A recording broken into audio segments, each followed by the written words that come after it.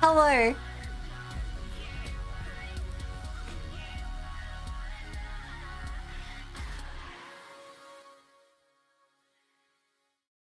So, welcome to stream. How you guys doing? Let's go through. Hi Bullfrog. Hi Gold Bolts. Hi Hoods. Hi Marasmu. Hi Noasikan. Hi B-Hodge. Hi Jimmy. Hi Clear. Hi Chunkby Thrust. Let's see. Hi Happy Jalapeno. Hi Vujim. Hi Actually. Hi Corrupt Politician. Hi Natsume. Hi Inkturn. Hi Alpha Megal. How's my trip? Oh, dude, it was great. It was really great. I really enjoyed it. But yeah, as you can see, the hair is lovely. Let's get a bigger look at it. Nice. Glad you're back. Oh, that's sweet. Thank you. Let's get some calm and chill background music.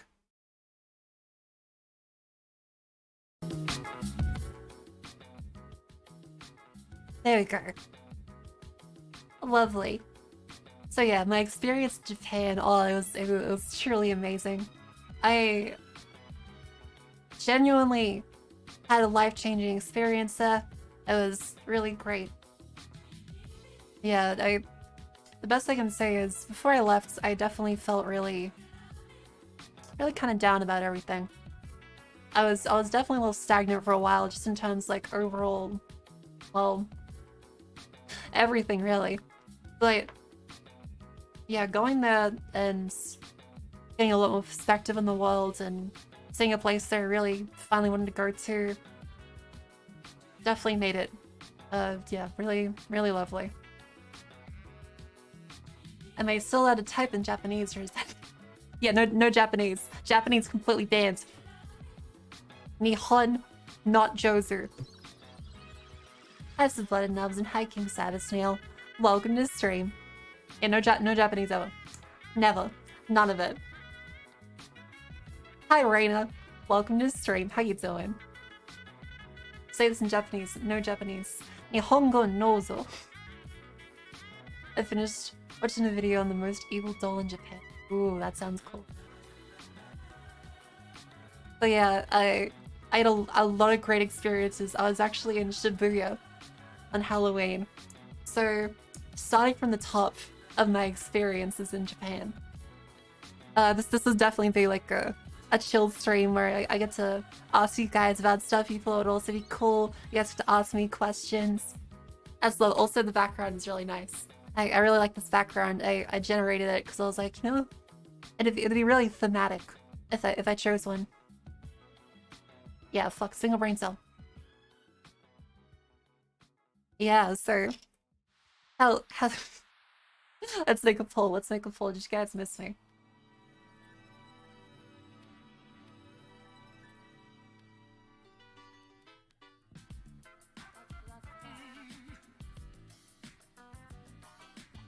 Yeah, oh, thanks Uptilly for the 3 months of tier 1. That's really sweet. Thank you. Hi Horizons. Welcome to the stream. Hi Kage.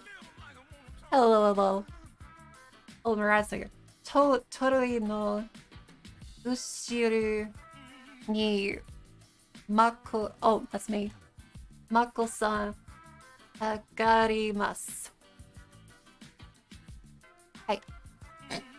Oh Christ! Okay, that's a big thing about coming back from Japan. Is I keep, whenever I go to a store, my instinct is to bow my head and nod.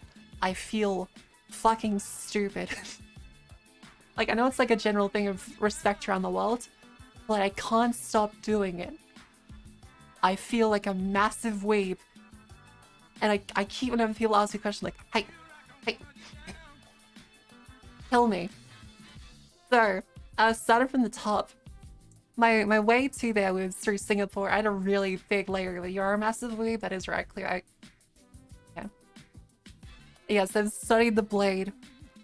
I did get to see some katanas while I was in Japan, actually. They were really beautiful. I do that too, and I'm an old hairy hillbilly. Oh, I'm sure it's fine. I'm sure it's fine. White woman slash weebs. Yes. Keep me away from dogs.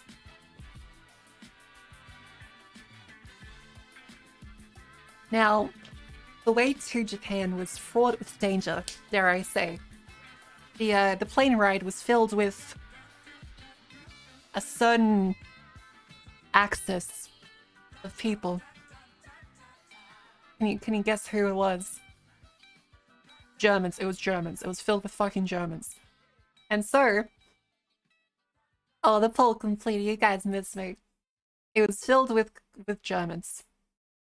Now what that means is, unfortunately, Germans gonna German.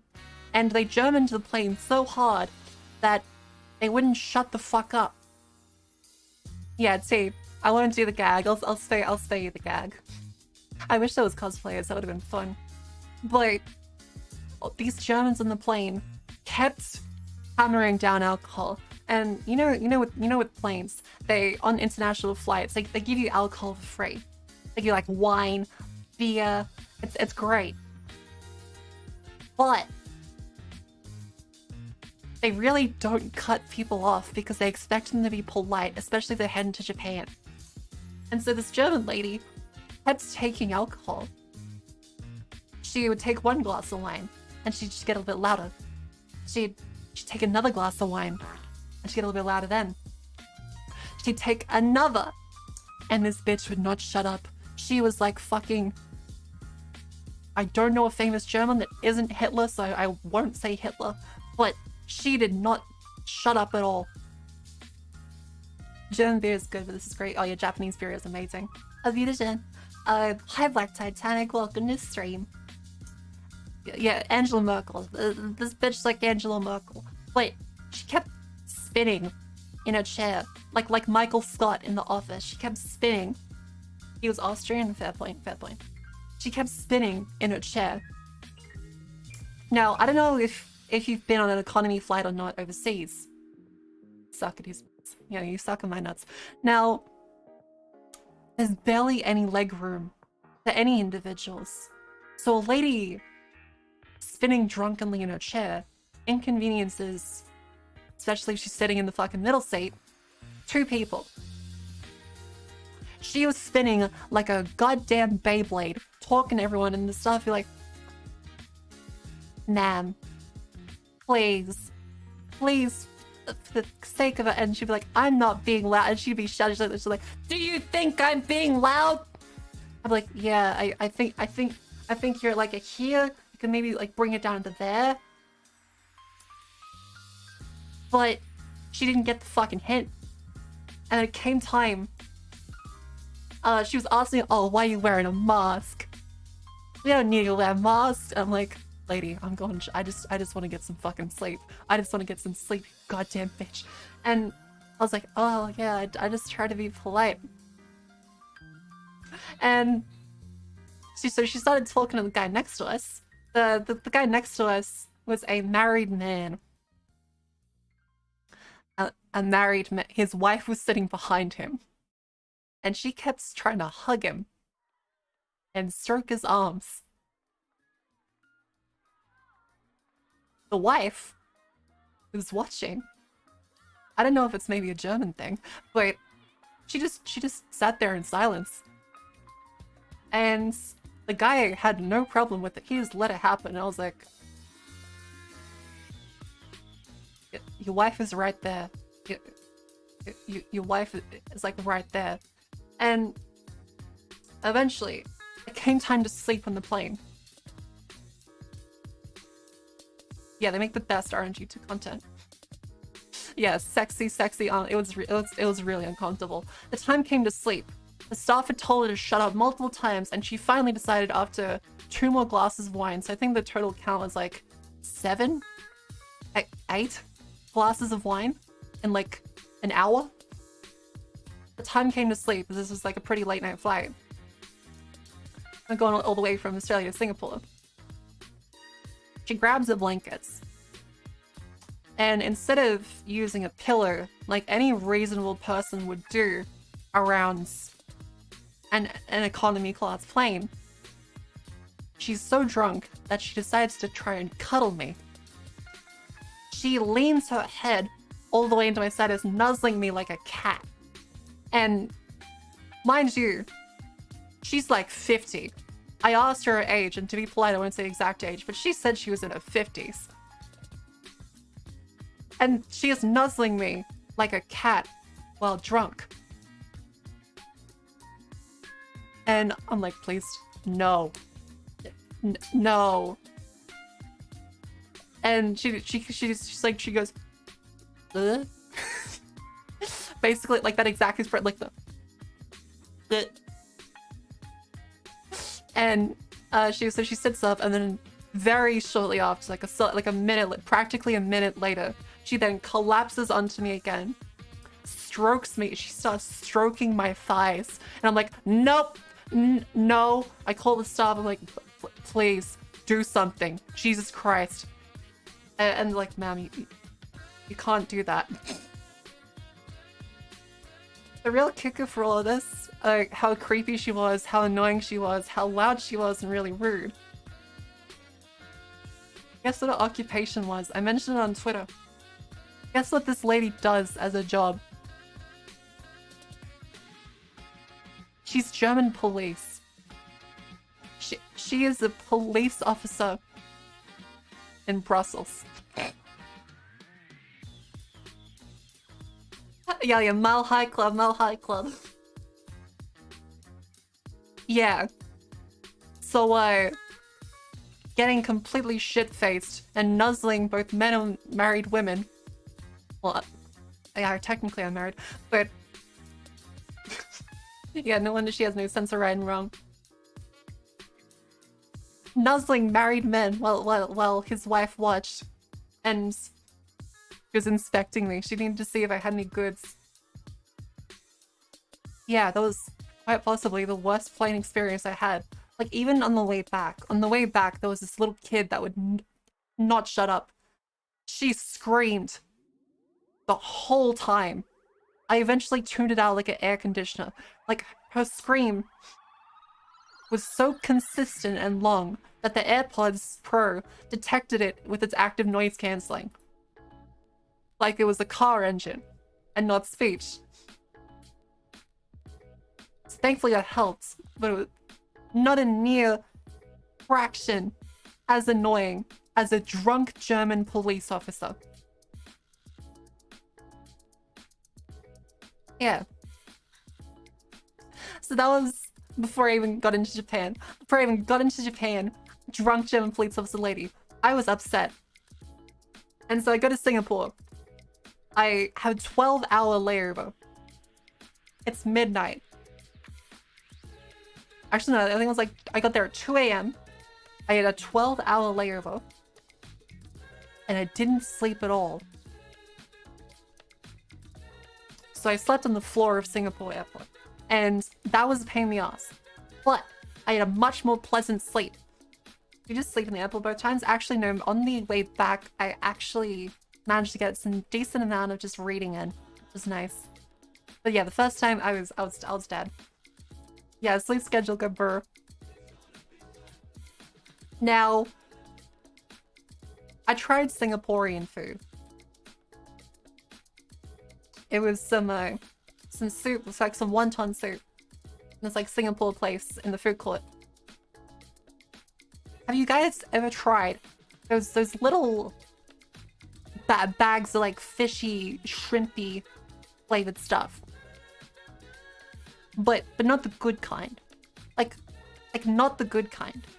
The kind that you get at the Asian supermarket. They're really regret buying because you open the packet and it smells like cat food.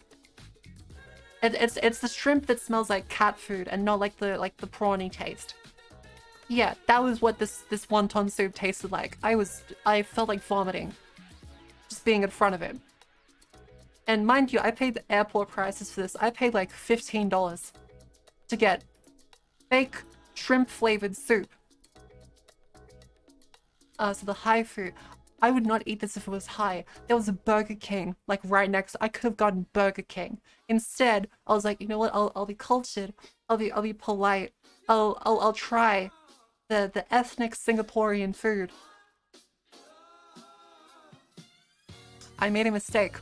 And so I took one sip. I tried to eat one dumpling. I'm like, damn, this tastes atrocious. Wow. And so I left it and walked up and got away. I then tried to buy a coffee, because by this time, this is about breakfast time. I tried to get a coffee. The coffee in Singapore was like $8 for a cup of really bad coffee. And apparently this is a well-known thing, that Singapore's coffee culture is like actually horrible. Yeah, this is the moment she knew. She fucked up. I bought gas station sushi once and I had to say, okay, the 7-Eleven sushi is actually really damn good in Asian countries. Singapore is expensive as fuck? Yeah. Yeah, I don't really like Singapore. How's Japan? What'd you do? What'd you eat? Hi, Flata. Welcome to stream. And hi, B-Man. Why do you got the idle lighting? Because new haircut. Why you got the idle lighting? Haircut. Look at this shit. I'm a death flag. I'm about to get stabbed. This is like Higurashi.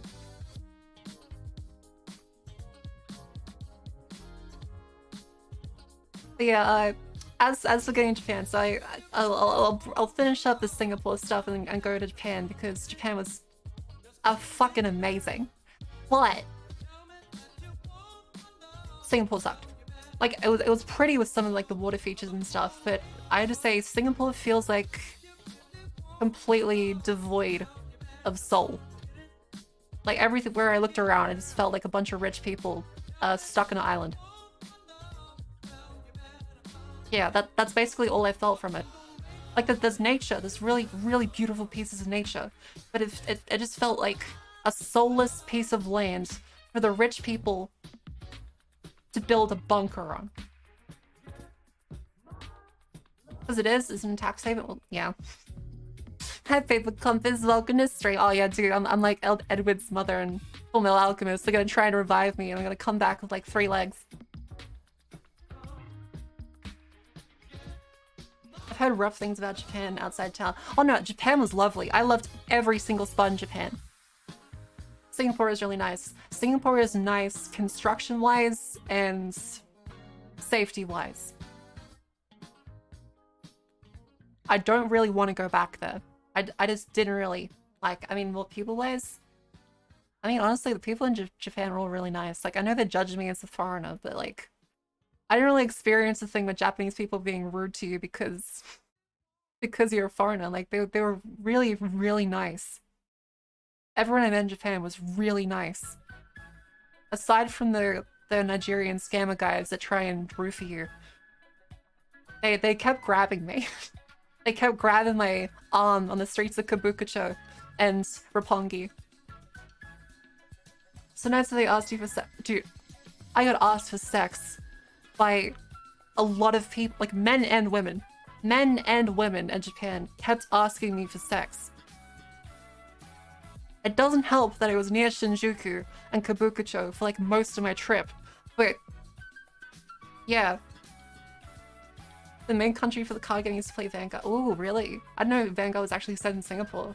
Singapore is great as long as it's not political. Yeah, I don't really agree with that place and its opinions, especially on a lot of things. But I'll leave that. You get to explore outside the airport? Yeah, I walked through Jewel in Singapore. It was pretty, and I walked through some of the forests, but it just felt kind of soulless. That's all I really get from it. The problems in Japan are like selling you live there. Absolutely, yeah. Yeah, that's also what I've heard. So like as a tourist, Japanese people love tourists, but they won't really accept you. Like I'm aware of that. Describes Singapore as Disneyland with a death penalty. William Gibson, that's right. I was also reading Neuromancer the whole way. I nearly finished it. It's a very great book. Forefather of modern cyberpunk fiction. I do recommend it. Yeah, bad taser. Mark was I'm not a sex icon. I'm a very lovely lady that isn't horny at all. Do you see a threatening man wearing a gray suit? I wish I saw Kiryu.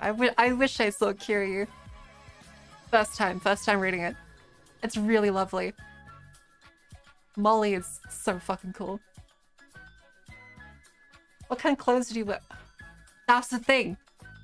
I wore pretty damn conservative clothes because I know that Japan is a pretty conservative culture. So I tried to dress in a way that wasn't gory because I like wearing shorts and t-shirts and crop tops sometimes. I made sure basically like nun rules. Like I was a woman courting in the 1800s. I made sure my ankles were covered at all times, whether that be by skirts or by stocking. I did not reveal but an ankle the entire time I was in Japan because I wanted to blend in and not be super slutty gaijin. Collarbones. Legit. I wore way more conservative. Like, granted, I will say that I looked good. But I was dressing appropriately. Fingers are the lewdest part of the VT. Yes, they saw the nape of my neck like a titan. An Attack on Titan. They witnessed my nape and wanted to go Levi on me. Taurus plus, yeah, they I got hit on a ridiculous amount by both young Japanese men, old Japanese men, Nigerian men, women. Yeah, they saw a millimeter of my skin. That's okay, because you're beautiful natural. I'm not that pretty. I'd say I'm pretty average. Yeah, I wear a balaclava with eye holes. Like, if I'll show you one of the outfits I wore. If I cut off everything and get paid actress to model it later on. Wait, remind me. I'll show you to be conservative. Or I suppose I can actually see if I have the outfit. Are you showing shoulders in school? How do you think the boys will think? Yeah.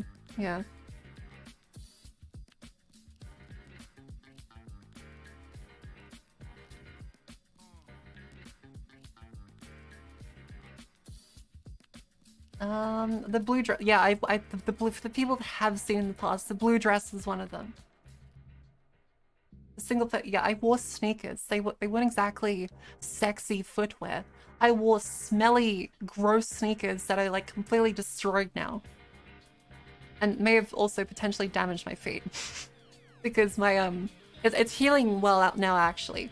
But with all the walking I did, I may have slightly pulled some muscles and tendons. I don't regret it, because walking around Japan is so lovely and comfy. But, like Nina, another VTuber, she suggested some better shoes for me to wear, so I'll make sure to go back to what she said and get some hiking boots. She didn't get the guy. No, I wanted to, but they were all busy. Like, I was in Kyoto, and I saw the guys pulling the carts, but yeah, they're all busy. You literally cannot not hurt yourself. Yeah, it's basically impossible for me to not hurt myself at any given activity. Right before the stream, I legitimately tilted my neck and pulled a muscle. And I was sitting there, cursing existence and my own decrepit shell. I was about to go full in Mechanicus about the weakness of the flesh. Potassium? I should eat more bananas. I should eat more bananas. All the rickshaw carts are busy. Just don't get a hit and run with the rickshaw. They literally hit and... Hi Zabby. Welcome to the stream. Hi Delson. How you doing? And hi Abigail Croc. Hey Clear, how's your hip? What happened to Clear's hip? I heard she's okay.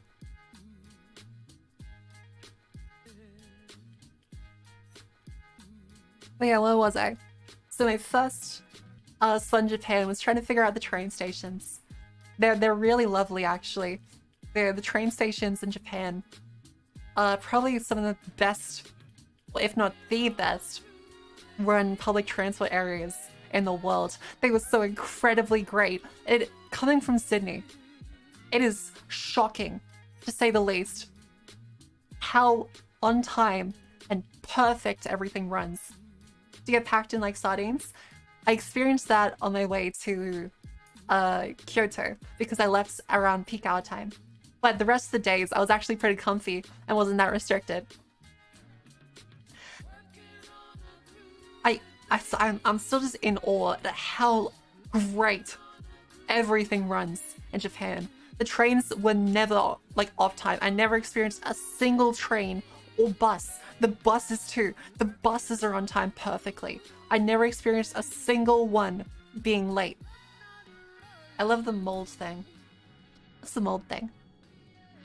But yes, I did get packed in to a train station around 8:30 a.m. And unfortunately, I thought I was about to get, well, killed. The people that don't know what it looks like, I'll show you, I'll show you. A Japanese peak hour train.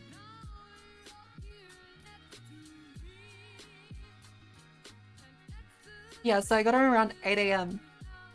And this is what it's like. I grab the...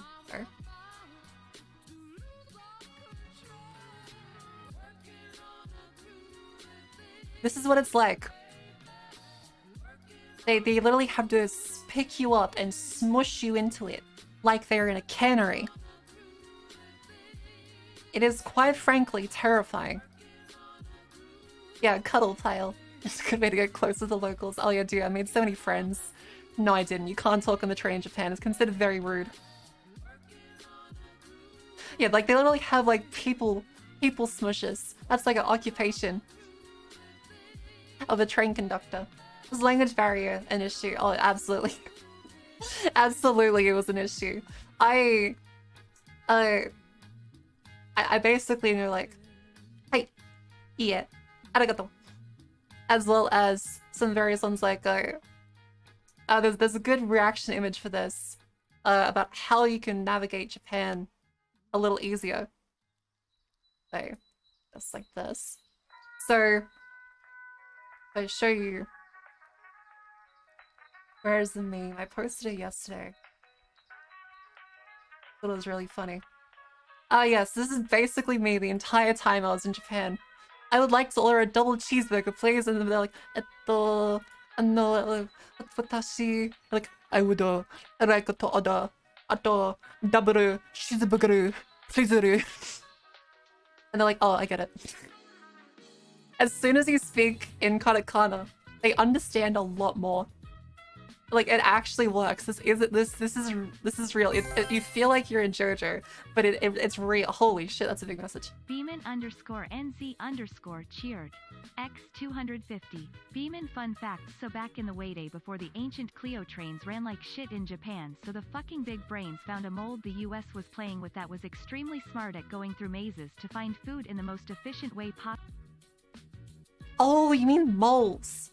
Wait, you mean moles, right? Like, not mold, as in, like, the fungusy stuff. You mean, like, moles, as in the digging animals. No, mold. Like, what? Like slime mold. Oh, like slime mold. Gotcha. Oh, that makes sense. That makes a lot of sense. I was like, what the fuck do you mean mole? Thanks for the 250 bits, sir. I appreciate it. I can solve a maze. Yeah, it's really amazing. So it's a traveling salesman. There's a lot of traveling salesmen in Japan. Wait, yeah, this unironically really works well. Okay. Open. Sagami. Is that Open Sesame?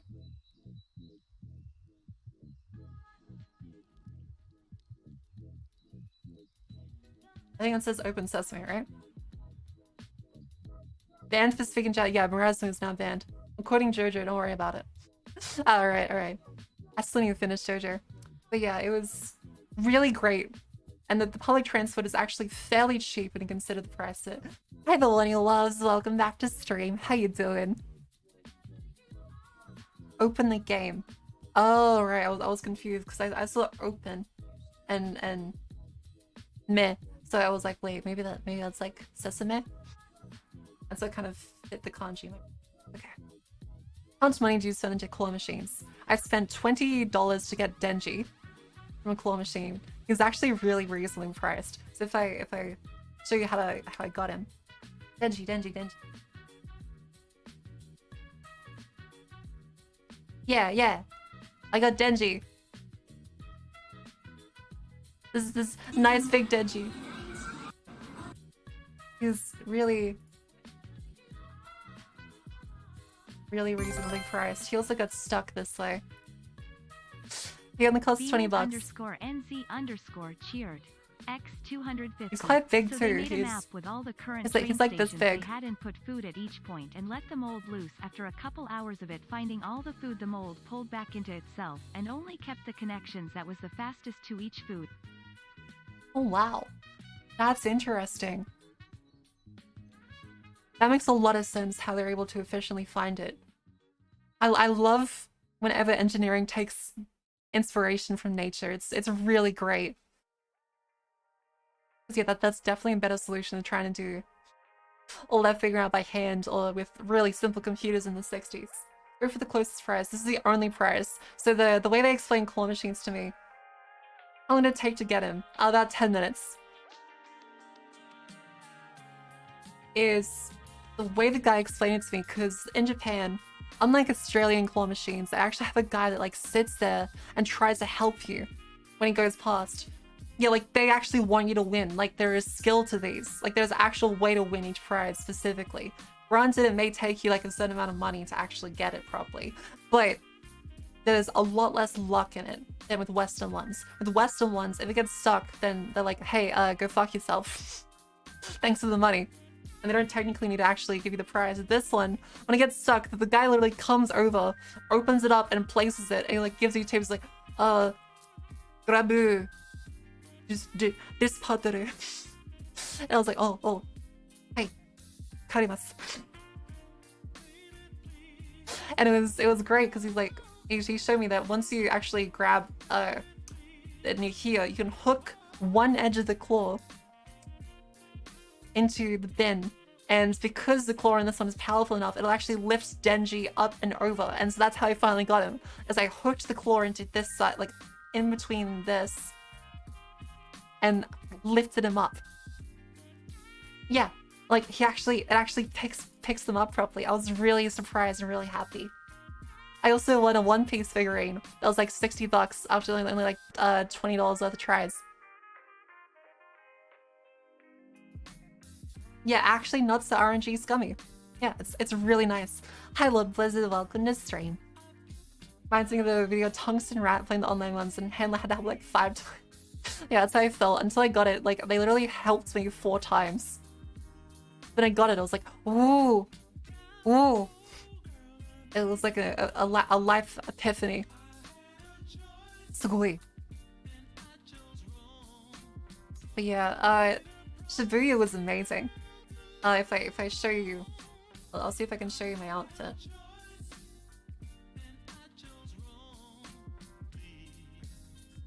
Oh, that's not it.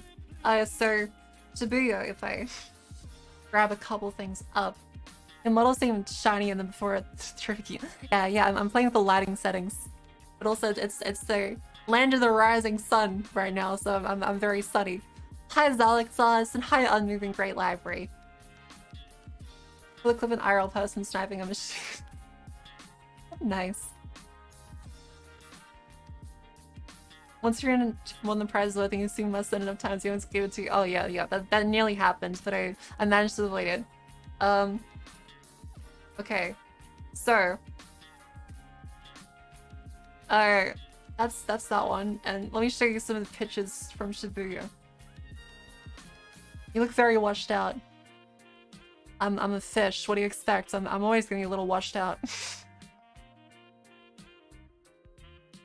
That was a really cool shrine god in Kyoto that I saw during Sakura season. It was all lit. Oh, the ones all lit up. I have a great story about that too. So I'll remind me about the shrine thing at night, because I knew I had a spiritual, in the way of spirited away with the fucking nighttime thing.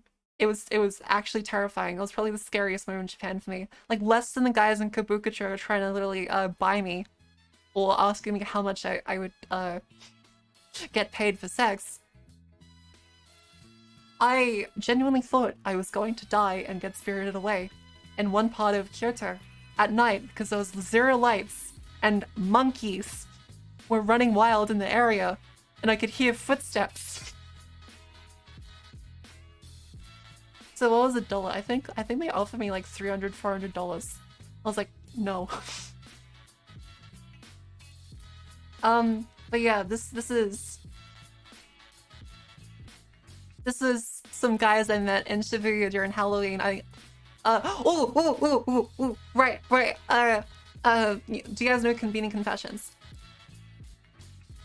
My friends and I actually found, so Convening Confessions is this guy that does like a Channel 5 style interview video in Japan, and it's really great. It's really great.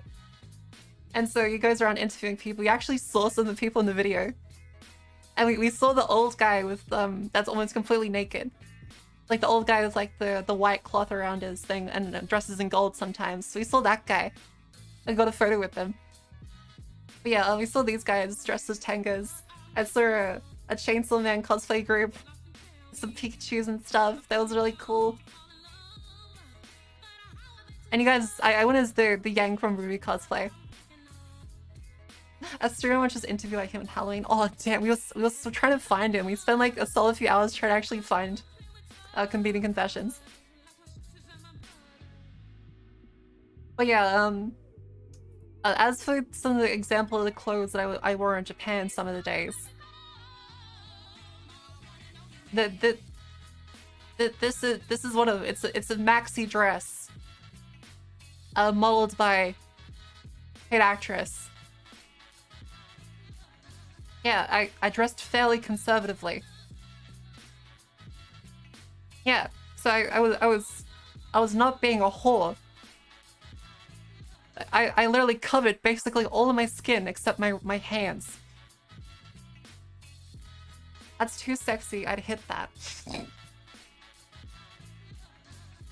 Yeah, okay, that was literally what I got propositioned. Yeah, my hands are too sexy. I got too sexy hands. Pattern reminds me of Shark Scales. Houndstooth pattern. I absolutely love Houndstooth. Houndstooth is such a nice pattern.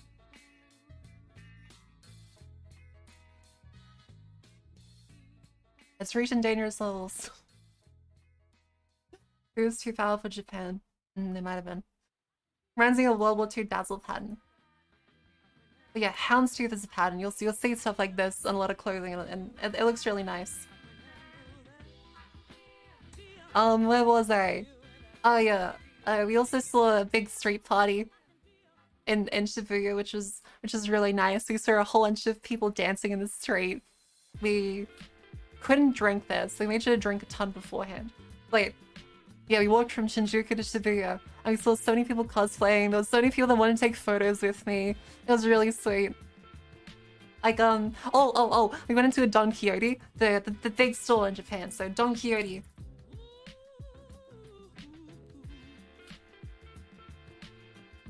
So you'll see these in Yakuza because they had a sponsorship deal, but it's the Penguin. They have a whole bunch of like 50-cent stuff that you can find in the store. It looks basically exactly like this. It's like a warehouse. Yeah. White woman spotted. Yes.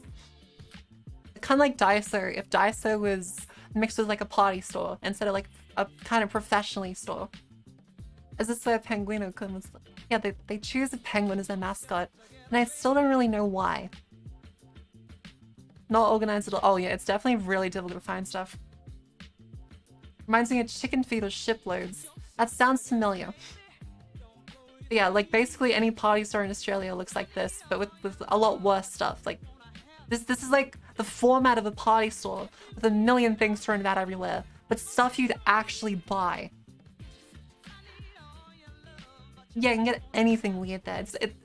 The one in Halloween was actually a costume store, so they turned the whole bottom floor into costumes. Yeah, they have a dedicated Tenga section. Yeah, this one we went to in Shinjuku was actually 5 floors.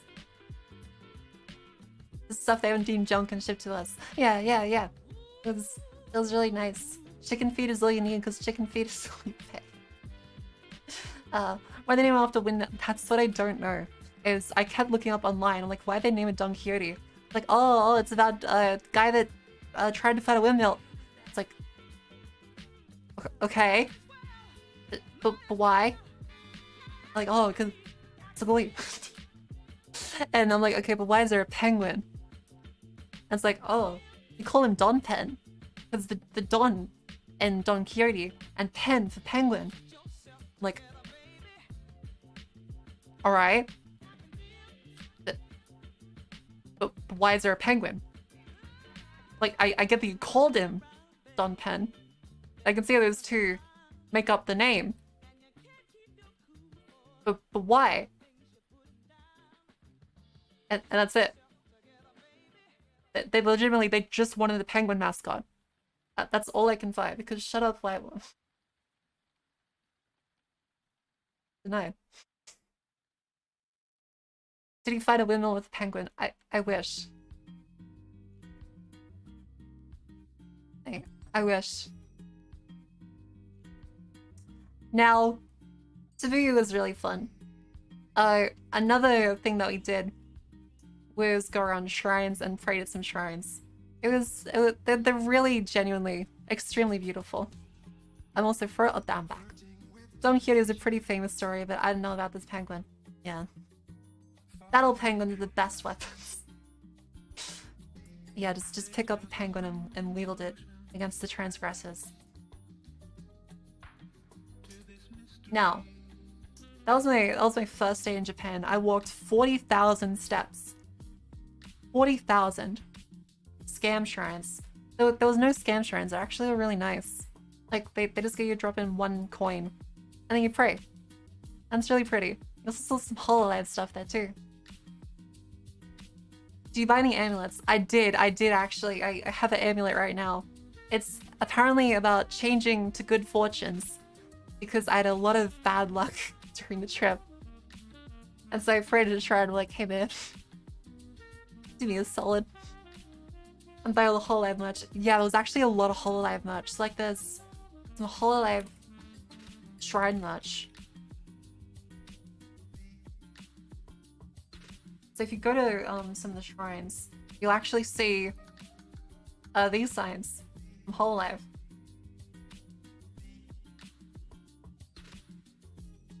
Yeah, there's actually HoloLive shrine names. You prayed for good fortune, and Sonic Frontier released instead. I mean, that's necessary. Good luck is necessary. Have bad luck too. Do you guys think Soul? Oh no, I did all this Soul. I just picked what I wanted to do on any given day, and I went and did it. Akihabara is a big store with every V2's merchandise. Yeah, I went into a lot of the Akihabara stores. They were really nice. I also went into a sex shop that I didn't realize was a sex shop at first, and so I took the picture of the mildly yabe thing. And no, I can't show any of that on stream, because yeah, oh yeah, I can't show it on stream, but I saw a vending machine that had panties for sale, and now you may think, oh, it's silly Japan. I've heard about that. These were covered in blood. They were period. I was mildly horrified, but kind of impressed that that's allowed.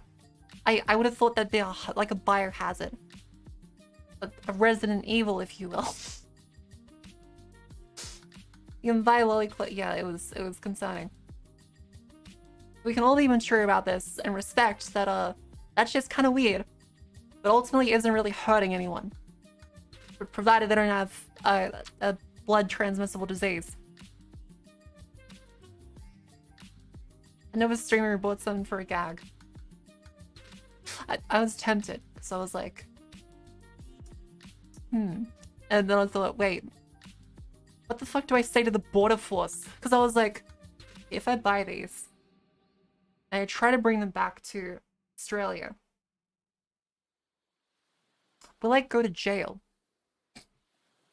And so I decided against it because ultimately I didn't want to be thrown in jail and I had to explain that I went to Japan and bought a yes, a cursed Japanese artifact. Damaku forgets she's a woman. That's true. I could have just said they're mine.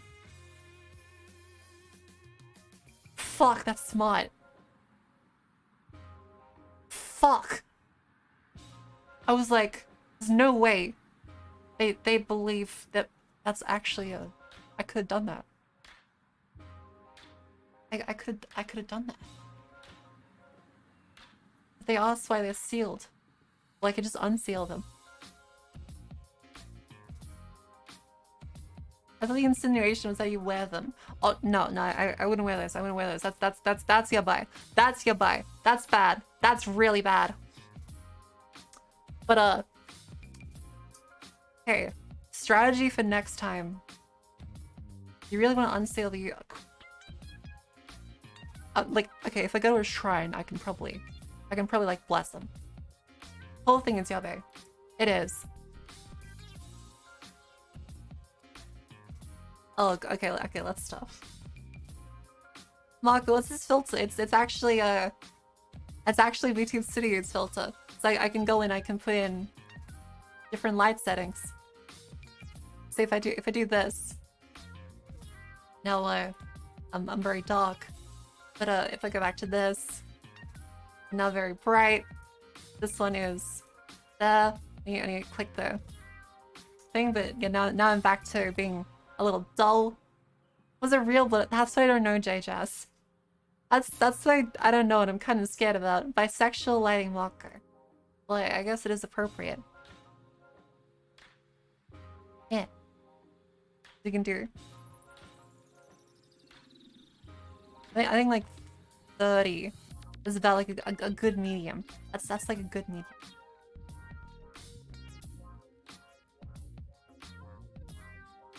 Yeah, Blade Runner in 2049. Next time I go to Japan during February. I think the PP Festival is that. I wouldn't go to the PP Festival. Mako flashbang, everyone. Yes. Flashbang. I think they're already blessed. That's why they're on sale. That'd make sense. That'd make a lot of sense, actually. I guess you need a priest to, like, condone the vending machine. As otherwise, it'll just, like, get up and walk. And then maybe extreme. Okay, let's step away from the horny stuff. That was just a momentary joke. Now the rest of my time in Japan, I spent Tuesday going around Akihabara, and I got to see a Virtual Boy. Actually got to see a Virtual Boy for the first time, which is really, really cool, because in Australia we didn't have those.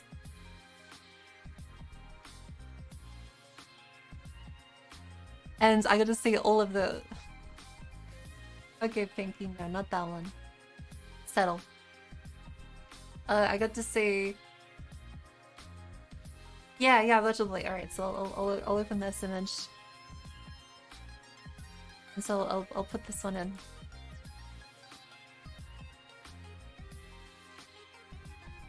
Yeah, I got to see the inside of a Virtual Boy. That was really cool. I've never actually gotten to see one. Alright, Pinky. Message deleted.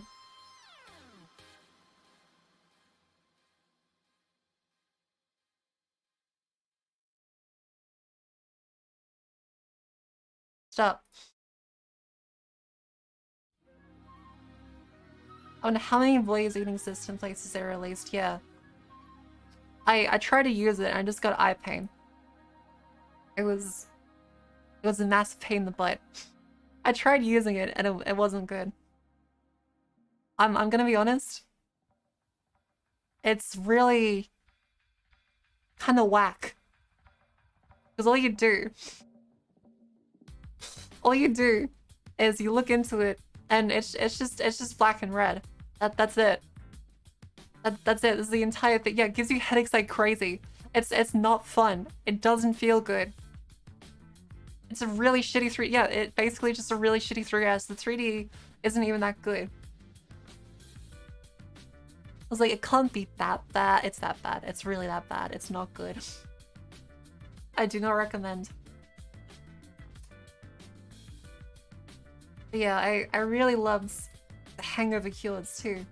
The Hangover cures in Japan are really nice. Bring back to the days and looking at the phone in the car and being really sick. That still happens to me. Does that like stop you? Are you guys not sick anymore? It's like I always feel super sick whenever I read anything in the car. Like, okay, wait, I need to do a poll. I need to see. Do you get sick reading in a car? / train / bus.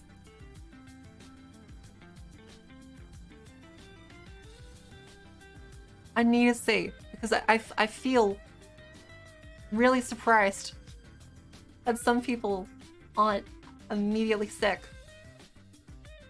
Oh yeah, I saw, turns out there's Guzman. There's actually Guzman in Japan. So Guzman y Gomez is an Australian-Mexican restaurant that's kind of mid, but apparently is good enough to be franchised in Japan. I didn't get sick unless I'm in a train, so yeah, in a train I'm like less fine. But, I'm sorry, in a train I'm more fine, but in a bus or a car, I just feel immediately sick.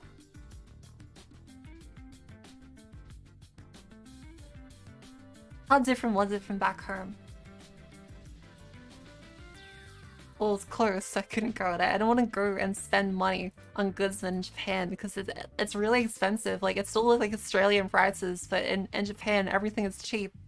So, the convenience stores in Japan, everything is so cheap. Everything. Like, my god, it was so much nicer to be able to just walk into a convenience store and buy these things. So these are cheap knockoff Strong Zeros. They are 91 yen. 91 yen with 6% alcohol. As a single can. Like, I guess 100 yen with taxes. It's really good. It is really cheap. It turns out most people don't get sick reading. That's kind of impressive. Good job, guys. Well, yeah, 91, that's $1 Australian, so 100 yen with taxes, AUD, is $1.06. Yeah, how can you say no to being an alcoholic with those prices? But we have to redo them. There we go. Japan currency crashing hard. Yeah. I get travel sick generally, but I find reading distracts me. Interesting. I find that if I'm travel sick, I just need to like stare out the window and not read. It's reading make it a lot less. Oh yeah, Japanese McDonald's actually tastes really good, so I have the photo right here. It tastes really good. I tried the curry burger. And the curry burger was actually pretty decent. Hi Russ! Welcome to the stream. How you doing? So if I show you this one. It's actually really good. Like, it just tastes really nice. I want to go to Kirby Cafe. I didn't see a Kirby Cafe, they were nice. I also saw a Snoopy Cafe, as in like Snoopy from Peanuts. It was very cute. Why is that bun so... Yeah, dude, it looks like a Teenage Mutant Ninja Turtles bun. It looks jacked. That's it. Yeah, kind of like a Koopa shell. Yeah, this is a Karubi burger.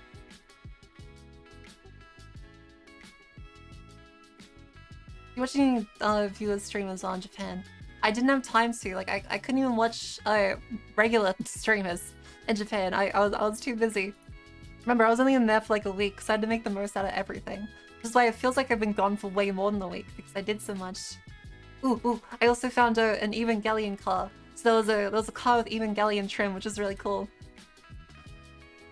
Like, look at this. So it was a really cool supercar with Evangelion decals. Wussy Kurt.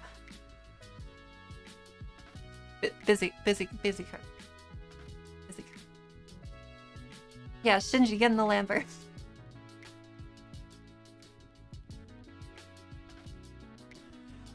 Look. Look. I will distract you with no. The Lawson's cheesy chicken. My favorite thing was the Lawson's cheesy chicken. I will eat this all the goddamn time. This was less than $2 for really, really nice chicken nuggets. There's like 5 chicken nuggets for $2. It's great. Yeah, it's a really nice shade of purple. The Lawson cheesy chicken is so good. I ate a lot of these while drunk. I was really worried I was gonna put on weight, but turns out I was walking 30 or 40,000 steps a day. Hi Mark, welcome to stream. How you doing? Hi Harmon Arrow. Yeah, Shinji, push my Colbo Lambo and make engine sounds. Yeah, I really wish the 7-Elevens here had Lawson's cheesy chicken. I did not gain 5 kilos. Actually, I will weigh myself now. I'll grab some water. I'm gonna. Let's wrap this up.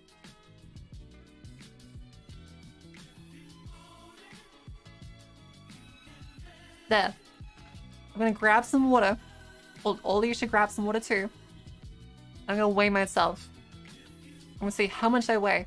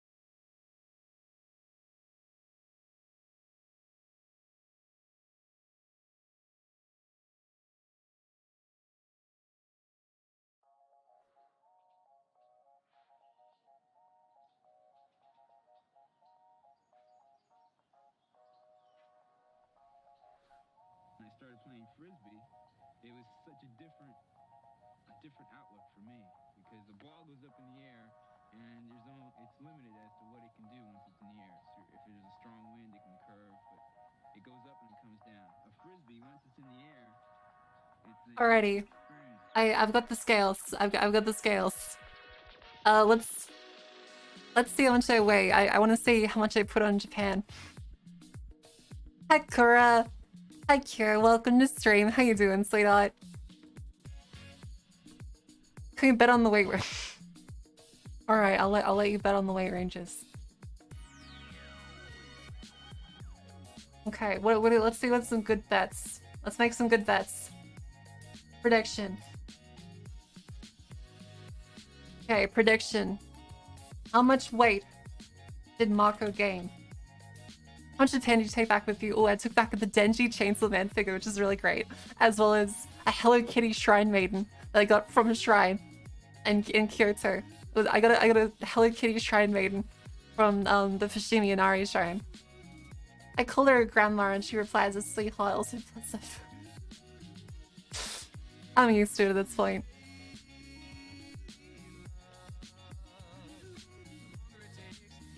I want a Hello Kitty Shrine Maiden. Oh, I do. It's so cute. I'll show some video. I'll show some photos. Okay, let's see. 0.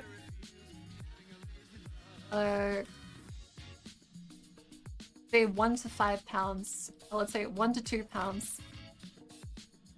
Because I'm like trying to think. Because Americans like pounds. Like let's say 1 kilo. 2 kilo, 3 kilo, 5 kilo plus, or lost weight.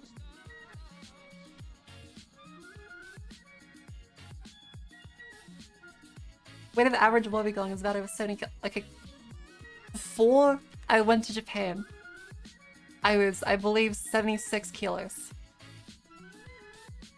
I believe. Actually, wait, I need to double check that. Let me consult my notes. Let me consult my notes so I can put it in the ranges.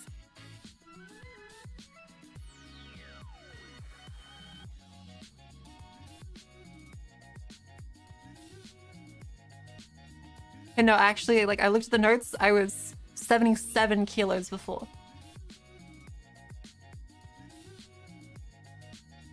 Okay, so I was 77 pre-trip. Now I wanna see. Do you guys think I gained weight and how much? Or did I lose weight?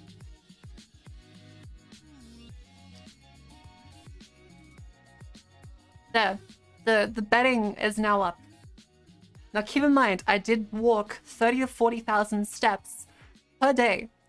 And I have a heart rate of 150. But the food was also extremely good. Case in point. Where is the window capture?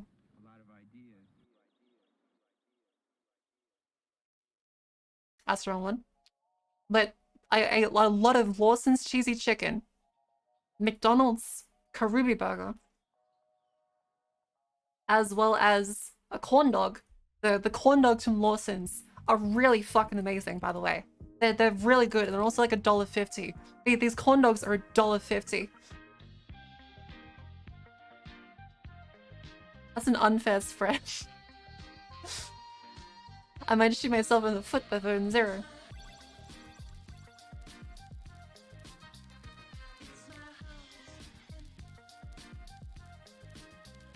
Yeah, Dagwood dogs. In Australia, these are also known as Pluto pups. So something that people don't know that much about Australia is that we call things weird names. Shocking! I know, these are corn dogs to Americans. I'm all in. I hope she gained weight. Yo. Are you an architect?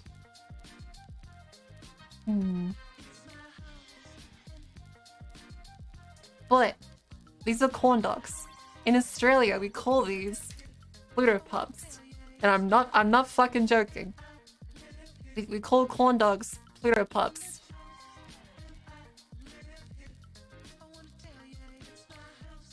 Yeah.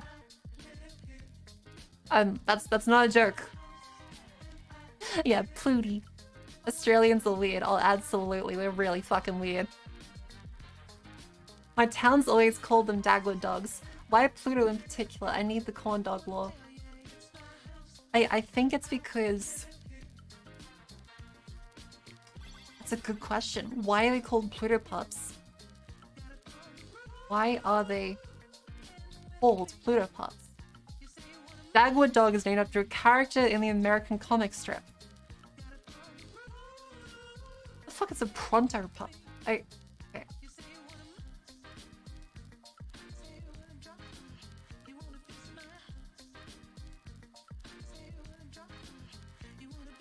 Oh, it was after the dog Pluto and Mickey Mouse.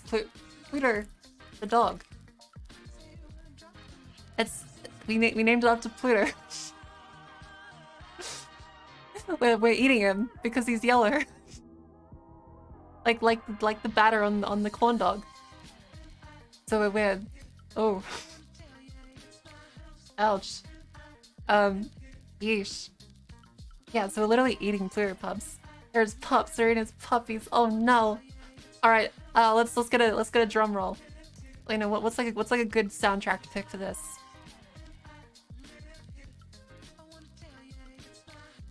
So what's a good one? Ooh.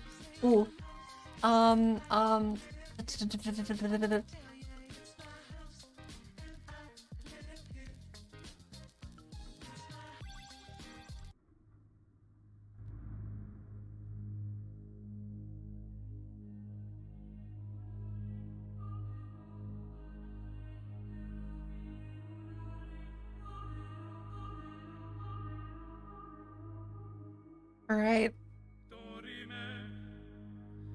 Let's check the weight.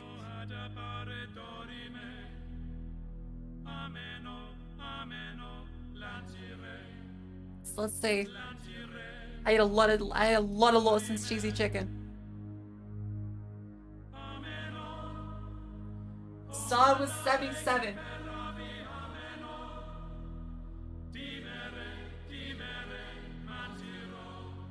Holy shit!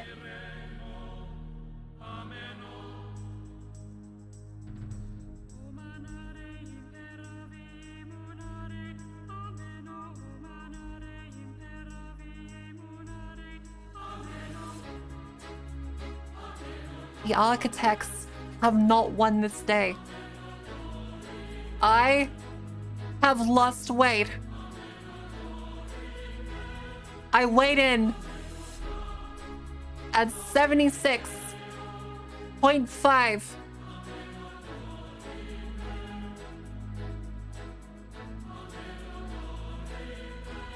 Thank you for bereaving.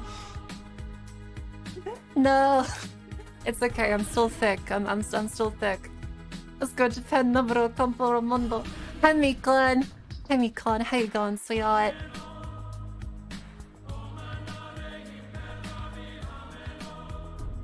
Oh, I'm happy. I'm happy. I managed to lose weight. All right, let's choose. Congratulations, believers.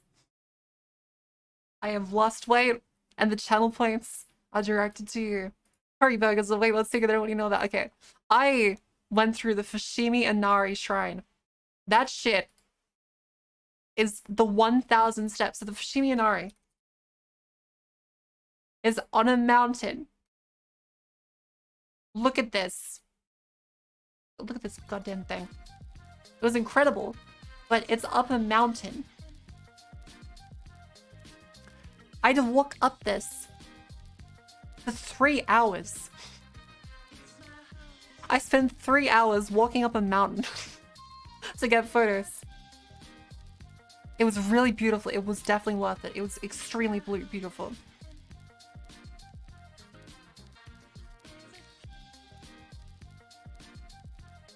I can eat a ton next trip to Japan. I will. And like the onigiri in like a Japanese 7-Eleven are really good. Like they're actually really good. I've tried like the tuna ones. The tuna ones are nice. The fish roe ones are really good too. The only one I didn't really like was the furikake. I don't like many kinds of kake. Needless to say, boo. But I used to look up that place just to get to school. I don't think they made Skyrim in real life. Oh no. Wait, let me see if my other photo's done uploading, because I took so many photos on the trip, but they're still not done actually uploading. Come on, upload. Ah, bugger. I did send some to Twitter. If I just quickly, I'll send some photos to myself on Discord.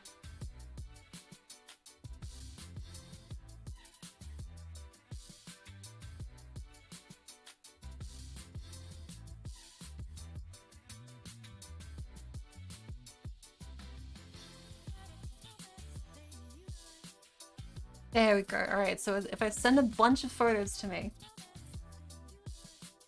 I should be able to go through these. Now, the Fushimi Inari Shrine is absolutely fucking amazing. And so, as proof that I went up it, here we go. Marco's hair looking fruit roll-up edible right now. Thank you. I'm glad you like my fruit roll-up hair. I have many available haircuts, but yeah, I lit up the Fushimi Inari Shrine and it was so hot that day. I was sweating balls. I was sweating so much. I was nearly dying.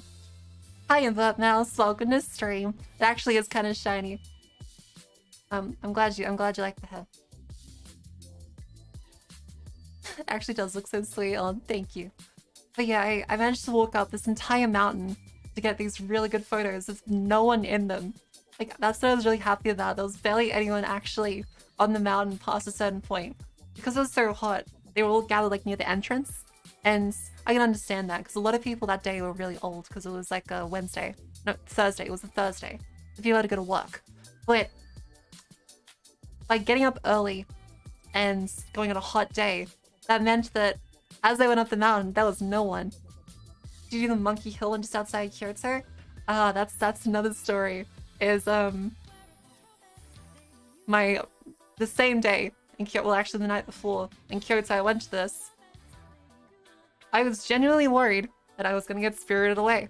There was some spooky ass shit because what I went to was Arashiyama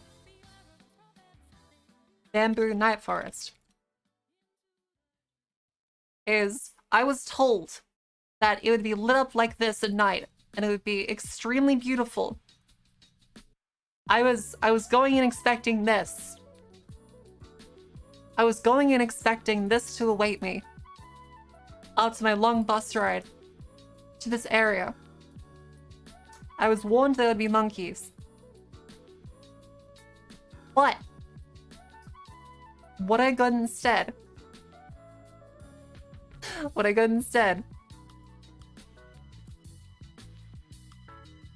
was this.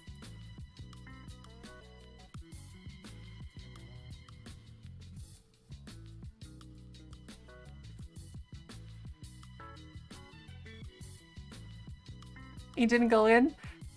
No, because this was at the edge of a whole bunch of some fucking Alan Wake looking shit. It was really bad. This was really bad. And there was so many do not enter signs and I kept hearing fucking footsteps. But there was no one around me.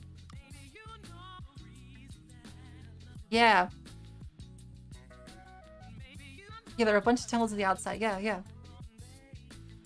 Now you're scared. Of course I was scared.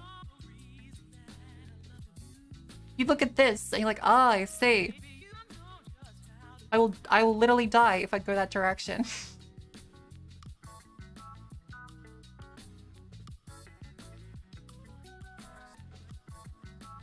But yeah, this if I show you the other one, the other area was this. I was like, okay, that area is really, really bad and not lit up properly. So I'll try going around the other side. I'm sure the other side will be nicer and more inviting so that I don't die. The other side.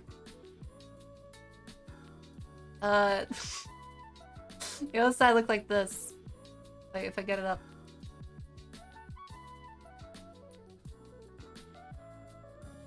You scroll down to it.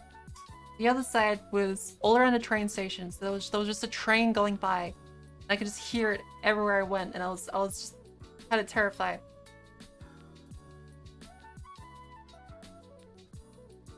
This is the only light for the next kilometer of darkness. Everything past this point was pitch black.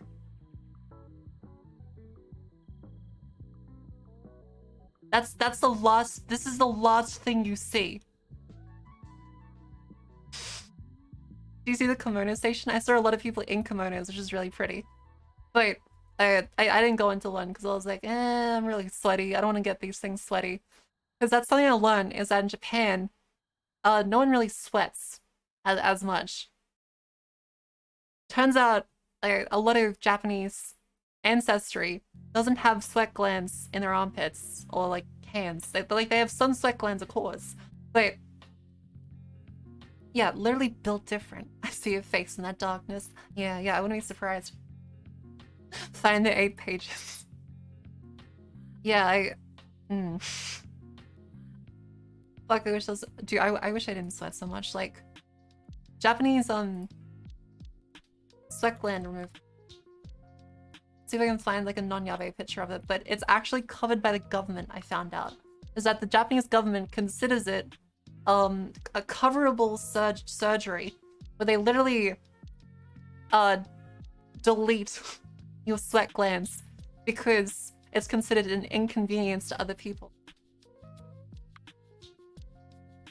Yeah, so here's the least yabai photo I can find on Google because the rest are actually surgical. So there is a gun they use to either inject or microwave away your sweat glands because it's considered a defect. Yeah, if only we didn't have the sweat and earwax genes. Yeah, so like it's actually shared pretty similarly with the genes for your earwax, because a lot of Western genetics leads to kind of wet and gooey earwax. But in Japan, everyone has dry earwax. And so that the same gene that are smelly they literally have like a word for smelly foreigners that isn't gaijin. And if you have that, you're expected to get your sweat glands removed or else you'll be stinky. And there are signs everywhere in Japan that mention offensive odors. So smelling is a valid reason to be kicked out of a place. Yeah, literally stinky tolerance. Yeah, no sweating sign.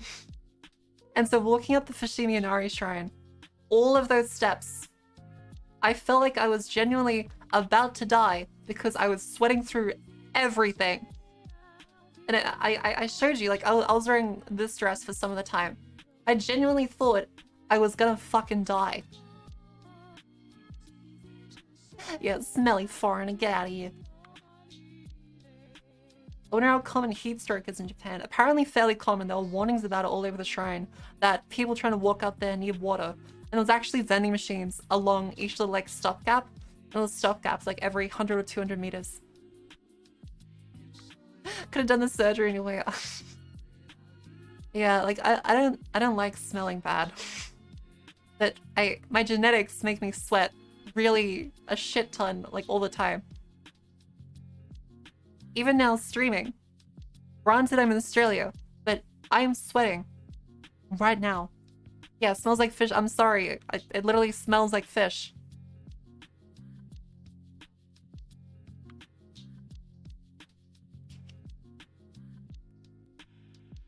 As a fellow sweater, I know your pain. I'm glad you understand my pain.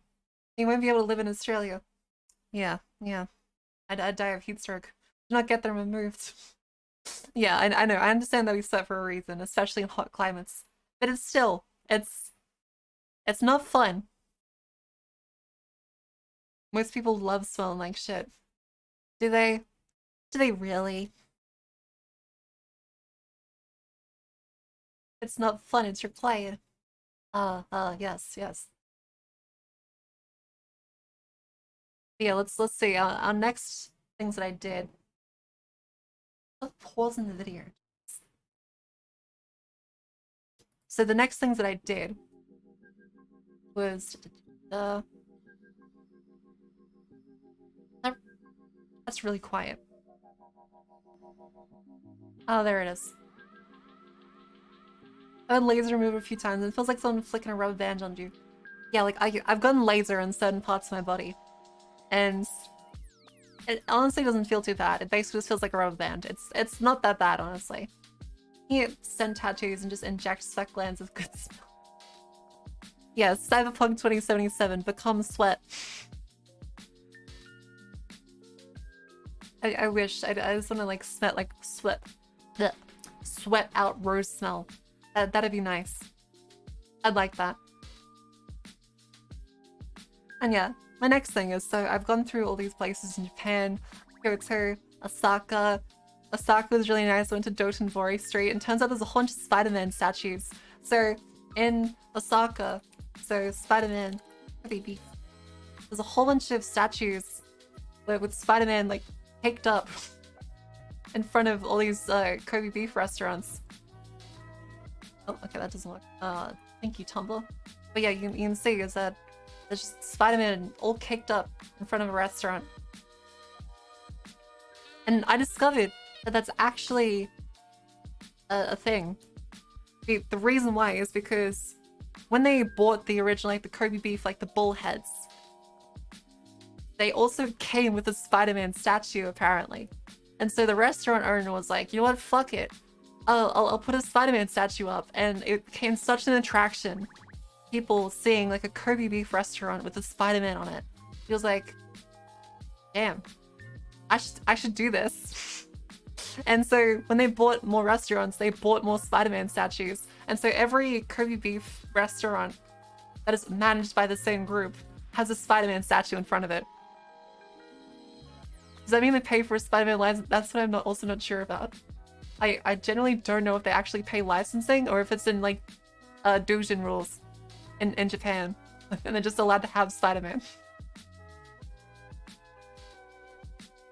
Yeah, Japanese Spider-Man is really cool.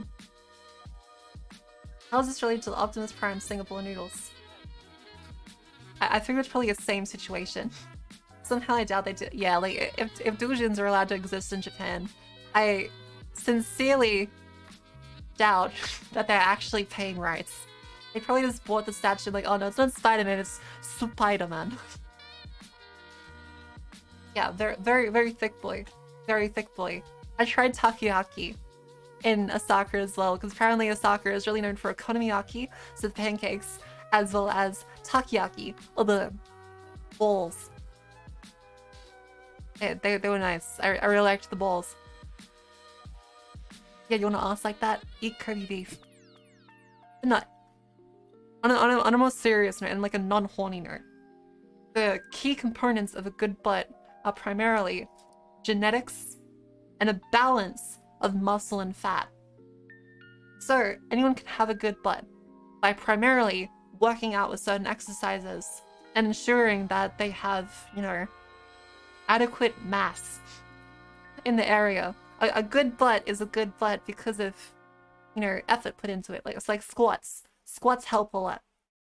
Do squats. Become One Punch Man, but for squats. Because for me, the way I work out is I basically just do legs. I basically just do legs.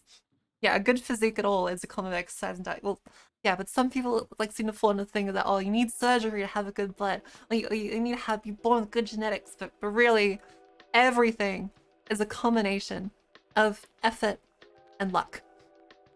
Everything. And effort can make up for luck in a lot of situations. Of course, not all, but a significant number of them. Yeah, 100 squats, 100 squats, 100 squats, and a 10-mile squat every single day. One teacher in Kaiju, like, oh yeah, she's great. I love that teacher. Yes, and also Kobe beef. Make sure to eat the Kobe beef. You get a big butt, like Spider-Man. There's this really great video I like. Spider-Man getting stuck in costume. No, not TikTok. I hate TikTok, please. I don't want to see another vagina. Last time I tried open TikTok on stream, I saw a vagina. I don't want to do that again. Yeah, this stream brought to you by Curry Beef and Spider-Man.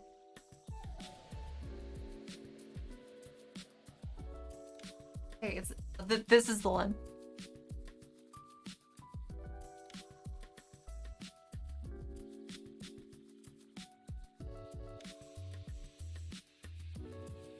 Here's not showing.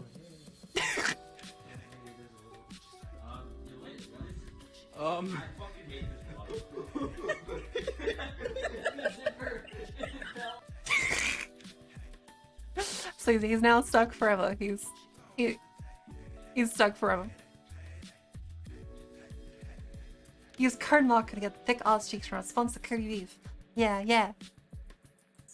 Yeah, great origin story. He's now trapped, and legend says he crawled his way to a Kobe beef restaurant.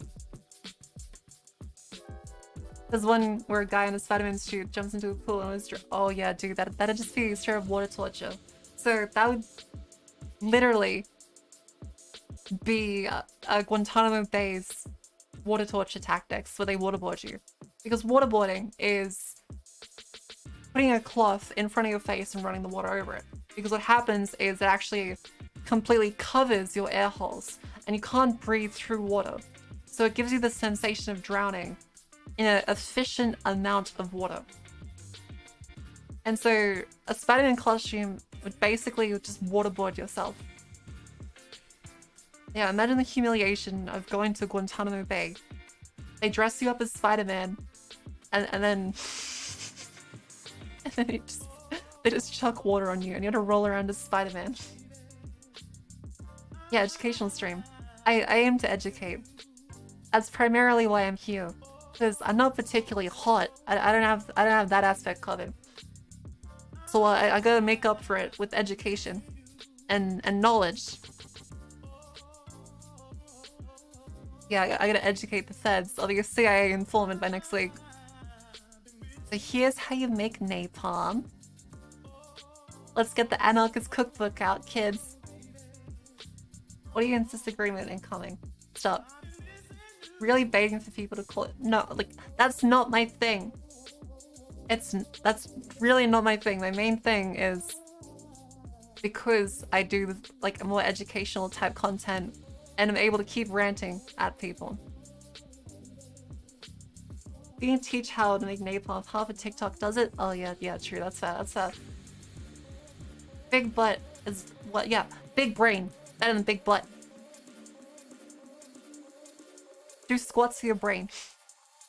Does anyone have styrofoam and gasoline?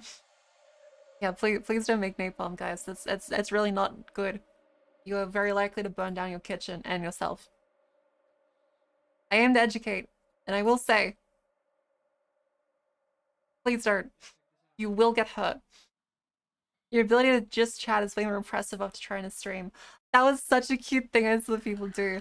So I'll grab the image, but it was really cute because I saw people while I was gone streaming in my stead as viewers. It was really cute. So where can I see the thing? Yeah, here it is. Here it is. They changed their names to a variation of mine and started streaming in my place with live on Twitch and Discord. It was really sweet. Needing to talk constantly is so fucking hard. Yeah, like I'm glad you guys decided to do that and get some perspective because yeah, it's genuinely really difficult. It is really difficult to just continuously come up with shit. I can do it right now because, well, I came back from Japan. I have a million stories I can tell you. They'll fill up probably a lot more hours tonight. I haven't even told you the really yabai stuff yet. Yes, voice work is hard work. It is extremely difficult to talk for long periods of time, and it's only after streaming for hours and hours consistently each week that I'm actually able to do it now. Getting to 50 followers is also extremely hard. Also, yeah. Get a total like 9 Twitch streams from 3 different people for the bit. Oh, that's great. I'm proud of you guys for trying that out. Waiting for Naked Denmark, man. Yes. So that was on the Saturday. And I will start off by saying I can't show basically any photos of that night. The reason why? I went to a Japanese fetish party in a purely non-sexual context. That's what it was.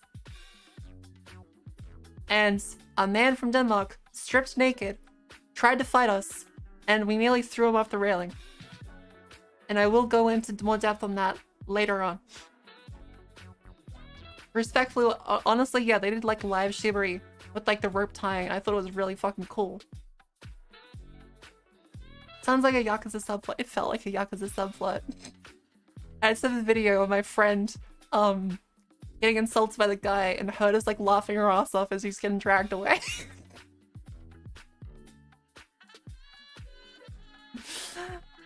Yes, this place looks quaint.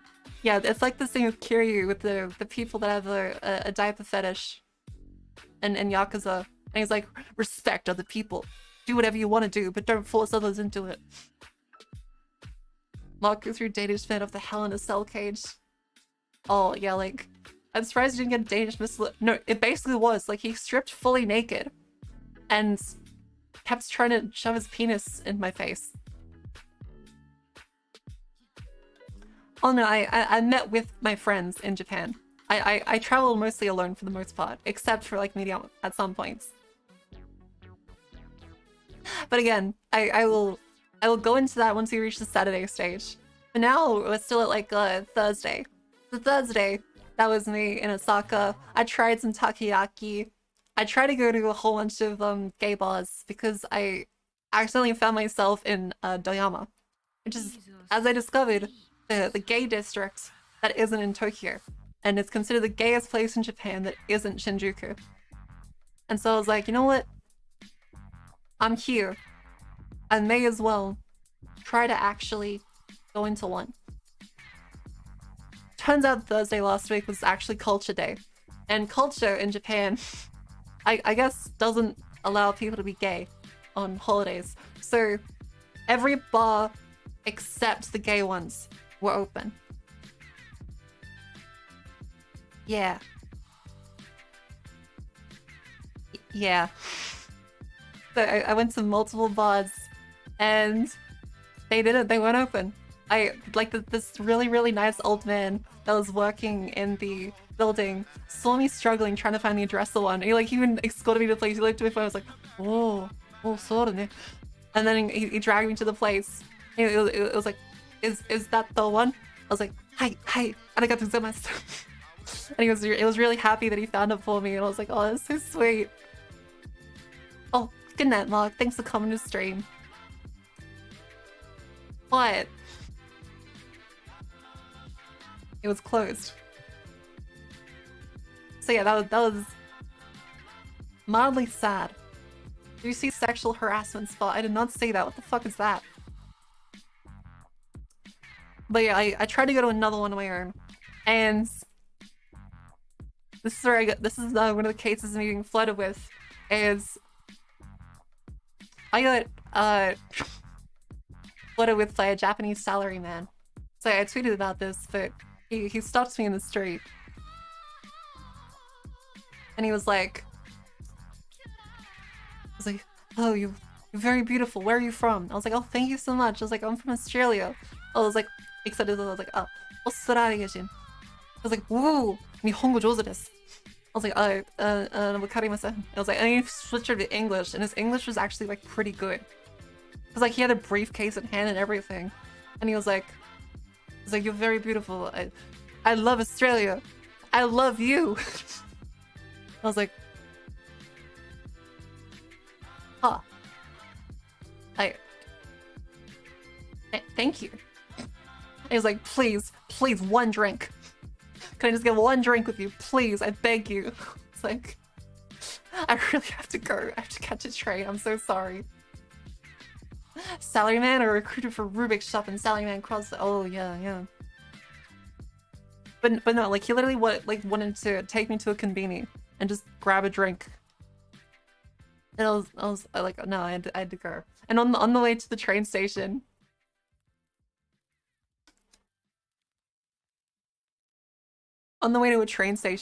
there was a bunch of teenagers that were watching me walk, and they were like, oh, kawaii, and they saw like I was a foreigner, and so they were like, you are very cute. I was like, oh, thank you, thank you so much. And they're like, they were trying to think of other things that they know in English to persuade me to think they're good and maybe like to drink with them. No, they didn't say woohoo big tits. They want the Mickey Mouse at Vegas. But they decided that the next best thing they could say to try and get my attention was, I am very cool. So these kids like, you're very cute and I am very cool.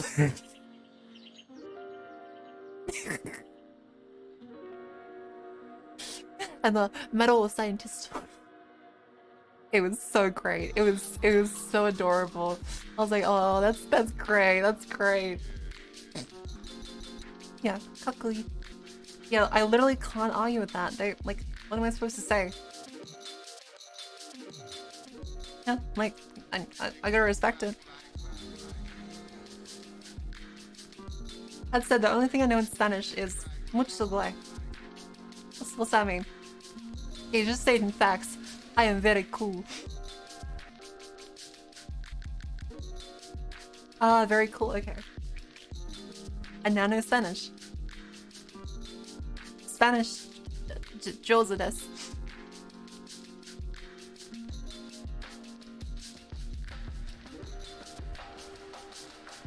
Apparently very gay. Gets automodded. Interesting. But yeah, that was an interesting plot. The place I stayed in Osaka. Oh yeah, right. That wasn't a stop typing very gay. Hey, mucho guay. Mucho linda. Does linda mean cute? I'm gonna guess it does. Hi, customer care skeleton. Welcome to stream. How you doing? I'm talking about my experience in Japan. But yeah, I discovered that there was an American in my suite. And so, this was shared accommodation, a hostel. So they had like bunk beds, but like bunk beds that were basically capsules. The American locks the deadlock on our shared hostel room. And so, we are stuck outside. And I had to pound the door at like 2 AM to let us in because this dumbass puts a deadlock. Why would there even be a deadlock? That's what I really don't understand. Why would there be a deadlock in a publicly shared room? I was gonna ask you for any scary stories. Okay, funny you mentioned that. Yeah. This is supposed to be a bamboo forest, so it was gonna be really pretty and lit up at night. I had to walk this way through the dark at night. And it was fucking terrifying. Probably afraid of someone bringing guns. Oh yeah. All the guns in Japan. All the guns from all the Yakuza people.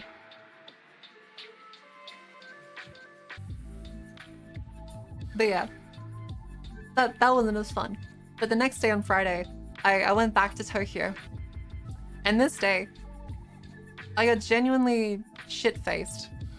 Like, really bad. My friend had to call an Uber for me, and for the people who don't know, Uber in Japan is ridiculously expensive. And I threw up multiple times, apparently, and I don't remember basically anything about that night. Yeah. So that was an oopsie. Hi X-Job, welcome to stream. Like, is rail transport in Japan as good as people make it out to be? Yes. Rail transport in Japan is genuinely fucking amazing. It is so incredibly on time that it was really cool. It was never late once. A night well spent. Yeah, I made sure to pray at a shrine the next day because I was majorly rude and disrespectful. I should not have gotten that drunk. So yeah, I made sure to pray at a shrine because I was an asshole. Baka Gaijin.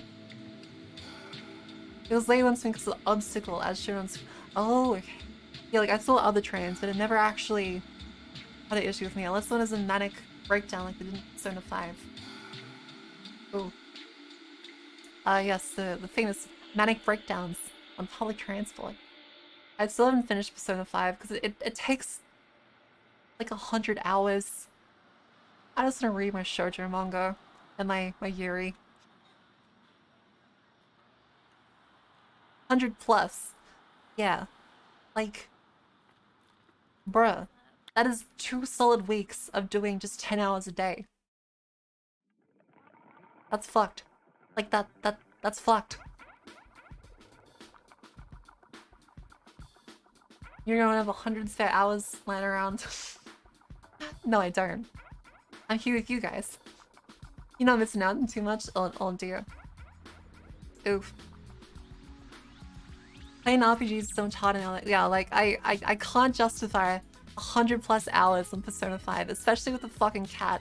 The dumbass cat from Persona 5. I can't justify interacting with this fucking cat.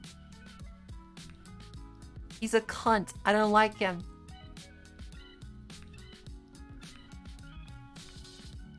Video games are so good at making cats unlikable. Like how? How is he so unlikable? What, he only gets worse? He gets worse? How? What?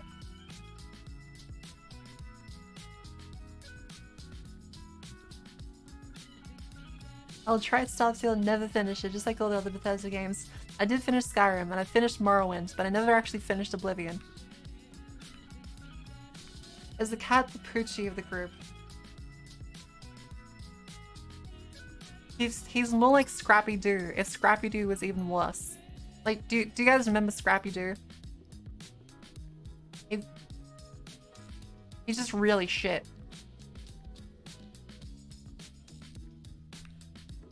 He gets worse and then better. Oh boy. I don't, and I won't remember it. Yeah, let me at him.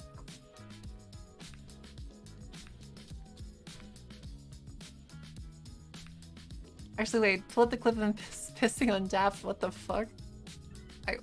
Wait, what? Was that in the movie? Scrappy-Doo peeing. Oh my god, Oh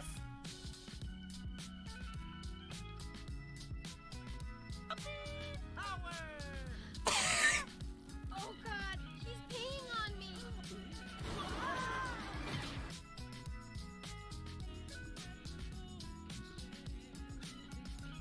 I forgot about that. I forgot about Scrappy-Doo. I forgot about Scrappy-Doo in the live action. I was thinking Scrappy-Doo in the fucking... I was thinking about Scrappy-Doo in the fucking cartoon, just being a little cunt. That is so much worse. That is really bad. Marking his territory so Fred doesn't get any. Fred doesn't get bitches. Like... All Fred wants is traps. No, not the anime kind, like the... You know what I mean. Scrappy-Doo is a Brad in both movies. Fred gets traps and yeah. I don't think Fred wants any with that ascot. Yeah, the ascot is like the... My man trying to tell us something. Mystery Incorporated moment. Yeah. But... Moving on from Scrappy-Doo being a cunt, that's why I won't finish Persona, is because I just really don't like Morgana and I don't have 100 hours to dedicate to it. And also Joker is kind of not that likable. Oh, right. That's something, is that a lot of people in Japan, like, there was a lot of Joker cosplays from Persona. And I'm like, why? He's like the most white-bread lame dude. He's literally just a regular Japanese dude. Oh yeah, that was a tangent? Yes. One of my favorite tangents. I got so many tangents, I'm like a fucking circle. Joker's good design on that, nothing remarkable. He's just a dude. Like, he's just a dude.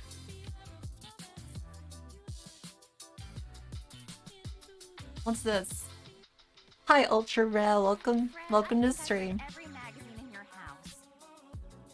What's that? No, don't. Traps Illustrated? Nice. To be fair, that's all Persona protagonists. The girl in Persona, was it 3? Yeah, the girl in Persona 3 was good. And the guy in 4 was also decent.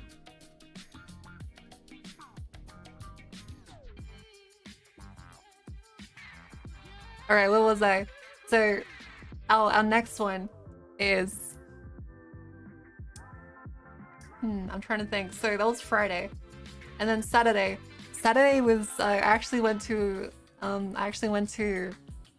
some more bars. Now, my experience, this is where I experienced the language barrier. And guess what? It's actually pretty difficult. I went to Goldfinger, which, as people that know Japan may know, is its most famous lesbian bar on Saturdays.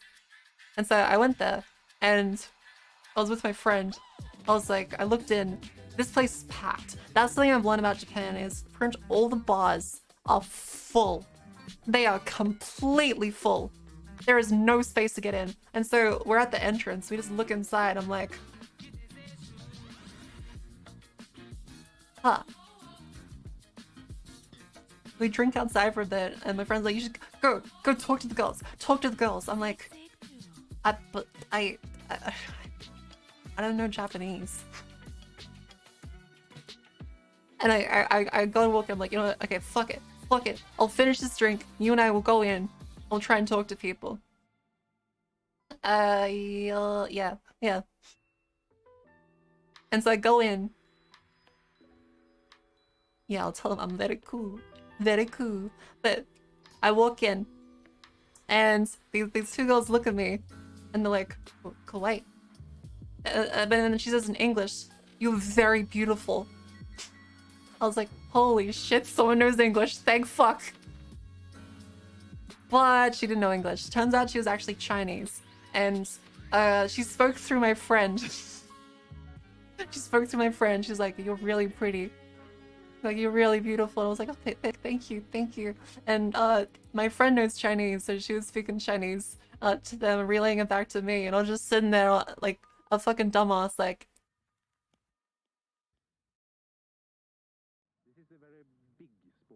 hey. Oh yeah, between And so they were in a full-on conversation. And I was just, yeah, like Google Translate IRL. And I occasionally rip out my phone and talk to one. And then at one point, I was like, wait, what are some other like good bras? Because like Google doesn't give you necessarily great recommendations. Flirting through someone sounds kind of weird. It was. So I was mostly just like asking them questions like about their life, like what was life like in Japan, what made them come here, all that sort of thing. And yeah, it was really interesting. And the next thing we did was go to that next bar, and it was actually really pretty. It was called Arazakura, and they gave out like a whole bunch of shots. And I tried a Malibu with Coke. Actually tastes really good. I really recommend Malibu mixed with basically anything. Like the coconut, very good with Coca-Cola. Very good. And so eventually, I was doing like a whole bunch of back and forth. Let me just take a drink.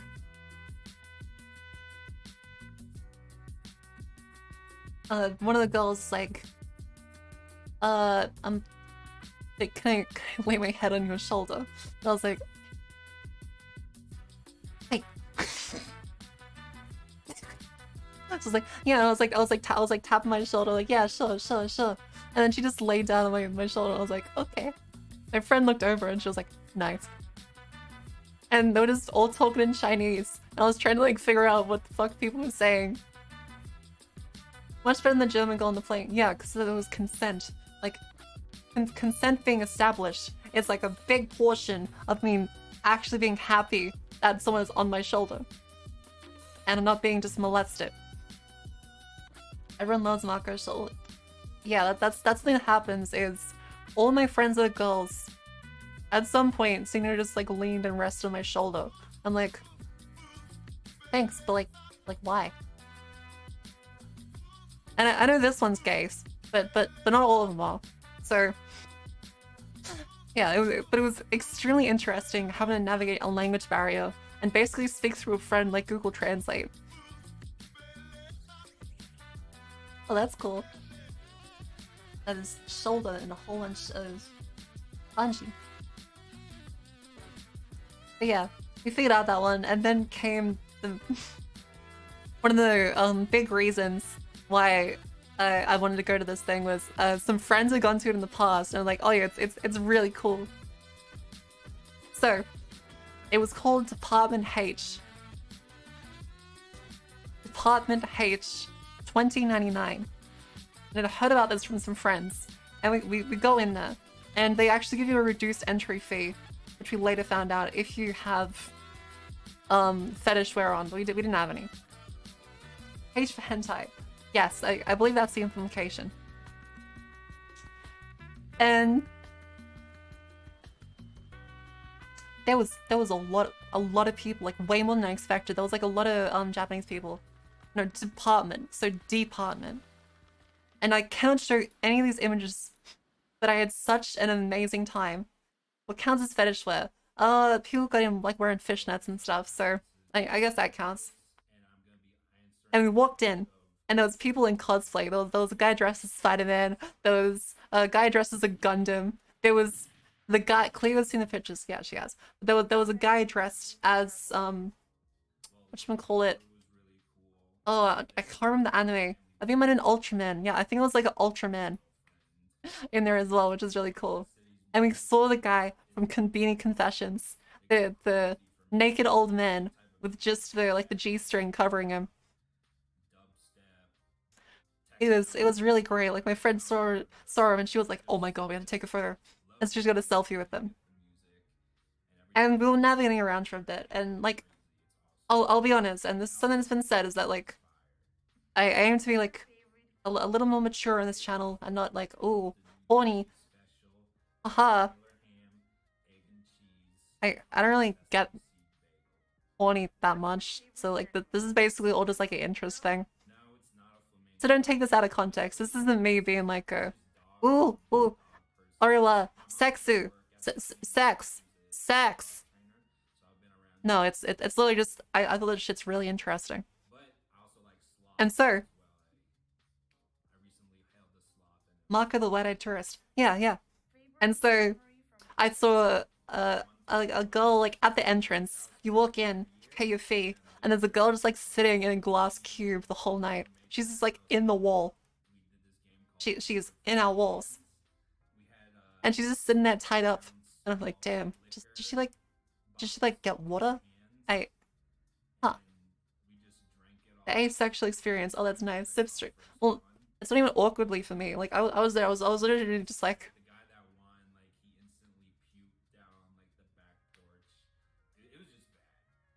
A whole night looking at stuff. I was legitimately not even remotely, you know, interested in the things happening themselves. I was just like, damn, that's pretty cool.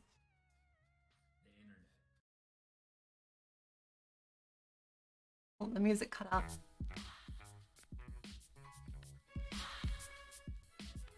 There we go.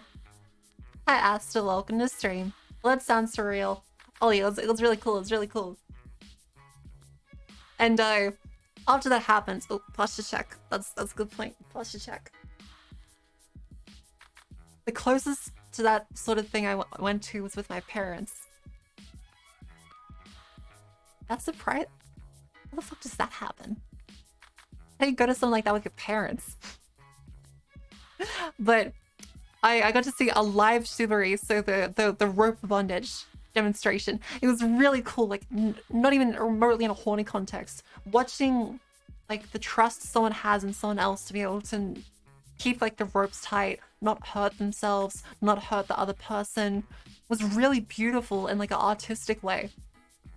It was extremely amazing, like watching them tie people up, and I was like, holy shit. Naturally, a lot of these people were really attractive. But like just the artistry of it was really impressive. They like full on stage lights and shining down on it. It was extremely cool. And there was also a bunch of people in latex. I'm sure Cleo would have enjoyed it. And like for me, I was just like, oh, that's cool, neat. I'd ask for a photo. I like a ink and move on. But this is I'd say the only really like sus part of the night that wasn't funny from here on out, and just actually sus, was there was a dominatrix, and she was like ridiculously hot, and she was whipping people if they asked. And so I saw her with my friend, and then someone we literally like just met inside there was getting whipped too, and I was like, did you ask? Yeah. That's the only sus bit. That's the only bit that I actually was sus about. I also paid her 500 yen. And she whipped me on the butt. She was like, stick out your butt. Oh, I guess she said ass. She's like, stick out your ass. And the whole time she's like, damn, you're actually really strong. And yeah, she kept saying, oh, strong girl, strong. I was like, oh my god. I was trying to not laugh. But yeah, it was nice. When they asked, she she was like, okay, 500 yen. So you went up and you, I guess the better term is beg, and you pay her. So yeah. Hey, the donation isn't meant to compliment you. I said it was my first time. It's gonna sound bad, but this would be fun to get out of. Okay, you have my approval, but in like a completely non-sus way. Or a sus way. I mean, I don't want to put restrictions on art. You'll know what happens when I put restrictions on art.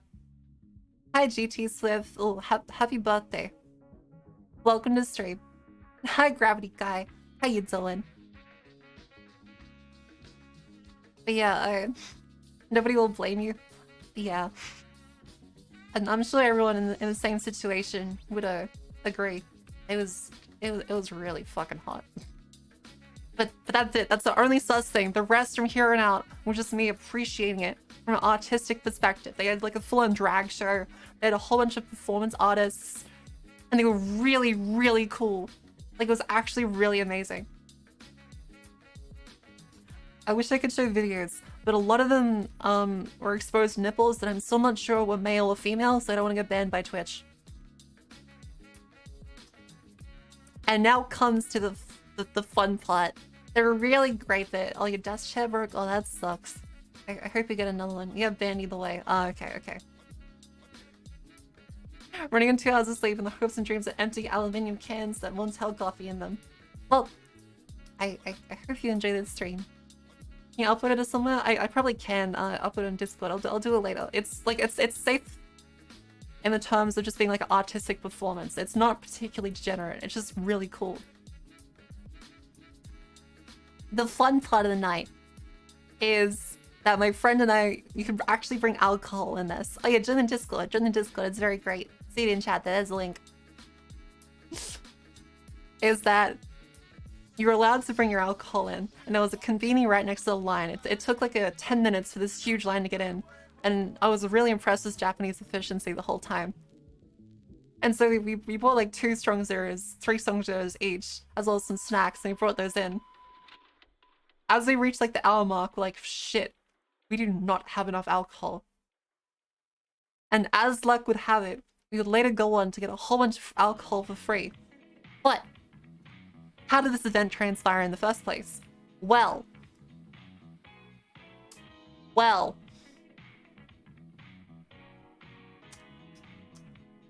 it's a wonders of Denmark.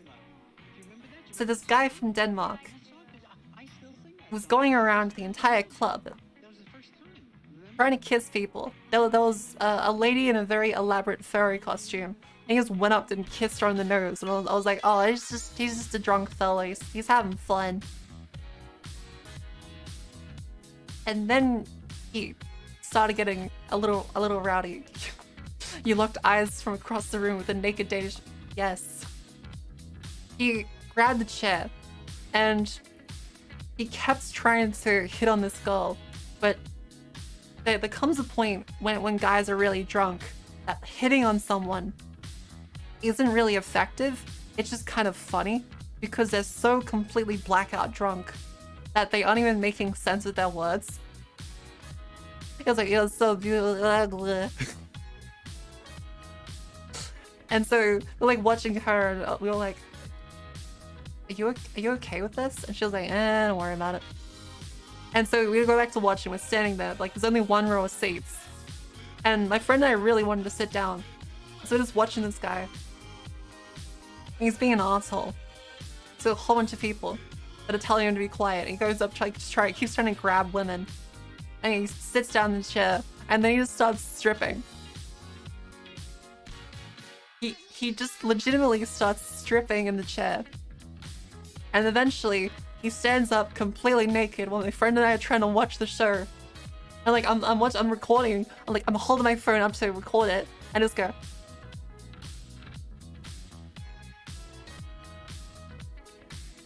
And there's this guy completely naked next to me. Standing up, full on balls and dick out. It's like, look how big my dick is. Look how, and everyone, and all the girls just turn to him and look at him and are like, dude, you got a tiny penis. And he was like, it's not small, it's not small. And he keeps trying to like shove it in people's faces. Was there no bouncer? No. That's the thing, is that there wasn't really a bouncer. As Japanese people are very polite. And this guy seemed to, from what the people that were with him said, but not actually friends with them, so was he expected to be like an orgy instead of just like a polite display of a whole bunch of like the artistic stuff. And I forget alcohol, it was high on copium. Yeah, and he eventually sat down completely naked again.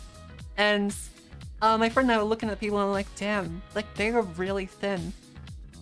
Like it's really surprising how they're able to get that thin in the first place to fit in all those costumes. And this guy pipes in. This guy pipes in with, of course you think it's thin, you fucking fat whore. And I was like,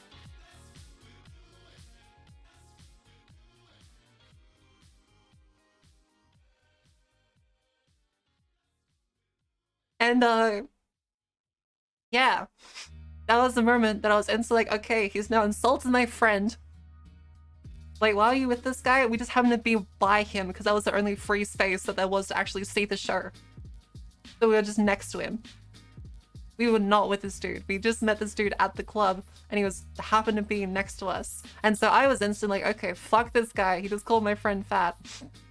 And is being a major cunt. And so I look at my friend. She looks at me. I'm thinking, legitimately, I was thinking, okay, I really want to throw this guy off the railing. And without even saying that, my friend was like, okay, will you grab the left leg? I was like, wait, did you just like read my mind? What the fuck? And she was like, grab the left leg, I'll grab the right. And I was like, okay, we should, if it gets to it, yes, I will throw this cunt off the railing. And so he just kept yelling at us and kept screaming. And my friend was like, shut the fuck, you have the best seat in the house, just fucking leave. If you're not even gonna watch the show, you're just gonna just leave. And he kept trying to like grab us, so while insulting us, he would then grab us and try to kiss us, and we're like, please, dude, stop. And so eventually he stood up and tried to stalk my friend, and she just full on looked at him like, until he sat down. And then his other friends got up and left to like try and see if he could like find a way out for him. And so I sat down in the free seat because she was like, you know what, take the seat, take the fucking seat from him, you deserve it. I was like, okay, I'll grab it. And he just kept trying to like touch me, and I kept knocking his hand away. I'm like, dude, stop, I will fucking hurt you. Did you deck him? Oh, I came so close. I really wanted to hit him. And my friend was ready. Like, she was looking at me the whole time, like she was looking at me for approval of whether I'd let her throw him off the railing. And I was like, dude, you have to stop. You shouldn't be a cunt. You shouldn't be a cunt like this. This is really fucked up. And he was like, I don't respect anybody, but I respect your Australian accent. I was like, what the... What? Yeah, my biggest regret of the trip was not punching him in the penis or not throwing off the railing. That's my only regret from the trip. Aside from acting like a cunt on the Friday and getting really drunk and throwing up in the poor man's restaurant. But that Saturday, we were very close to throwing him up, and like the people around us, like they were going to the floor and eyebrows, like.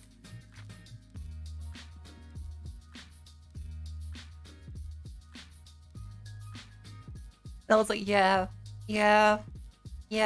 And like this one guy looked at me and I was like, I mouthed him, I'm gonna throw him off the railing if he keeps doing this. Here, the Australians, they have prisons of their own existence, being a prisoners in the culture. Yeah. Mako very nearly did a Yakuza Heat move. Dude, I really wanted to.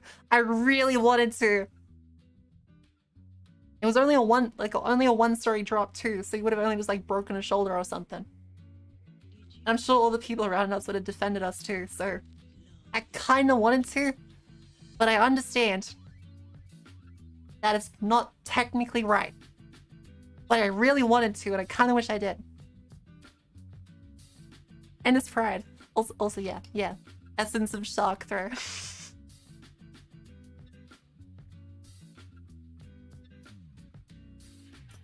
Yeah, so he was like, I respect your Australian accent. I'm like, what the fuck? And eventually, he gets up and tries to kiss me.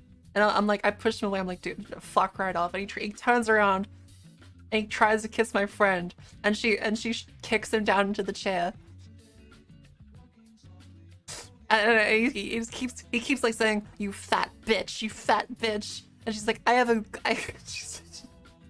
she puts on a fake Italian accent. It's like, I have a big face. It's like a beautiful pizza.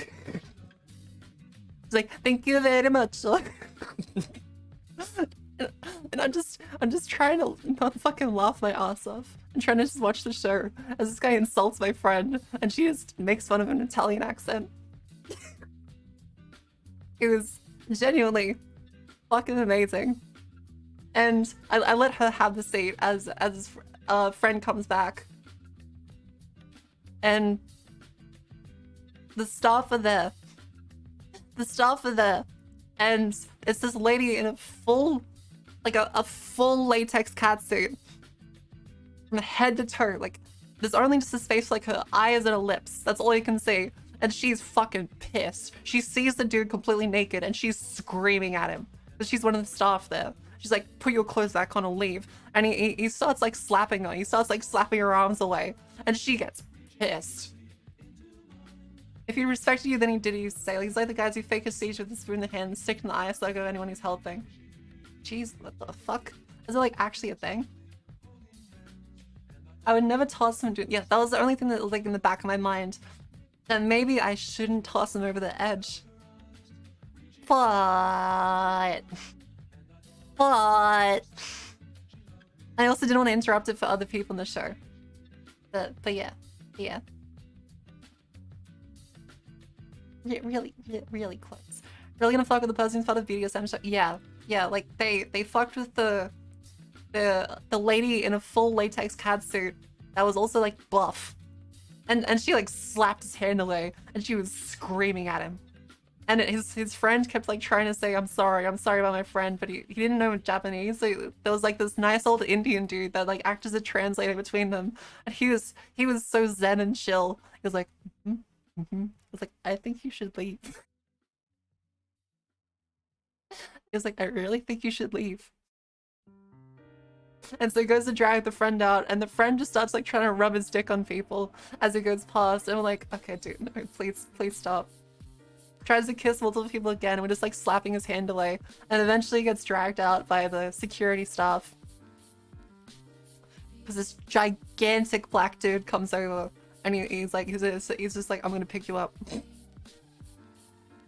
Like, the Danish guy was in with the friend, and they just let him act up. Yeah, one friend that was also Danish. Chill Indian dude. Was he like disciple? Must have been, but yeah, he knew Japanese and English. So he was like a translator for us. And then the full latex catsuit lady like looked at us. I was like, are you with him? I was like, nope. He's trying to harass us. And she was like, And so she looks at him and she like puts a hand back, like, take him away. And then gets dragged out of the club. And the whole time my friend is sitting in the fucking chair, kicking him and laughing. I'm just like trying to pat him on the shoulder, like, just wait till he's fucking out. Just wait till he's out. Just wait till he's out, please. I'm trying really hard to not laugh while he's getting completely yelled at by the lady. Yeah, she's just sitting there giggling, losing her shit, kicking him.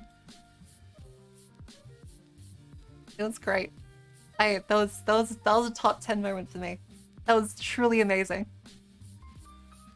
I have a photo of just him sitting there naked in the chair, threatening people. They need security guards specialized in joint locks. Yeah, yeah. They made him part of the SPH Act. Oh, Jesus. Yeah, the rest of it was really fun. Like, I enjoyed all the shows that were really pretty. I got whipped by a dominatrix. I got to see Shibari displays. And I got to fantasize about throwing a man off a railing, being a drunk Dane. It was truly a magical night. I really enjoyed it. Yeah, Saturday was a really great day. I got flirted with by lesbians. I nearly threw a man off a railing. And I got to see a whole bunch of really fun stuff at a show. It was truly incredible. Sounds like an experience? Oh, it definitely was. 100% a great experience. If you ever meet, you're picking the pocket. Yeah, this is just because the friends know the place, and yeah, it was amazing. It does sound fun to throw a dickhead over some railings. That's why people play Yakuza, because they can do crazy shit like that with no consequences.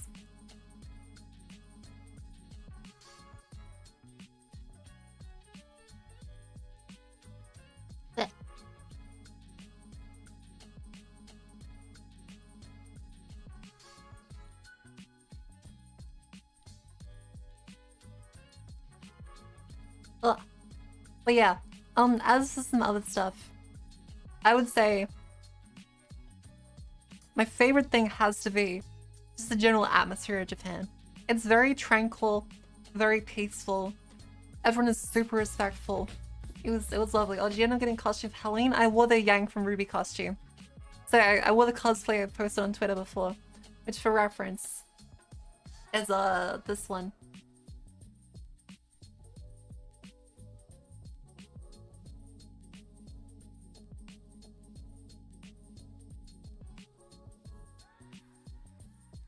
This one, the Yang from Ruby. Yeah, it was really fun. Yeah, I asked for so many pictures, and ooh, that's another thing as well, is that you took that instead of a change of clothes. I fit in a whole bunch of changes of clothes. But shoes, no, I threw out all my shoes a while ago because I never wore the ones that weren't just sneakers or combat boots. And I want to take my combat boots to Japan because it wouldn't fit.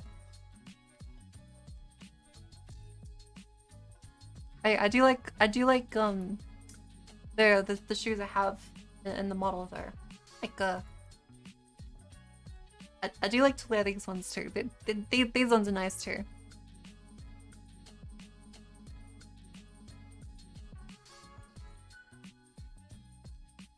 That's bad. Yeah, it's good. That one pair of shoes so do well.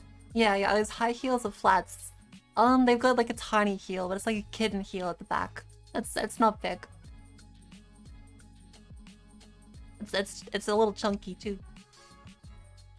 Video games con it that, like, I believe the real name is like loafers. That's what you see when you like Google them online. Like loafers is like the official name of these. So some of them have like a heel, but it's more like a kitten heel or like a block heel. So it's like this. Yeah. Video games can't induce real life violence, since as a medium, video games let you find those urges without consequences. Yeah. And it's the consequences that do a whole bunch of things. But with alcohol, consequences go out the window when you won't remember anything the next day. Even as you're in jail. Taking notes, I really need to get into shape before visiting Japan. Yes, my feet were completely destroyed, and I was dying, because Japan is very walkable. But if you go to like a map of Shinjuku, let's go to some maps. Let's zoom out. Let's zoom all the way out.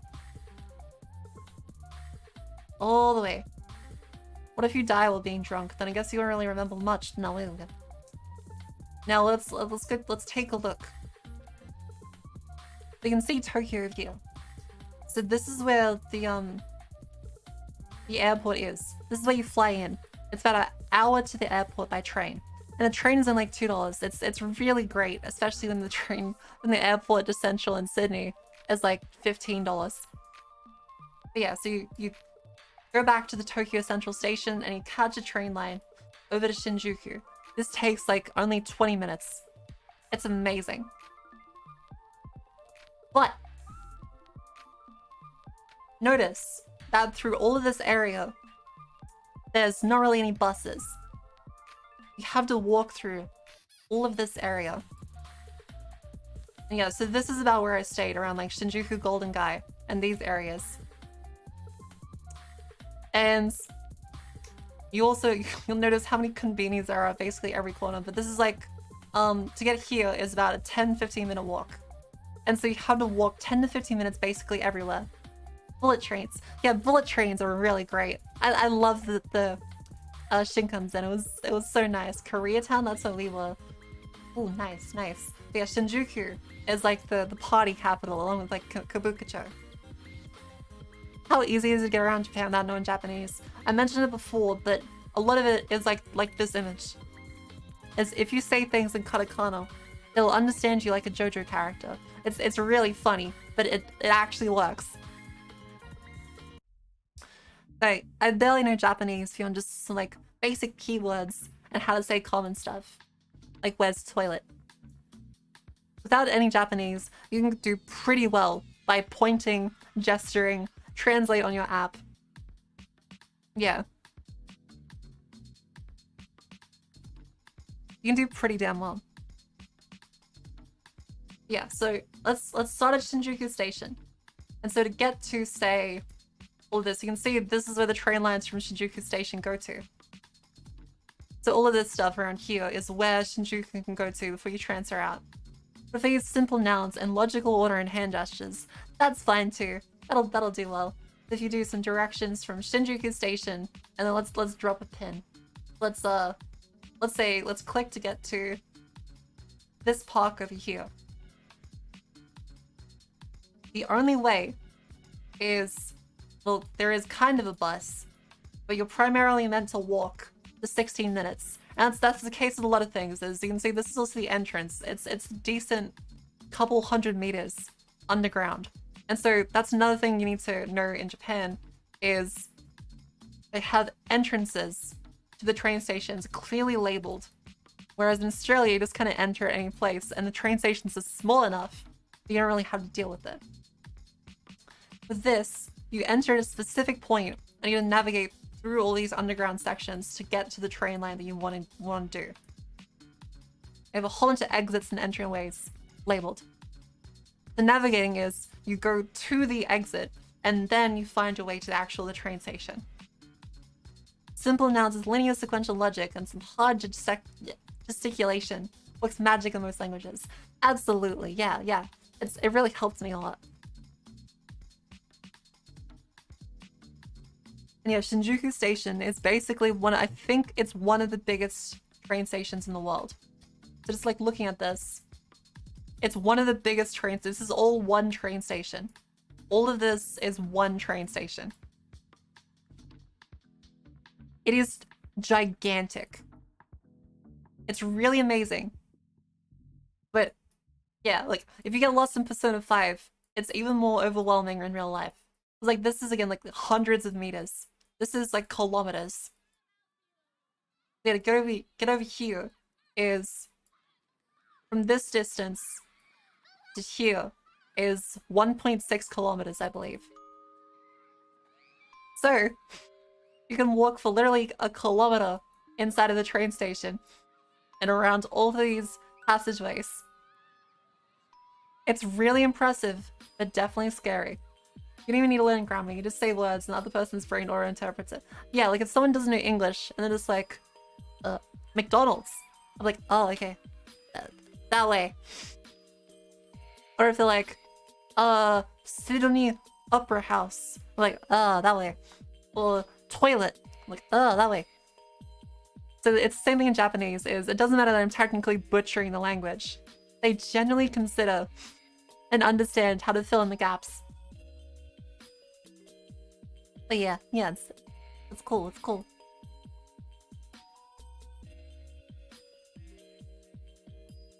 Yeah, this is my obligatory join the Discord. And you can see all of my all my shit posting that has happened in between now and Japan. Have any of the other photos been uploaded? Let's see. No, they have not. I did go to a cosplay store. So there's this place called Otome Street or Otome Road. So Otome is, well, basically girl in Japanese. And so this is like the place where all the Fujos are. Yes, I know. Mako Fujisame. I get it. But they also had a bunch of bitchin' cosplay stuff too. They know a lot of cosplay wigs and all sorts of cool stuff in this area. It was really amazing. They had a whole bunch of professional quality cosplays too. So you could go up to this and... Oh yeah, right. One thing I thought was really cool was they actually had the lashes that were grey.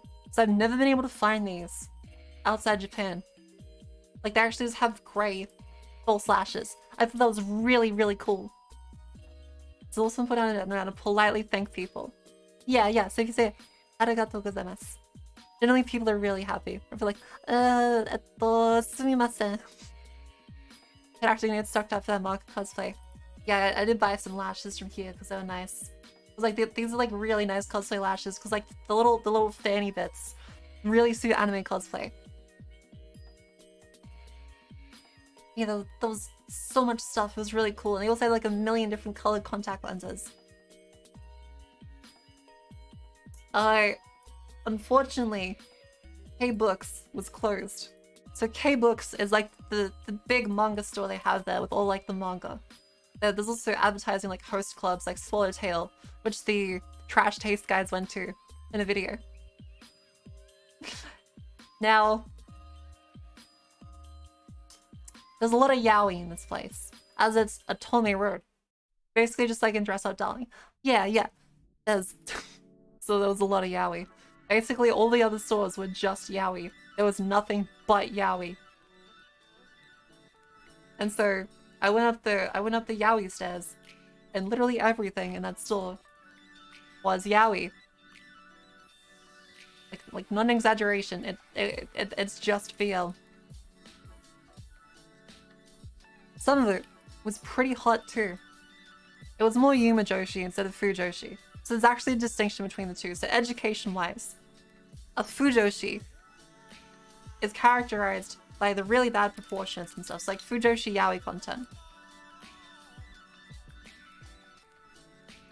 There's a lot of the, let's say if you Google yaoi camps.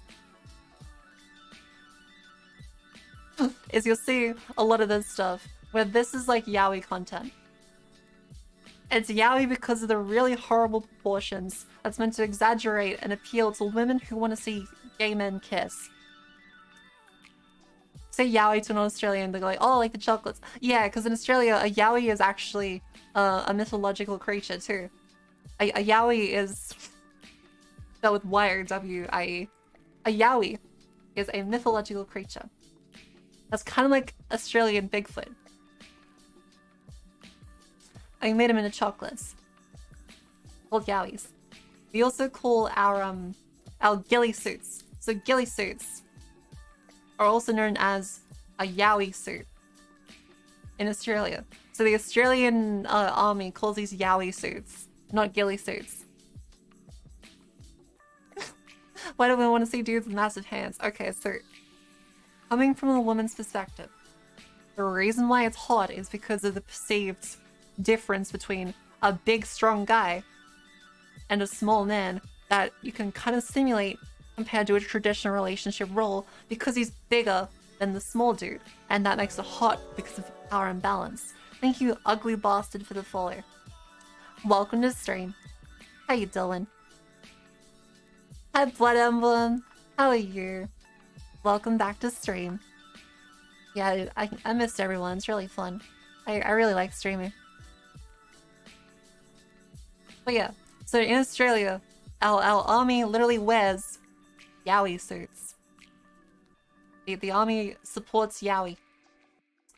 But yeah, so you'll notice is that a lot of yaoi has really bad proportions. You see that hand is literally bigger than this guy's head.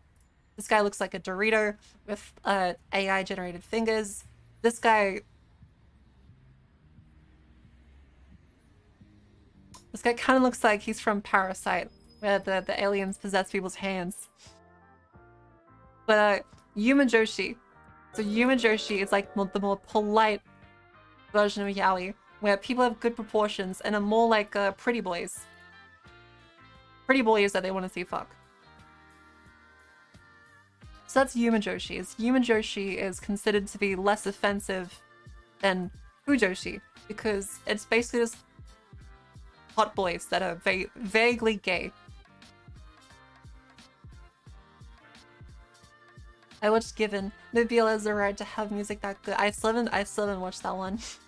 Hi, Spaghetti. Thank you for the follow. See this, I get, yeah, like, that makes sense. Like this is just hot anime boys. But Joshi content, it's like the previous one of the Yaoi stuff. It's called Yaoi because it has a negative connotation. Yaoi actually has a negative connotation because it's meant to be like smut. It's like the cheap smut you see your grandma buying at the IGA. So the back of the supermarket, erotica books. Let's go through these. So you'll see like the back of the supermarket. Yeah, you'll see stuff like this.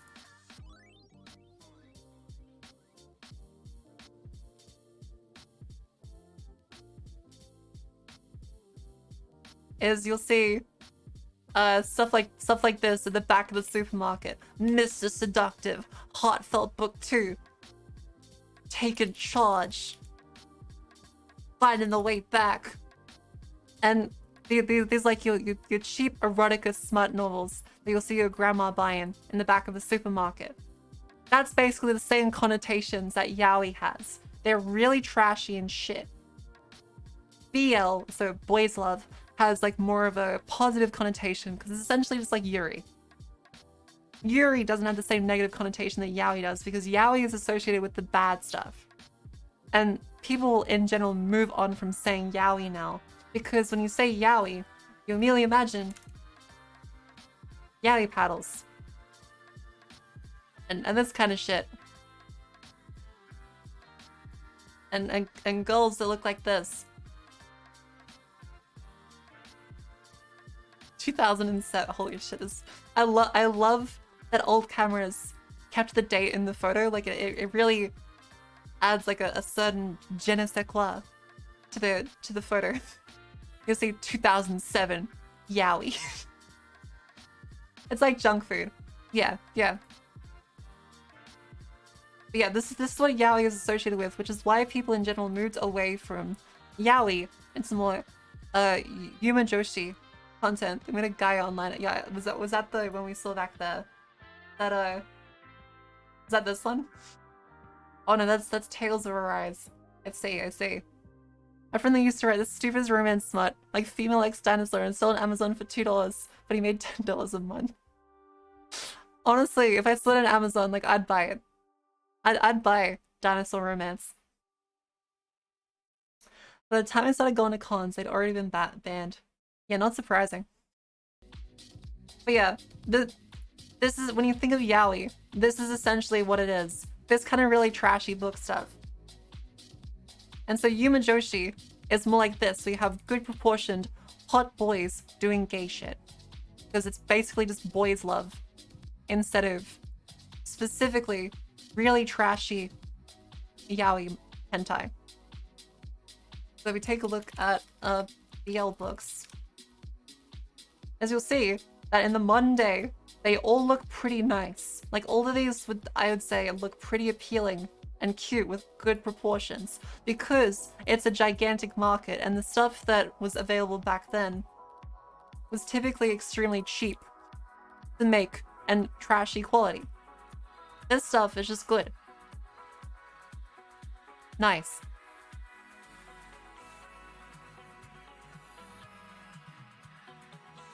No, you would not, unless it was for a stream bit. Wait, what was that for? What was that for?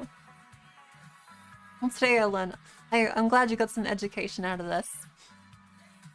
Yeah, yaoi. So when I say I went to the yaoi location, I mean the BL location. I just say yaoi because people recognize it more than BL. But I hope BL becomes like the thing that people say instead of yaoi because yaoi has such negative connotations. The Dino Yuri. No, I would. If there was Dinosaur Yuri, I would fucking read that shit. Isn't yaoi made for guys? BL for girls? No, stuff for guys is like bara content. So, that's actually a book I saw in the bookstore about this, which I'll need to be very careful with showing on stream. Yaoi for gay guys. Yeah, they're both primarily for a female audience.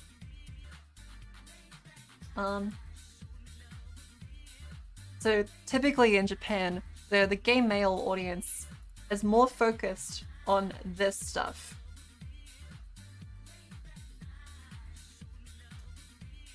So you'll see, if you take a look at this one, it's bara, or men's love. Men's love is typically what is oriented towards men. And it's this kind of thing.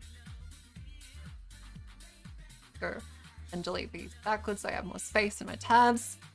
This is what Japanese men like reading for gay stuff. Because the other stuff is more oriented towards women. This is like JoJo's. It's kind of like JoJo's. JoJo's has a big gay audience and it's very homoerotic. Kind of like YMCA. Yeah, YMCA. It's basically Japanese YMCA content. I thought Baras meant buff beardos. Yeah, but this is like, that's what the majority of the content is targeted for. Yeah, it's like the Tom of Finland stuff. Whereas women like more gay stuff like this.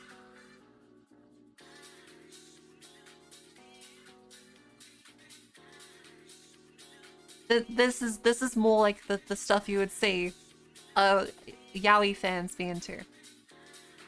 Like, why do women read boy love if they are not into men?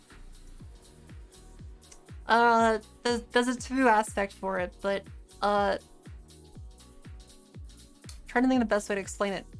The power dynamics and the taboo of it being gay is what makes it interesting in a lot of cases. Yeah, both is good. Both is good. Yeah, primarily that is the reasoning why.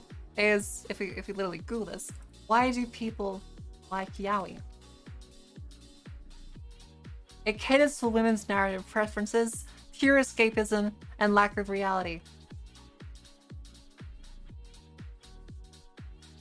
Yeah, genre is a type of freedom. Like, the taboo of the stereotypes and moving away from it because women aren't guys. So, they're able to completely see a story that they aren't actually a part of.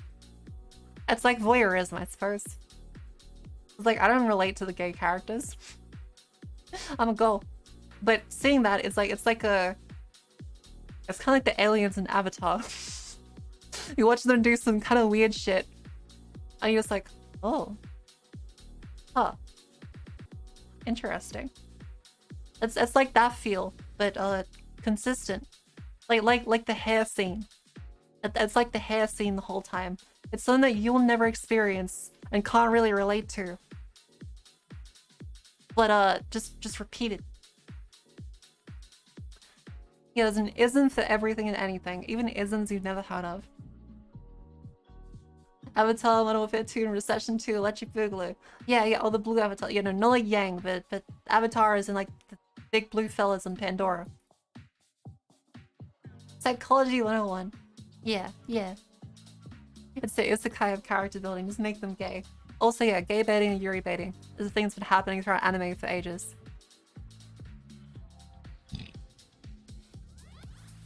What is yuri for men or women? It depends. A lot of the yuri you see is actually targeted towards the male audience, but there is a significant female readership because a lot of it is relatable to women. Yeah. What counts as gay baiting? So I guess in like manga, when you see like stuff that's like yuri bait, a lot of it is suggesting relationships like they're kind of like too close, but they never really go in to kiss each other, or accidentally kissing or stuff like, but it never turns to a relationship. They never acknowledge their feelings and just stays as like a whole friends thing the whole time, but they hint that has the connotations of there being something greater towards it. And unfortunately, that's the thing that I don't like about Arcane, is that because they need to keep it censored for a Chinese audience, they never explicitly say Kate and Vi are gay and are into each other, even though it's extremely obvious. And like that's legitimately canon. But it's like, oh, they're very good friends. Isn't anime free meant to be mega gay bait? Yeah, free is extreme gay bait. Yeah, Arcane from League of Legends. Like they turn them into heteros at the end. That's another component of gay baiting, is that they tease like a relationship that brings in viewers like Yuri and Yaoi, but they just become straight at the end. China keeping traditional values. Okay, that's not even the thing though, is that like all my friends are Chinese, so historically China is very fucking gay. And that there's a lot of Chinese culture that isn't, you know, really supported or kept up with a lot of modern regimes. We don't need a ship because it's all canon. Yeah. Shippers die when it's confirmed. And they were roommates. Yeah, and they were roommates. Yeah, like that is another thing like you can understand from the economics standpoint, is if people can't speculate about a character, some of the discussion of your show that is not interesting on its own may die. So that's the thing, is shippers and ship baiting are what keeps some anime alive that are too shitty to stand on their own. Because slice of life has to trigger a balance between just interesting shows that you drop into people's lives. There's not really necessarily a start and end point to the story. Things just happen. But if those things happening aren't interesting, you add in a little bit of spice for these two girls might kiss. Or these guys, they touch each other a little too much. And so if that's all it has going for you, you need to keep that up. But you don't really want to commit to it because, well, that drives away sales if you go too far and aren't specifically targeting that fan base. So you have people that come into it tangentially and will go really hard on shipping it, but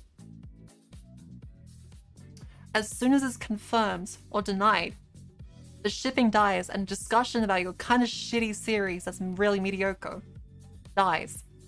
So that's why they keep going with it. That's probably what happened with the Genshin Impact fanbase. All the ship baiting causing divide amongst themselves. Yeah. That's something I've heard about Genshin Impact, is that there's a lot of these two characters are gay, but it's never actually said inside of the thing. It's just baiting. But Genshin is extremely good at that. From what I've heard from all my friends that play Genshin, is that Genshin is a masterclass in how to extract money from people by never actually saying two characters are explicitly gay. So they get all the ships and stuff, they get all the fan art, they basically try and roll for them as much as possible because they like them together, and they keep engaging with their storylines without ever actually confirming it. So, yeah. Isn't that what Hololive does when they do collabs? I guess some things, because yeah, Hololive is also like, as it's a very corporate instance, they can't confirm relationships or else they'd have to lean into that on the corporate side. Yeah, I gay bait with Clear. She's not coming to visit me in a week and a half. We're not gonna go out and have drinks. Neg also isn't coming too.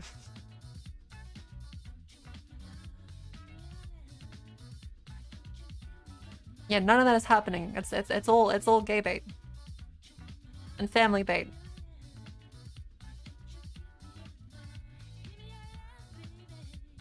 TBH, acting like that with your friends sometimes happens naturally. Yeah, like when two guy friends like, haha bro, what if we like jokingly did the Pocky game together? and everyone watches them with keen interest to see if they're actually going to go through with it, chicken out, and how embarrassed they'll get. Because how embarrassed they'll get is how gay they are. So it's like a bell curve.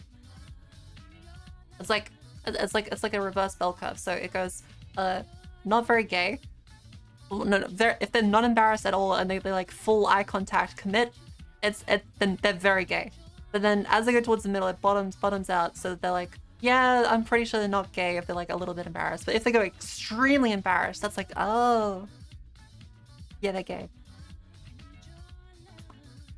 Yeah, horseshoe theory. It's at the two extremes.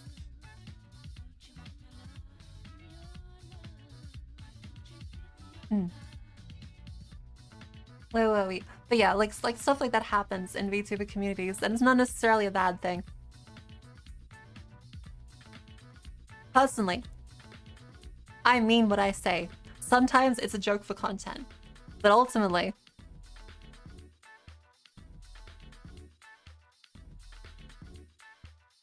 I mean what I say. Yeah. I really need to put that on toggle. I really need to put zoom on toggle. So if they're really into it or really not, it's gay. Yeah, she did peg the I did. Like not even as like a gay bait thing. That did happen. I tried to peg a femboy. There's no, oh, horny, I'll get views out. Like, that was the question people asked, and I was like, yep. Yep. But was the femboy embarrassed? Yes, he was very embarrassed.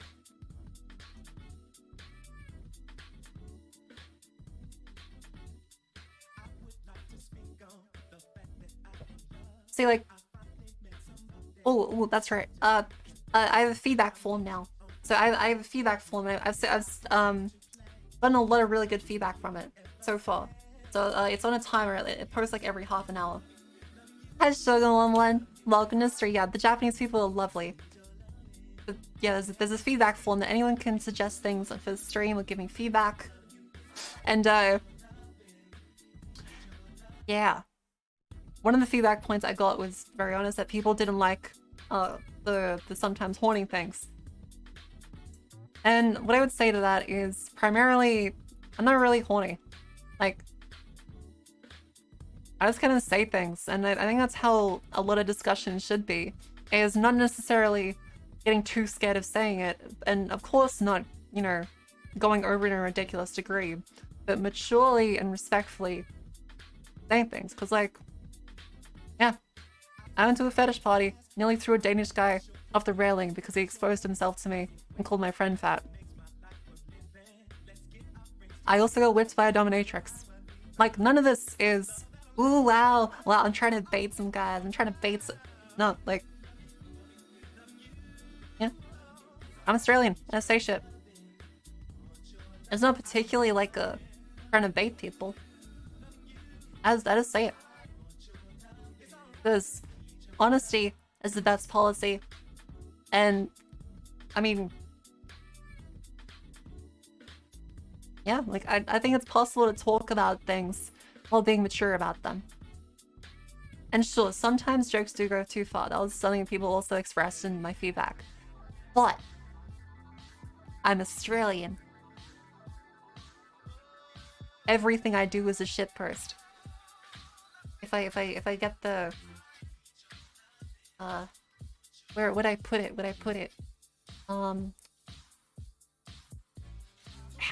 Fuck. Had like a thing.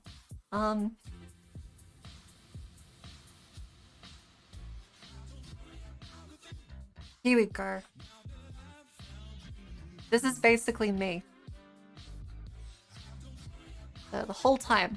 This is me. Whenever I stream. I don't hold things back because I'm scared of how people react. Of course, I don't want to get banned. But...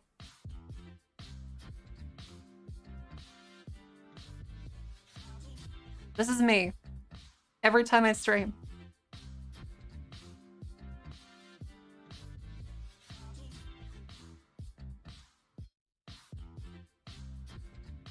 Yeah. So that is my justification for why I say things I do. Well, I don't think I said hi, but hi Devazal, welcome to stream. I know you were here before, but I didn't think I said hi to you. Is there any feedback for us Japanese instead? Ooh, I would say the way people line up confuses me sometimes, because sometimes they line up on the right-hand side, sometimes they line up on the left-hand side, sometimes people walk on the right-hand side, and sometimes people walk on the left-hand side. As I was told that Japan goes on the left. Turns out Osaka specifically is different. And everyone lines up, but only on the escalators on the right-hand side. Everything else is the left-hand side. Every other place is the left-hand side. But on the streets, people line up sometimes on the left, sometimes on the right, even in Tokyo, and it confuses the fuck out of me because I don't see markers for this thing, but apparently people just know exactly where to stand to like form a line. Osama. Osama is Haiwa. Osaka is the Hawaii of Japan. Yeah. Osaka is the Osama of Japan. Yeah, like it was strange, but I liked it. That's where I won Denji. So I automatically love Osaka because I won Denji there. But yeah, the way people line up is definitely kind of odd. Yeah, I love Osama. Mako, look at this kind of IQ test. Requires pattern recognition. Yeah, like I copy people, but if I'm the first there, which a lot of cases, like I wanted to be early so I didn't like massively fuck up and miss things, is I'll be the first there, and I notice people coming in after me, and they're lining up at a completely different place from where I would as an Australian. I'm just like, oh, I'm gonna join that line. You know we have a province called that's called Obama.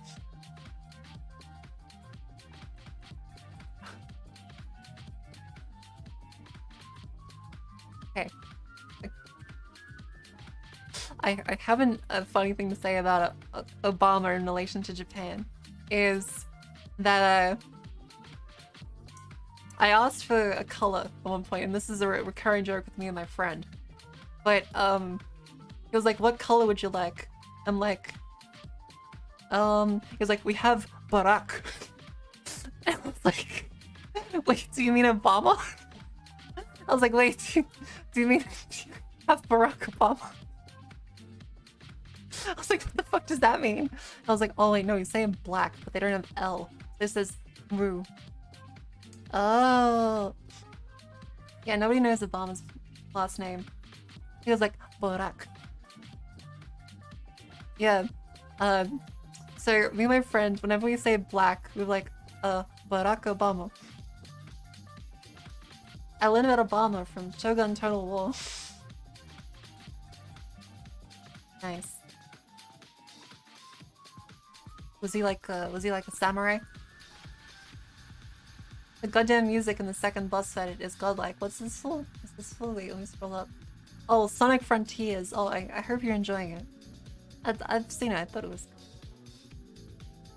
Obama. Obama. What does that mean? But yeah, other things about Japan that I don't really understand. Like, I wouldn't say it's bad because, quite frankly, you know, like, I'm a foreigner. I can't, like, be upset at a culture that isn't really my own. Because it's just different. It's not bad. It's just different that I'm not used to it. The other things, like, I'd say that I'm not really, you know, used to was the fact that I have to stand still to drink anything. Is I like moving, like, all the time, or sitting down. And so if I'm moving, like, I'll be like eating stuff as I go and drinking. But in Japan, I'd be like, wait, no, stop. And I would be continuously just like standing there like, okay, I'm at a traffic light, now I'll take a sip. Obama is a part. Nice.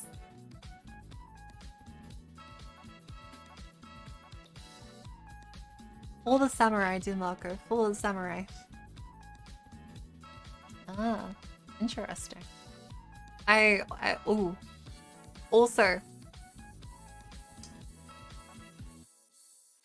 a gift, Jesus Christ. Another thing that I don't really get about Japan is how the fuck everything is so cheap. Like, I know it's cost of living, but when everything, like at a convenience store, is like $2 for like a meal, 2 to 5 at most for a really good one, I'm just like continuously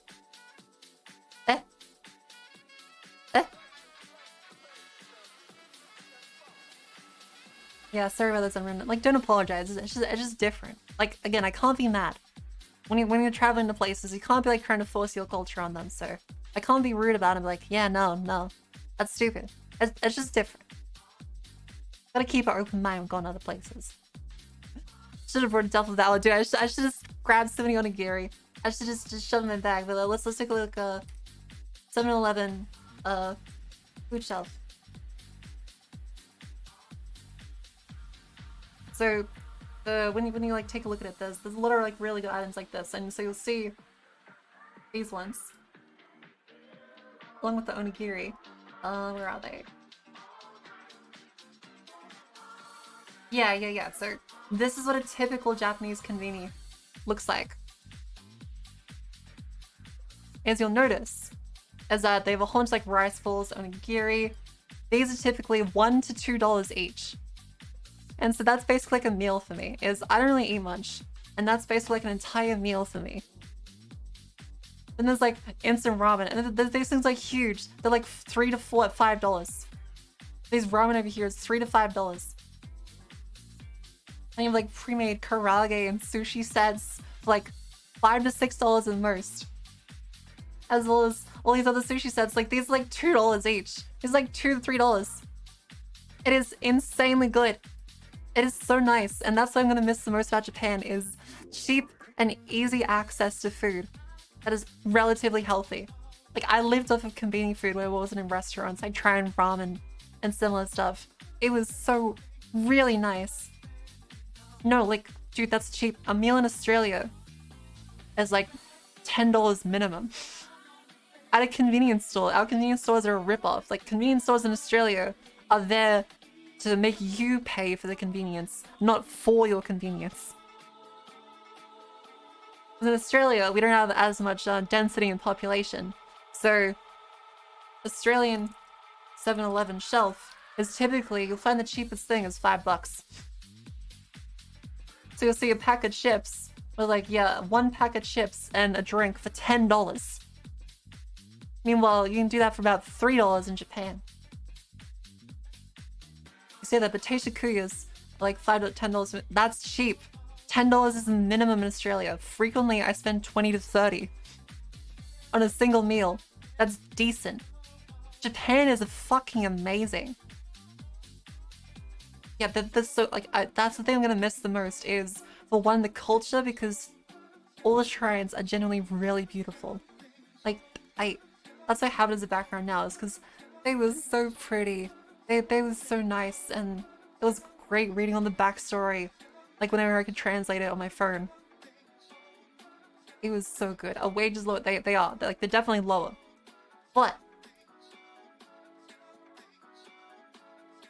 yeah, like let's say Australian 7-Eleven prices.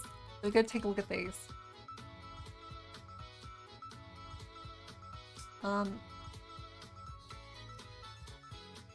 You have $1 coffee, which is not bad. That's the Hawaii one. Where's like the actual like food prices? Look at Australian food 7-Eleven prices. Their wages have stagnated for decades now, more or less. Yeah, like I understand it's because it's a recession and deflation. But it's still really amazing. As someone from Australia where everything is ridiculously expensive. Yeah, this is a US 7-Eleven. Everything is still much cheaper than Australia. I can't actually find Australian prices because usually it is really bad. Yeah, hot food from 7-Eleven, let's see. Hot pastries. The sausage roll. How much is the sausage roll from 7-Eleven? Let's see.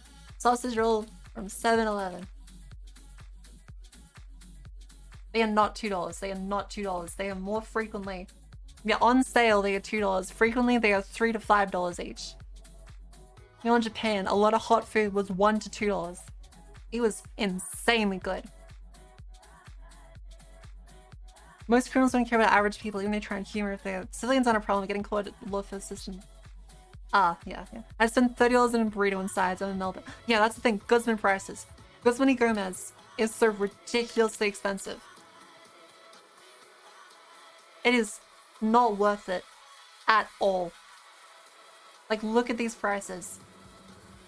They load. The menu is tiny. But, oh, here we go. $16 for just a burrito. $16 for a burrito. Not that big.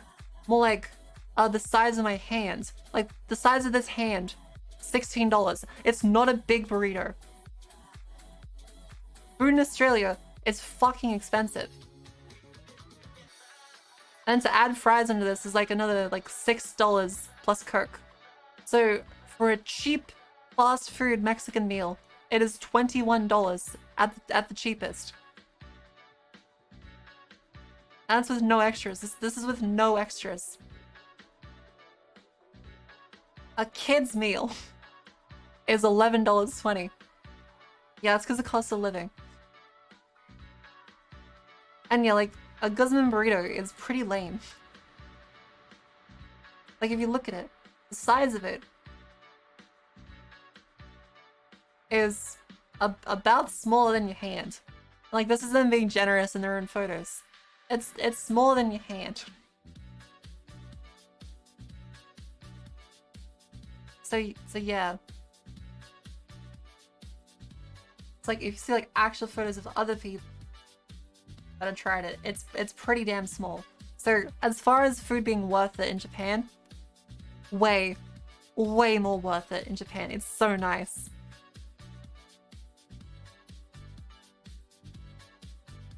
Food had domestic production more than population, and actually need import most foods. The reason why our food is so expensive is we pay workers fair wages and cost of living is high.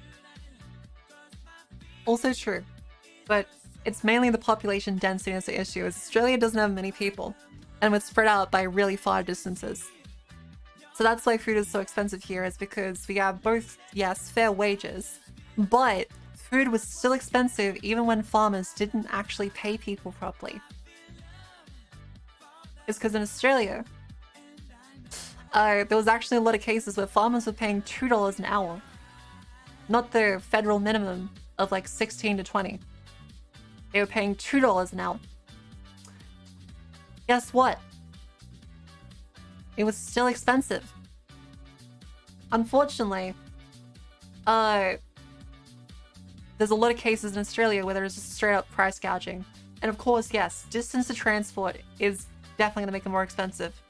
But it has also been proven by the ATO is that companies aren't paying taxes when they should be. In a recent report they released, they aren't paying taxes. And also, they are just increasing prices because they can to generate more profit, not because there's actually a need to increase prices because of shortages or wages going up. Yeah, the reasons for economic conditions are complex. Oh my god. Yeah, like, we won't get too much into it, but yeah, like, it's a complex situation. It does boil down to Australia being a pretty big place with not that much population, so it's difficult to get a lot of food here. But there's a decent amount of companies being cunts too.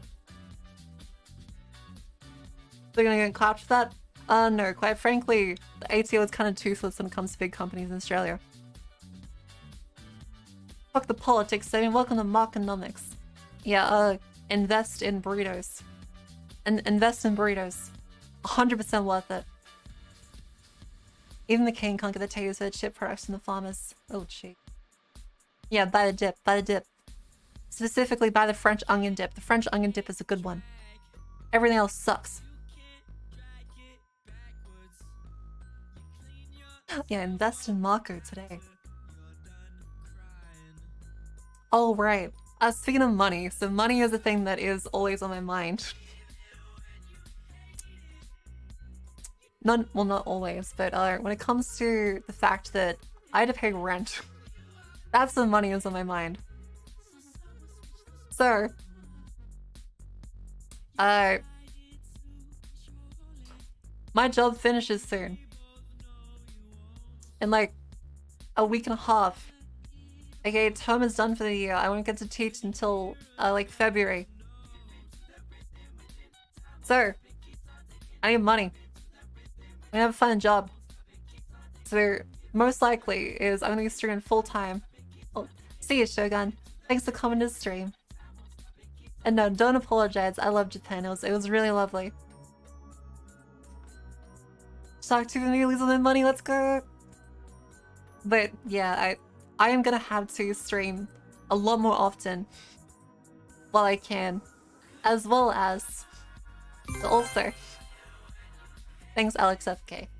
Alex_F_K cheered. X50. Just print more money. Yeah, it's just print more money. Easy. But I'm gonna have to get a part-time job in order to support myself and pay rent, as unfortunately rent still exists. I don't have family to live with, so I had to pay rent. And that means I need a job to support myself until term starts again. So, you may see me in a supermarket. You may see me or you live my head rent-free. Oh, that's sweet, that's sweet. I'm sure I have plenty of space. Not to say you have a massive forehead, but I'm sure there's space. Marco will officially become pay-per-view. No. E-beggar. No, this is like me letting people know. Is back to Subway? Fuck no, I'm not going back to Subway. Teachers in Australia not salaried? Oh no, there's been a general casualization of the workforce. So I don't get a salary. I just get classes to teach and stuff to mark, and that's basically it. Yeah. So, I will be finding a job. You may see me in a bar near you. I may be mixing your drinks. Don't worry. If I see you, I won't spit in them. And that's the Marco guarantee. Unless you give me a tip and want me to spit in them, in which case I will spit in your drinks for extra money. But primarily, I will not be spitting in your drinks. So if you see an average-looking woman that kind of sounds like me, then just be like, and don't be too weird about it, please. Please don't say it smells like fish in here. I swear to God, if I'm working a part-time job and someone yells out it smells like fish in here, I'm gonna kill myself. I'm gonna do it very publicly. It's gonna be like a fucking public execution. Like I'm the Japanese author Mishima, crying about the legacy of Japan. Oh no, that's... damn it. Flaming Ghosts do not play September. That's really bad. That. Good thing I'm not in Australia. Yeah. I'll commit Sudoku. I'll do a fucking Sudoku on my chest. So yeah. That is also true. It's also not September. Okay, and hear me out. If someone said I'll hum in the theme for Jaws, I'd be terrified because I wouldn't immediately connect to my brain. Oh, right, because I'm a shark. People are humming it. I'd just be thinking, oh fuck, someone's gonna stab me. But okay, Tisha. If someone does start humming the tune for Jaws, I'll be like, hi. And yeah, I'll go back in my Ouija cage. Oh, that's right. In Australia, our Macca's in the airport is actually a Ouija cage. So we actually have this big Ouija cage inside of it where people make your Macca's and send it down a conveyor belt so that they don't have to touch you. And you can't touch them. Because God knows, you don't touch the Ouijas. They're like dogs. You can't feed the animals. That's only Sydney. Please don't mix this in with you guys. Yeah, but the Ouija cage has an issue with the conveyor belt where unfortunately it'll actually sometimes drop things because the bags of Macca's, they're just paper. They're not exactly sturdy. So they will rip. And in a flash of golden showers of fries. I saw someone's lunch just like go everywhere at the airport. It was really sad. Any ARK streams in the future? I'm planning some, but yeah, cause time is ending. There's not much I can really do. There's been some obstacles, but a lot of it isn't really anyone's fault. Golden showers of rice, no golden showers of fries. Chips. Yeah, Victoria's more about the wage case. I bet New Zealand has a hobbit hole Macca's, don't they?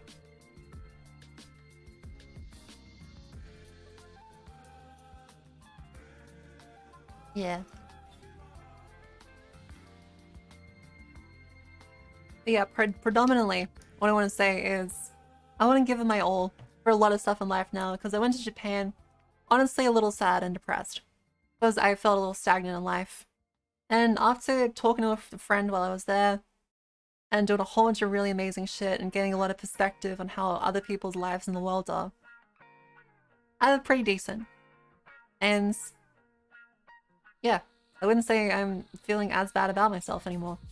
And I really want to try harder and do a whole bunch of cool shit. So yeah, I have a renewed confidence of picking up projects, giving my all at this whole streaming thing, saying hello to you guys, and also making more money so I can go back to Japan at some point. So yeah, predominantly, I'm pretty happy. It was the best trip I've ever had, despite me being a major asshole and vomiting. I feel so bad. I felt so bad. Don't give all your all though. Not, I'll give all my all. Except this time, I had the power of God and anime on my side. I literally bought an Arceus. Arceus? Arceus from Pokemon. And I wear it on my bag now. I also have the charm. Would you like to know about the crowd crisis? Hi, it's whole loaf. What's that? What's that? What's the crowd crisis? Never go full hog. I'm going whole hog. All the hog. Everyone will witness my hog. You're awesome. Thanks, that's very sweet. Glad the trip helped you out a lot. Yeah, I'm really happy. Have you thought about what you'll do on your next trip? Definitely a lot more stuff. Because a week, next time I go, I'd want to go for like 2 to 3 weeks maybe. That's the 11 billion Alaskan snow crabs, right? They lost them. Jeez. They lose that many crabs. Are they like in a brothel? What I'm trying to say is take time for yourself. Yeah, of course, I know, but a lot of it was me just being kind of sorry for myself a lot of the time. But yeah, I am inspired and happy to keep trying. This is kind of a way you get in life, where if you're all depressed, a lot of things that really should leave you with energy kind of end up taken out from you.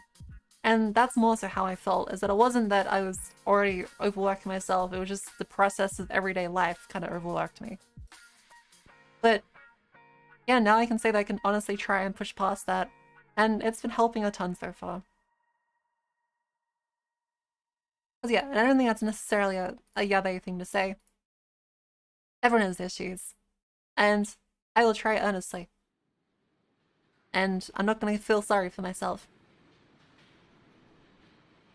Yeah.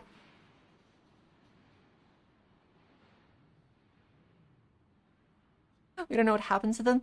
How the fuck do you lose 11 billion crabs? Is it just like a crab lever that's like, release the crabs and just dumps into the ocean? They were raptured by crab Jesus. Yeah, and then he parted the crab sea. Just like you lose... Okay, again, how do you lose nukes? All the crabs put on boxes on top of them and just walk away. Yeah, they just little scuttle. They're up to having a rave on a beach somewhere and recording a music video.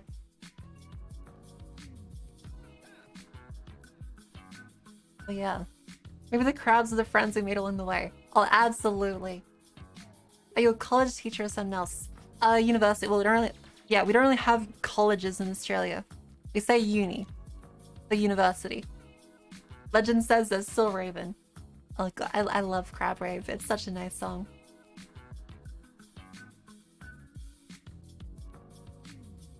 Oh, my phone is actually running out of battery. That's right. I forgot I need to charge my phone while I stream. One sec.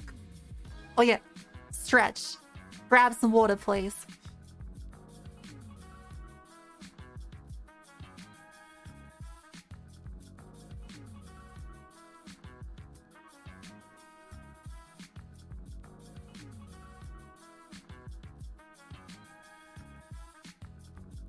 Okay, let's put this little cord back onto this. Hi, hot dog. Welcome to stream. How you doing? There's a college in Tasmania. There's a lot of things in Tasmania, and we don't want to talk about them. Don't mention sheep. Grab some water, but would I grab it with my hands? Now my hands are wet. Use a vessel. Scoop water into the vessel. Put vessel to lip. Slurp water. I'm sure you can manage. I'm sure you can manage.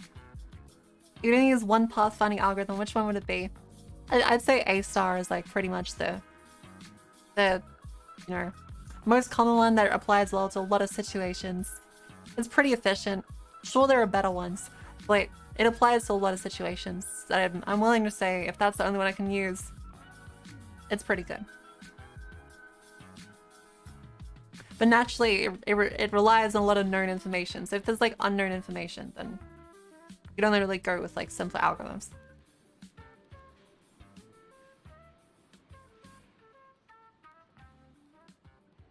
Yeah, keep the sheep away from Beeman. Yeah, it's A-star is Dijkstra with a sense of direction. So it's primarily what a lot of pathfinding in video games use. So A-star pathfinding.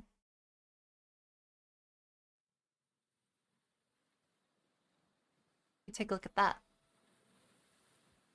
There's a lot of online pathfinding visualizers, as you can see here. Bring it up. Is you can red node is the end position, and we can actually draw some walls in between them.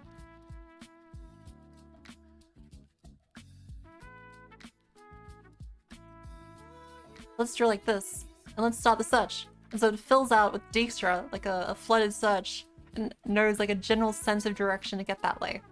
So this is how a lot of video games, yeah, even as far back as Earthbound, knew how to do this. Let's say it's the star of the show. Wish I knew this last term. Oh, draw a PP. Alright, so find the PP around this way. So this is the balls. Yeah. Wee. PP.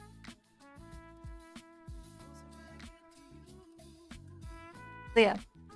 A-star is a very cool algorithm. There's a whole bunch of ones, and they have different heuristics. So heuristic is the kind of like the informed knowledge that they use in order to actually make the algorithm better. Because technically, without a heuristic, they're just going to be like a breadth first search, flooding outwards. But a heuristic is what gives them some extra information based on what could probably be a good direction. Like say, I know that this way is where the path is, so that's what we're going to head out. A Euclidean heuristic will encourage it to go a different way. An octal heuristic could encourage it to go a different way. Currently, these are all the same, because it's a pretty simple path. But if we add a whole bunch of other steps in between, these may do different things. Okay, yeah, that's kind of annoying. It doesn't actually do the thing properly. Let's do this, this, and this. This and this. That.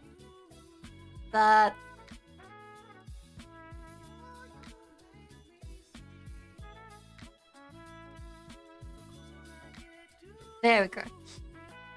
This is part of you teach just some game of facts. This is primarily a just what you teach situation.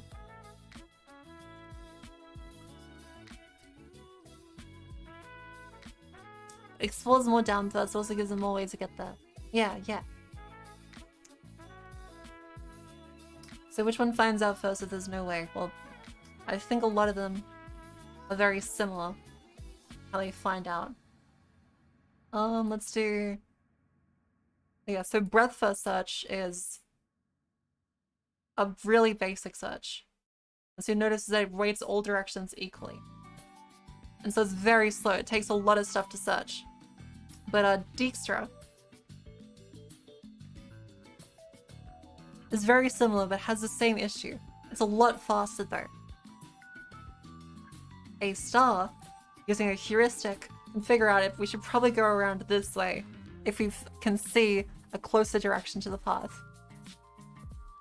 Yeah, it's very basic AI stuff. It's not particularly complex. Oh, it's frozen. Let's close the page before it crashes stream. Yeah. As with some other stuff, let's say I do want to do my educational streams because I love doing the educational streams and I'm sure other guys enjoy it as well because they're always pretty successful. I don't have anything planned for today, but in a couple of days I have a collab with a certain fisher mink. She's very adorable. I'll be teaching her some Python. No, I hate learning. Yeah, well, tough shit. You're gonna learn really well. Teach me how to Doogie. How's Doogie? My brain is also not working very well, so it's entirely possible that I won't teach much right now. It says Doogie is a bar and grill. Oh, it's a dance move. In the 80s.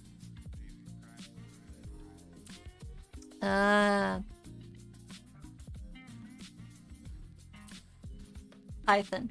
Yes. Python. Plenty of Python. So I'll teach him about snakes. I'll swallow the snake whole. Is it that old? I mean, I don't remember. I'm fairly sure if I asked my dad, he'd be like, "Fuck is a Doogie?"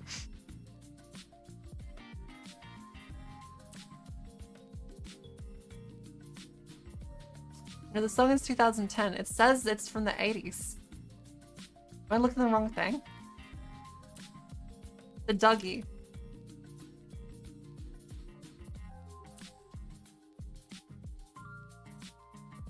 The dance originated in Dallas, Texas, where it took its name from similar moves performed by 1980s rapper Dougie Fresh.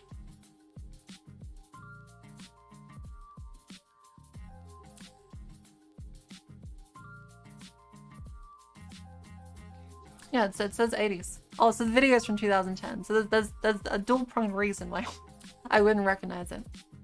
I'll look at what algorithms can efficiently solve certain puzzle games just so I can make problem generators and solvers.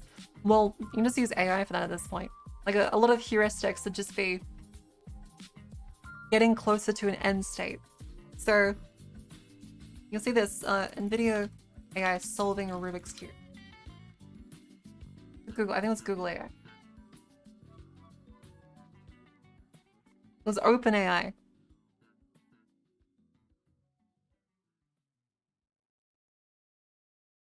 OpenAI Rubik. You take a look at this, 2-minute papers.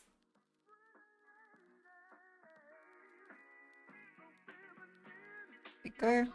Dear fellow scholars, this is 2-minute papers of this majestic. And so you can see that using AI, they got the robot to train on a bunch of simulated models of Rubik's Cubes, and it's able to actually figure out how to solve the Rubik's Cube. Finding out what kind of rotation you need to get closer to a solved cube. It's really impressive. Adjusting the finger positions to be able And it's also doing it one-handed. Naturally, it'd be a lot faster two-handed. is about the This is still really impressive. rotation sequences are given by a previously existing algorithm. OpenAI's method And yeah, I also want to do Dead Space 2. Yeah, this is the neural network. So they run a 3D simulation that's physics accurate. As it caresses the cube and then decides what to do, because a Rubik's Cube is actually fairly simple in terms of operations. There's no like real different directions. All they have to do is try and do these few operations. Rotate this section, rotate that section, flip it, spin it, start. I bet that ruined hand will make men obsolete. Figuring out how to execute these rotations. If you Bonk. take only one thing from this video, Settle. let it be this stuff. Now, to perform all this, we have to first solve a problem in a computer simulation where we can learn and iterate quickly, and then Yeah, men are obsolete because they can't solve Rubik's to Cubes. the real world and hope that it obtained general knowledge that Women are obsolete because they can't solve Rubik's Cubes. If you can't solve a Rubik's Cube, you're obsolete. I'm sorry to say. simulation is as detailed as the real world, and as every experienced student knows very well, You can still open JAWS. are written in the textbook. That is true, that is true. I can't open JAWS for shit. I have to ask my friends So the problem to help me open JAWS. I am very weak. Our job is to prepare this AI in this simulation so it becomes good enough to perform well in the real world. Well, Yeah, one of the other games I really want to play is Dead Space 2. Because I know it's on Halloween, but I do want to finish it because I finished the first one on my own. And I saw it clear while I was in Japan, crying. Trying to play Dead Space. Now, Clear has a history of calling me a bottom. But if I can finish Dead Space 2, those allegations are mute. You just need to delete Ayers and go the Dune way. Yeah, have big personal force fields. And just knife combat all the time. Oh no, Silver Q and 16-hour train journey from Tokyo to support. Oh, that's really sweet. That's cool. Clear having history as a kayfabe. Yeah. You had to proof check you in Dead Space straight color. Sympathy for Clear. Yeah, sympathy for the fucking devil more like. If I can finish Dead Space without turning into a crying mess, I should be able to revoke the status of her calling me a bottom. That is my goal. I may even play tomorrow. I'll see. But yeah, I'm really looking forward to the collab I also have with my other friends, and it's really sweet how the other Australians have come together to support us and each other. It's really sweet. Because like, as a hobby, I'd say as a whole, it feels kind of isolating to do VTubing. But still you have an audience. But primarily, I'm focused on entertaining you. And making sure you guys are having a good time. It's very scary to talk with another entertainer sometimes in this community when there's that online barrier. There's not like a physical stage where we all like get up on. And then we sit in like a green room in the back shooting the shit. Have to specifically reach out and talk to people. And it's really hard. Because, like I said, there's no singular stage you'll go on and take turns on. You're all there at the same time. You'll have your own schedules. And once you're done, you just kind of poof out. There's no like sitting down having a drink. You're all just kind of gone. So it takes a lot of effort to actually like talk to people and reach out. And it was really sweet when Jets DM'd me on Twitter. She's like, hey, I think you're really cool. Do you want to like keep talking? And we made like a group chat and we invited like Neg and Clear. And it was really sweet. Yeah, so it made me really happy that there's a bunch of other friends in Australia that also care about this hobby and here want to try seriously about it. It's really, really sweet. She also made the Wiggles image, which was really fun. Wait, where is it? Yeah, here it is, here it is. Yeah, Jets made this, and it was really sweet. I think it was Jets that got me into you. Yeah, I love them. I know people call me like their mum, and like Jets and Neg are my daughters. So it's very sweet to have like other Australians that care about this and are extremely nice and supportive. It It makes me genuinely really happy. Well, yeah, I can say that I've made friends. Oh, sorry. To keep up the kayfabe. My daughters. It's very sweet. Yeah, Tomodachi's. Yeah, prisoner gangs. It really is a prisoner gang called the Viggles. I'm glad you got a little group forming. Yeah, it generally makes me so extremely happy. 'Cause yeah, we like DM stuff. We're like, oh man, this thing is really hard. What should I do about this? We'll like support each other and we're like, yeah, great job, great job. New VTuber group announcement. I will neither confirm nor deny anything. I ain't saying shit. All I know is that I love Clear, I love Jets, I love Neg. And if anything happens to them, I will kill every one of myself.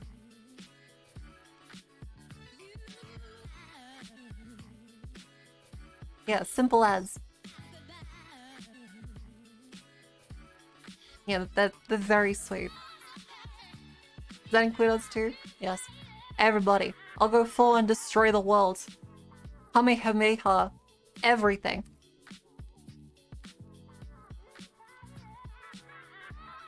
Oh yeah, that's right. I got invited to Subfest. So Twitch ANZ Subfest.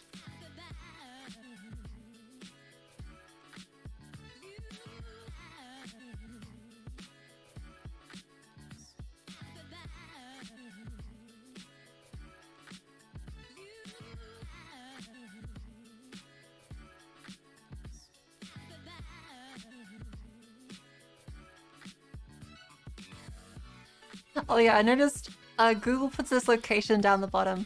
That's actually, or it's not my postcode. That's actually one of UNSW's VPNs.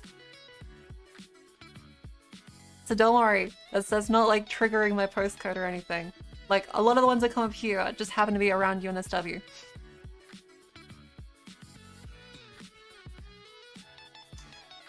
But yeah, oh wow, so I think Twitch needs to do some search engine optimization because the Subfest shows up as their something else. If one of us knows judo or wrestling, could he kill people if getting dropped on concrete 5 times in 1 minute? No. Gun. Teeth. Like, it doesn't matter if someone knows martial arts. As soon as the other person has a weapon. Like, that's why every person teaches you martial arts is like, yeah, run the fuck away. Don't be an idiot. If someone has a weapon, it doesn't matter how good you are. You can be fucking Mr. Miyagi. It doesn't matter. Gun. Dead. Yeah, don't be stupid. Oh, here it is. Thanks, Alex. Thanks, Alex FK. Here are the details. So yeah, from November 25th to December 4th, there'll be a little fun event where Twitch has invited a bunch of Australian creators to boost them. Yeah, it's sweet. With the power of anime and friendship, anything is possible. Yeah, yeah, yeah.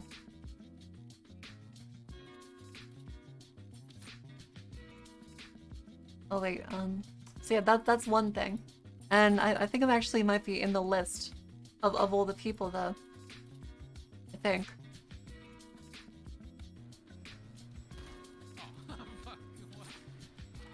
Oh, it doesn't show me up there.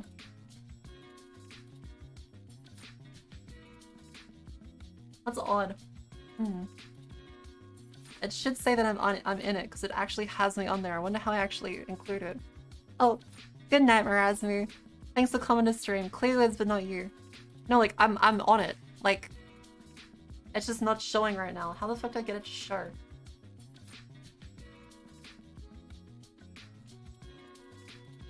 On there above attachments. Click this one. Which EXP guide? Go this way. Oh, dashboard settings channel feature con. Oh no, I had to go to the dashboard.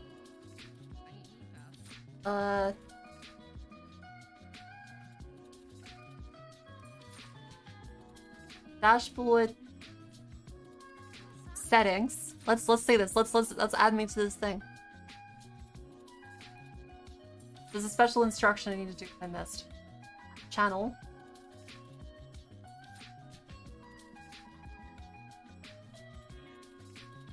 Featured content. Accept. There you go. I am now part of ANZ Subfest. Alexa, stop. Stop. Little Alexa chiming in. Let's re-roll this. Yeah, so Cleo is currently on. Hey, there I am. There I am. There I am. I'm right there. I'm right there. That's sweet. That's sweet. There I am. So yeah, I'm part of the whole Subfest thing. So that's gonna be fun.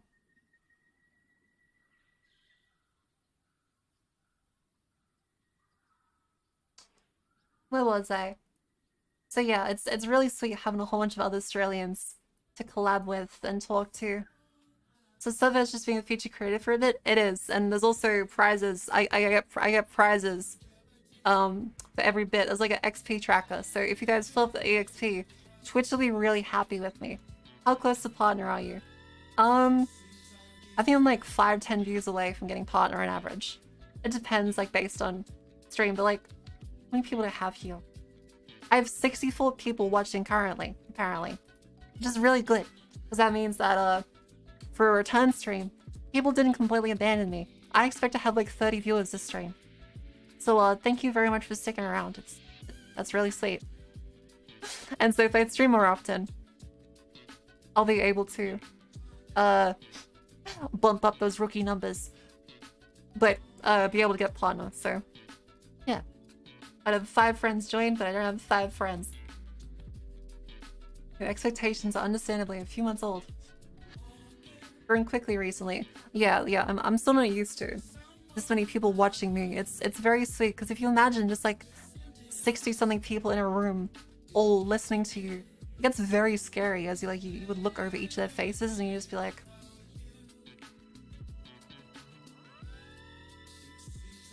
hello. Yeah. So it becomes like a balancing act of just, holy shit. I need 75 people to watch me? Like, what? And so that's something that's also really inspiring, and seeing how quickly Cleo has grown. That's really sweet. I'm glad that she's having so many people enjoying her content. It makes me really happy. 60 people is really great. It takes people years to get even 10 or 20 viewers. Yeah. And yeah, like with Cleo, I really admire her dedication. Because it's really impressive to be able to stream that much and that long. Like, I know grand strategy games are considered to be like easier to do long form content with. But it is needlessly to say, still impressive as hell that she has that many people as part of her growth. Like, goddamn. Hi Onyx, welcome to the stream. How you doing? Yeah, doing it for 4+ hours. That's another thing, is I need to remember to up my stream length. Cleo's growth is nuts. I'm so glad. I'm so happy. She deserves it. Because ultimately, and that's another thing that people also need to get, is that a lot of things in streaming are luck. Would people say Cleo was lucky?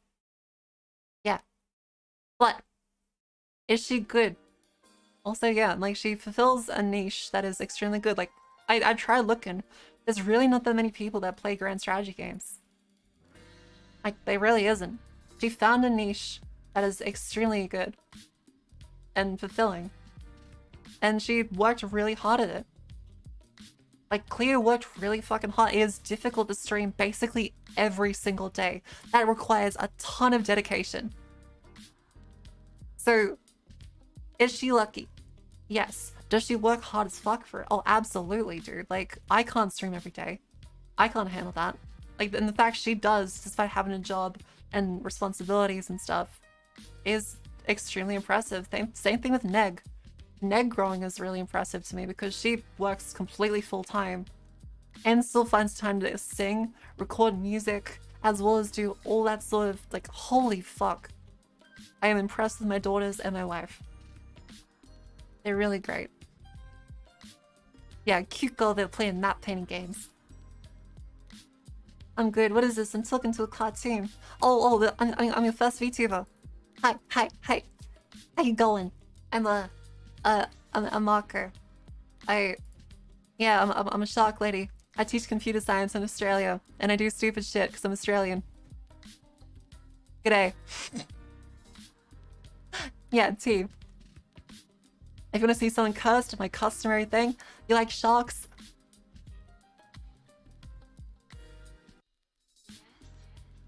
It's great. I love doing this. I know Neg worked full-time. Yeah, she said she's a software engineer that works full-time. Yeah, run, I'm a cartoon. I'm about to Bugs Bunny your ass. Yeah, it's Marco, the cartoon. I'm like Roadrunner. Except I go, ah.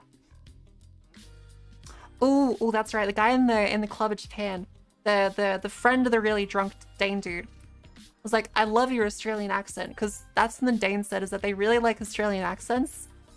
And so this is his not shitty friend. And he was like, I really love your accent, and the way you just like, yeah. Because that's something, even outside of like VTubing and off camera, I still say, yeah. And I say that a lot. Like whenever I didn't say yes. Mm-hmm. Yep. I go, yeah. Oh no. Oh no. No, we just say nah. It's not. We didn't say nor. That's a very American way of thinking of what you say. Nah. Nah. Yeah, nah. Yeah, nah, yeah, nah, yeah. That's adorable. Yeah. Get some triple X up, yeah. Fucking Lele Longneck. Oh yeah, 4X gold. Funnily enough, that's actually my family's alcohol that they drink all the time.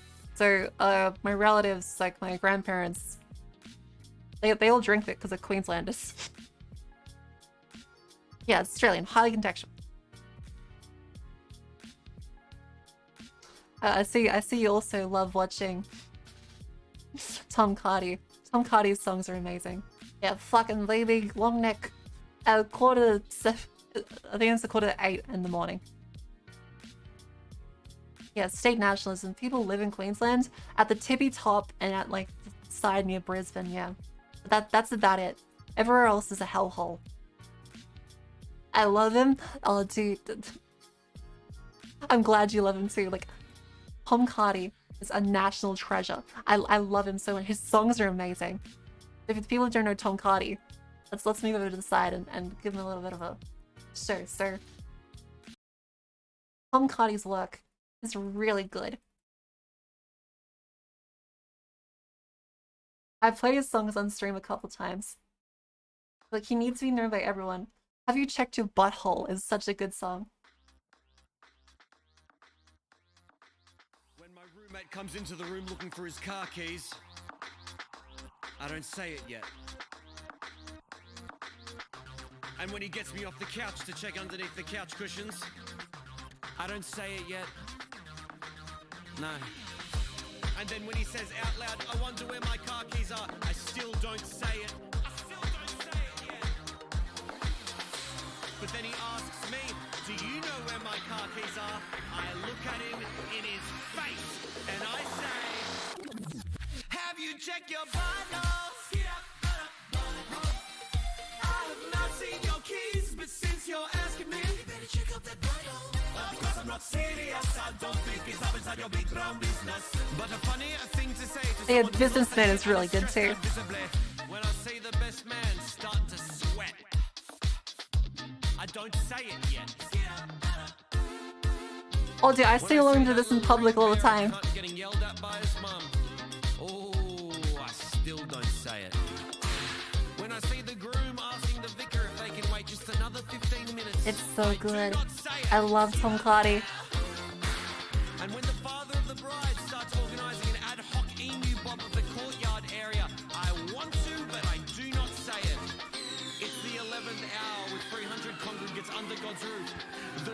approaches the mic and suddenly all of the chatter goes mute.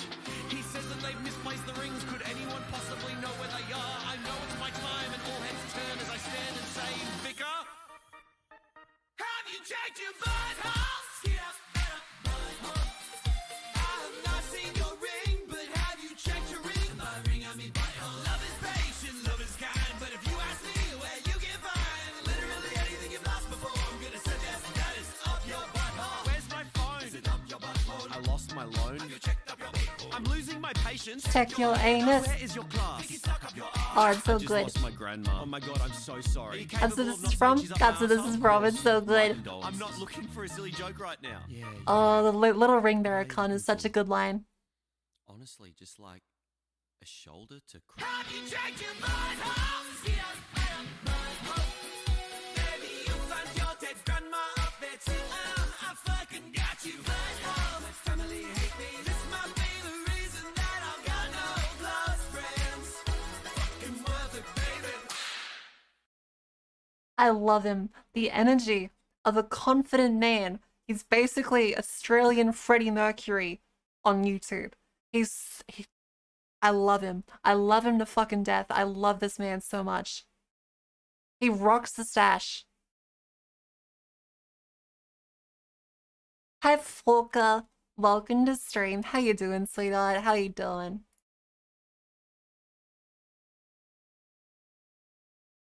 Yeah, fucking worth it. Yeah, a lot of the Tom Cardy songs, he did a really fantastic animated video. It's Sunday night and you're at home all alone. I love this one. Last night was great. It was our very first date, so now it's Like, the animation is so good. gonna say something real quick. It ain't gonna be a deep pic. No, no. Romance That's in needs Russian. clarity, but baby, that don't work for me. I'm sending. I send the first text in a cute way, and then I don't reply for 7 fucking days. Yeah. Oh, your red flags is so good. And Human Centipede. Text me one night, am I free? And I reply yes. She's also really hot. She reminds me of Mary Jane. Mary Jane. Top tier. Top tier. Full stop.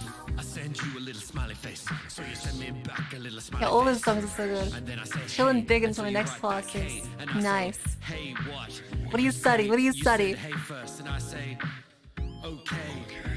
Croissant emoji. Fuck you.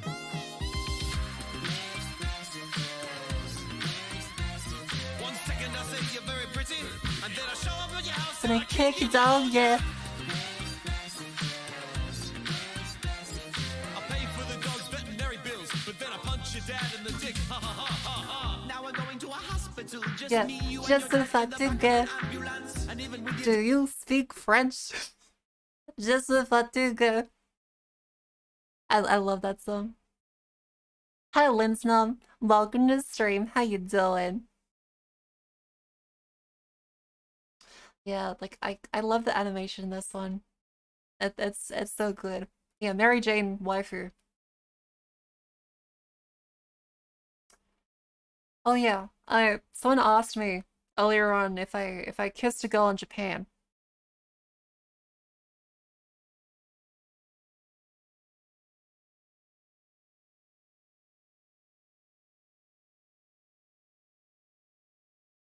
Yeah.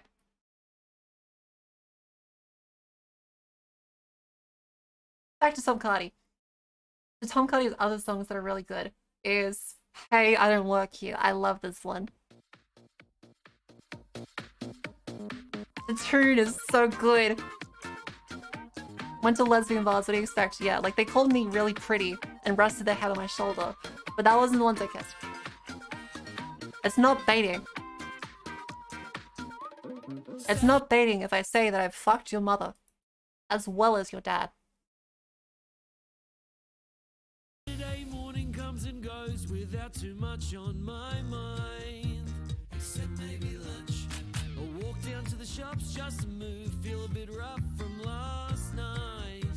I may have drunk a bit too much. A lady in the supermarket approaches way too fast. And her eyes are intense and she spits a little bit when she asks, where do you keep the pasta? I don't know, aisle 3. Well, can you get it for me? I just want a Gatorade, but she rolls rolls her eyes, so I kind of lose it. Hey, I don't work here, and if I did, I would not sell you shit. Hey, I don't work here, but maybe I should. That way I could hide all of the things you want from you. Hey, I don't work here, but if I did, would I be wearing a dirty white singlet, you fool? Hey, I don't work here, but maybe I should. Silly me, I've had the master all along. Fuck you.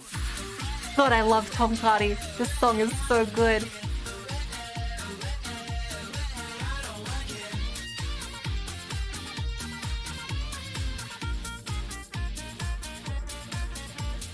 Saturday over comes and goes, and I'm feeling pretty. Hi, Crab. Welcome to stream. How you doing?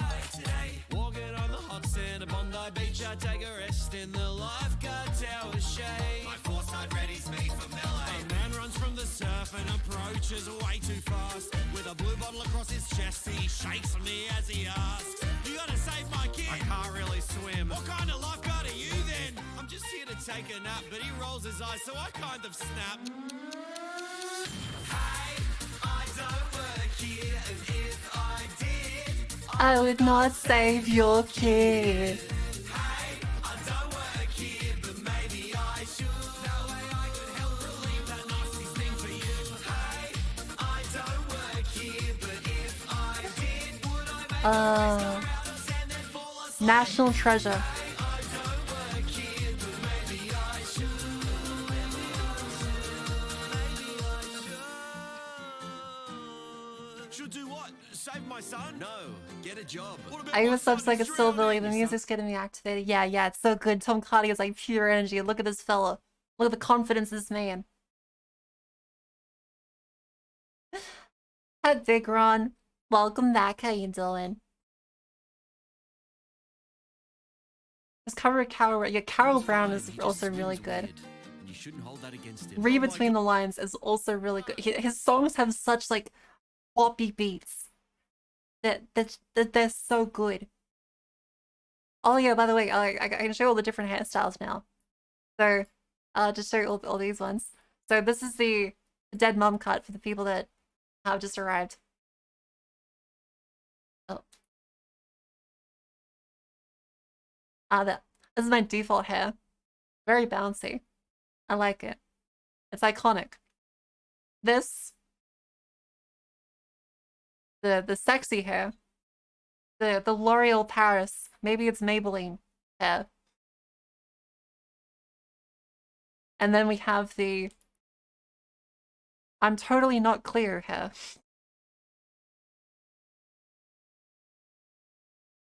I'll add a whole bunch of redeems to change the hairs at some point. I might do that tomorrow, actually. I'll do that tomorrow. Yeah, Subarashi. I love the subject matter is always about either mundane stuff or really niche stuff. Yeah.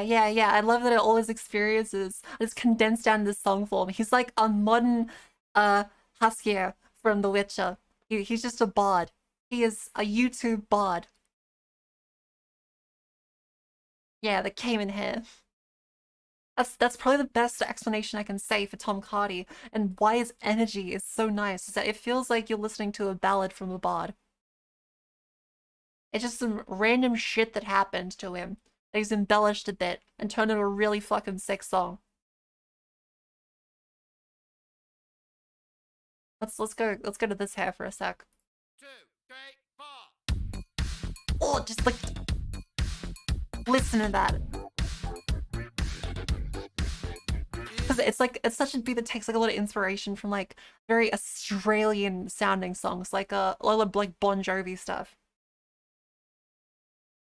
I say my relationship is with my ex-girlfriend or with my dad. And I actually mean that the relationship is simple. It is just bad. It's just bad. If I quit attending to your shit house party for 70 people, I don't know. I don't fucking know. Even if you ask me on the day and I say yes.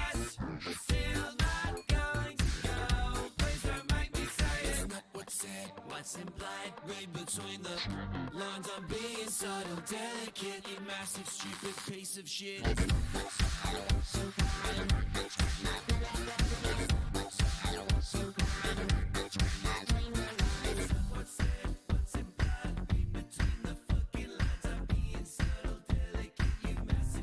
Another example. If he says, Nice head.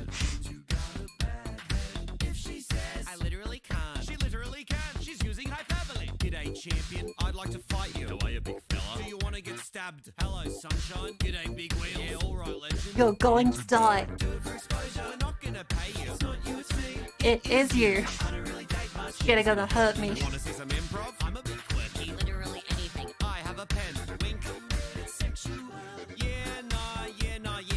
Well, that's Australian and Highly contextual. I wouldn't say I'm bad at sex, I'd just say I'm yet to reach my potential. I won't say this doesn't make sense, I'll just say my art can be tangential. You can be anything you want to be, as long as you mean what you say, but never say what you mean. Oh, I love this song. Oh, it's so good. It's so good. I love it. Yeah, it's a line. It's a line. I'm gonna start sending some people who ask me to help them work for free. Yeah. Fuck them.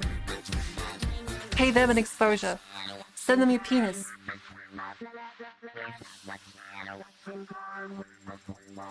What are they gonna say? They ask to pay you an exposure, you can do the same to them. Understand me? I'll always leave you a clue.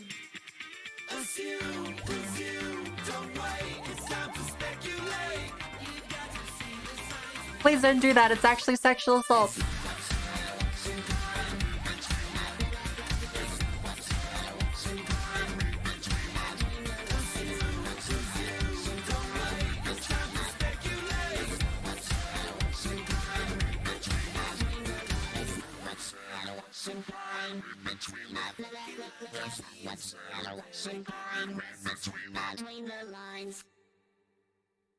Yeah, the studio massively reflects his entire shtick. It's lovely. I really love his studio.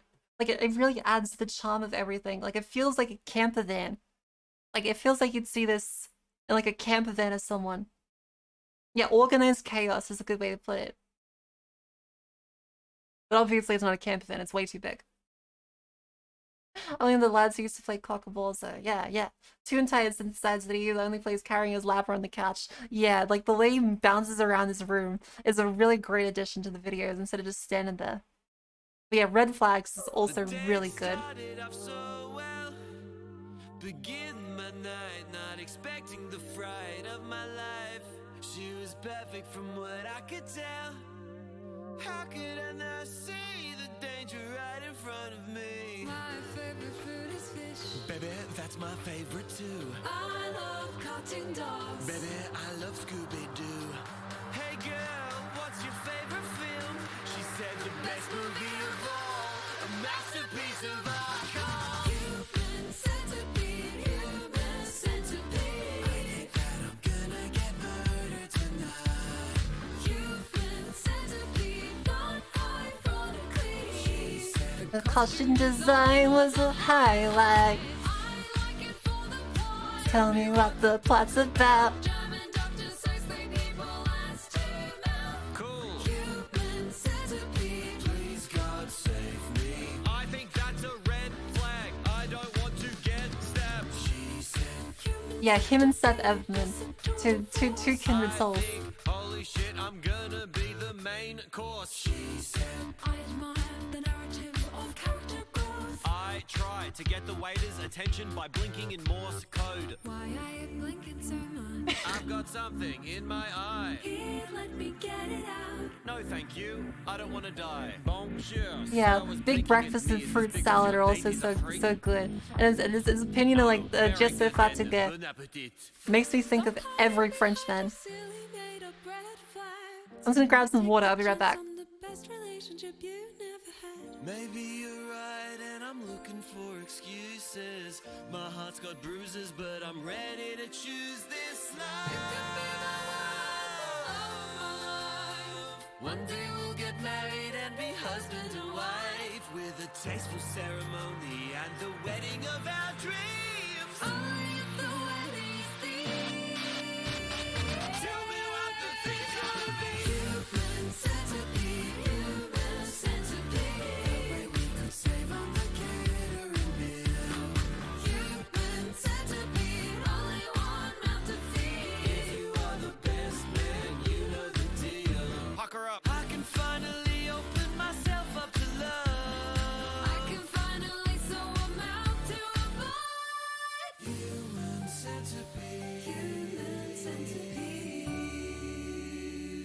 I am muted, that's right. Sorry. Yeah, Call Your Mother is really good. I am an influencer, but what An influencer too. gonna make a little post and influence you like brush it Yeah, that's right, everyone. Do this. Call your mother. Call your mother right now. Tell her to watch Anime Girl. They also call your mother. But call your mother. And tell her that.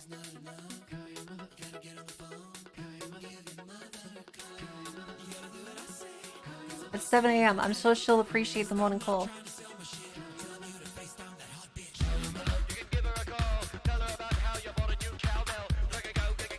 Yeah, watch the Anime Girl with your mother.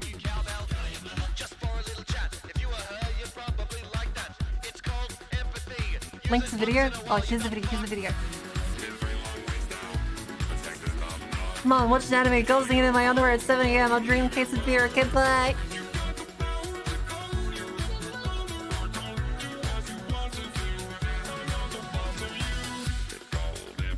Hi, X-Mega, and welcome to the stream. How you doing?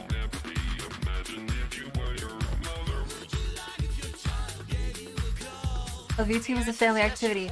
Yes. Hi, chat's mom. How you doing, sweetheart? Can I get your number?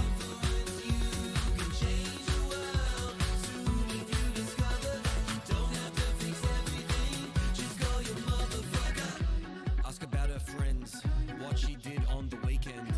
Is she currently free to share her banana cake recipe? You don't have to like banana cake. The entire conversation is symbolic. You're choosing to talk about something she likes, and that is nice. There's a lot of things on the planet that we can't control. War and famine to people like me, am I an asshole? Wait, you can change your last one. You got the power to be a massive sick cunt. Listen to For reference to the Americans, sick cunt is actually a good thing. That's actually a good thing. Sick cunt is a good thing. Yeah, it's like a cool person. With how Australians pronounce the T in cunt really changes how it's perceived. So if you say cunt, it's like a playful cunt.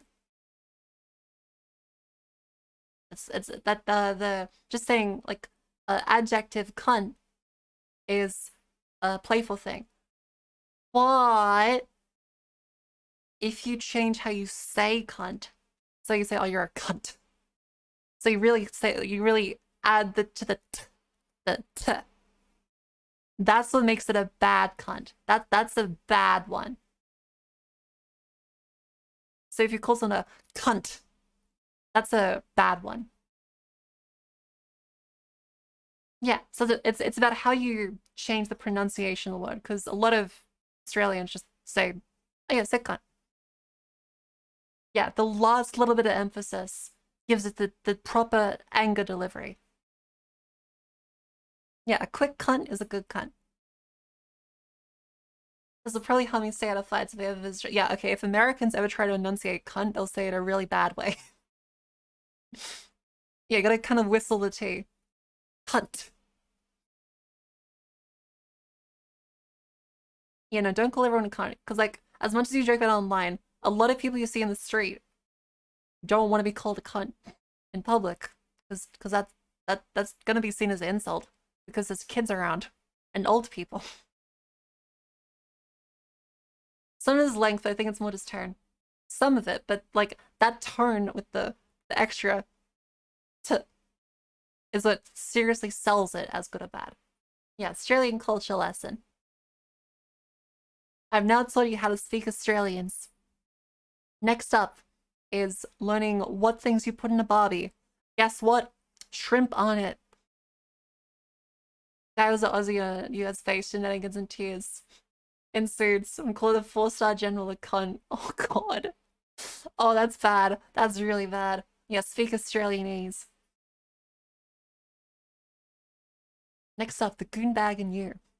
Yeah, the wheel of goon. Listen to a friend instead of going on Instagram. Remember someone's name. Hello, Sam. Remember my name. If you don't do small things just because big things exist, you are a giant piece of shit. Yeah, this guy is a sick cunt.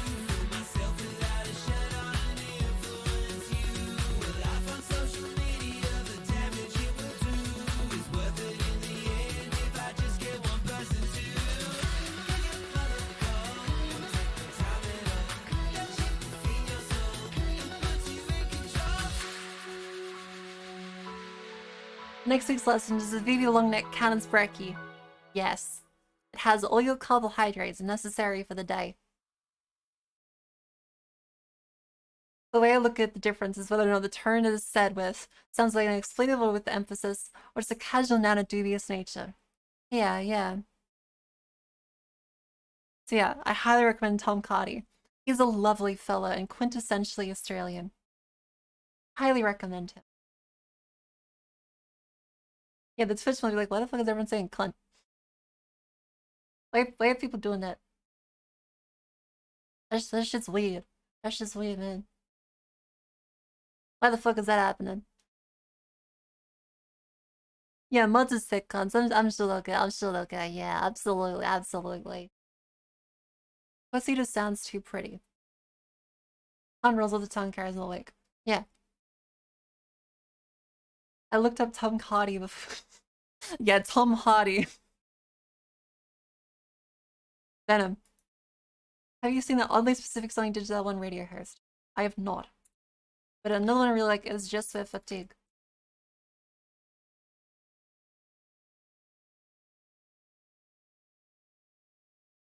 Oh wait, did it get deleted?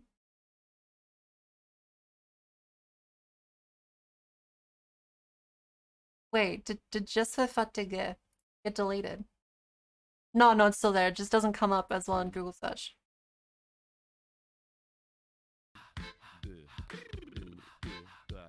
I'm French and tired every day. I fall asleep at the motherfucking Champs-Élysées. I do a very French thing in a very French way, and I have not been to bed in 17 days. It's not very French for me to say please, but it is very French to be la fatigue. I say other French things like ooh la la. Driving around the Arc de Triomphe in my Citroën. Being dark has health benefits. It helps me smoke cigarettes. They are not unfrenched any hour, even at the top of the apple. This more je suis fatigué. Je suis français. I am French. Je suis fatigué. And I am dark. Parlez-vous français? Do you speak French? Non, mais ne le faites pas. You don't. Fuck you. Zut the Lord, singing that chorus made me so tired. I think I have to take a break. Maybe go on. Yeah, it's this thing which makes me think of him like he's like he's Dandelion from The Witcher. Why not? I don't know. I just don't speak French. Speaking about random situations that have happened to him. It's really funny. Why don't you translate it? I get tired when I translate. This is bizarre. Do I know you? Fuck you. Okay.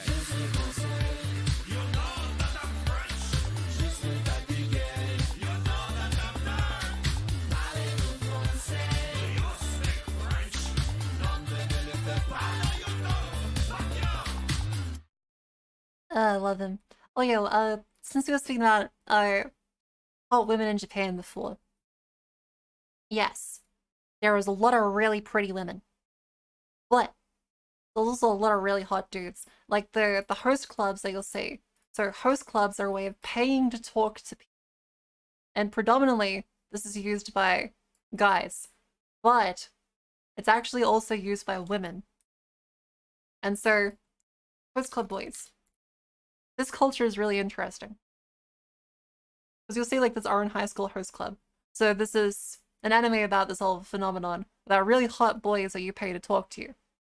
But IRL host club boys. Kabuka show. The Kabuka show is where a lot of this stuff is. Is that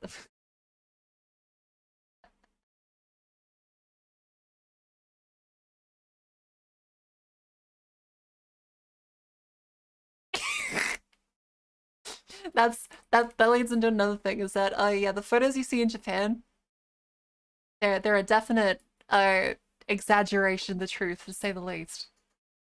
Good night, Bullfrog. Thanks for coming to the stream. Good night. I'm glad. Thank you for welcoming me back.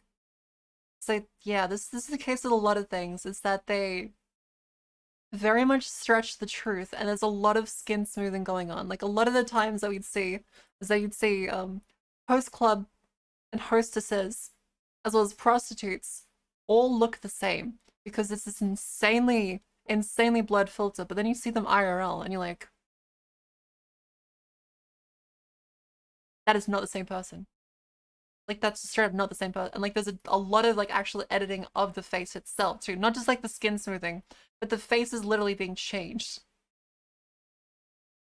So yeah, if you go take a look at these, like a lot of the ones in Kabukicho look like this. You'll see these signs like absolutely just everywhere.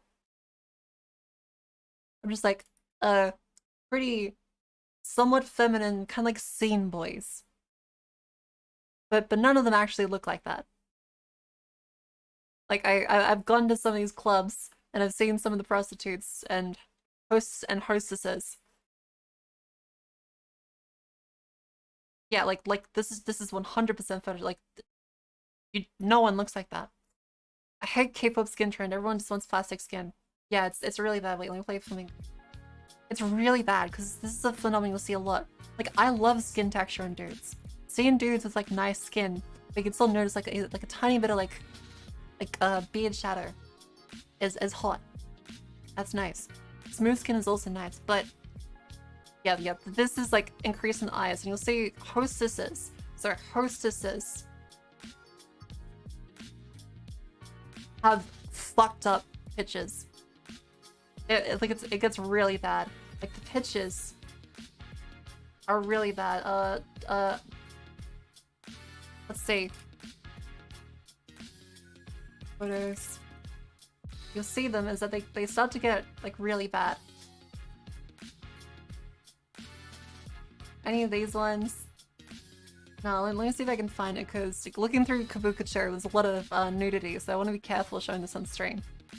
Yeah, ripped from 2000s RPG Maker horror.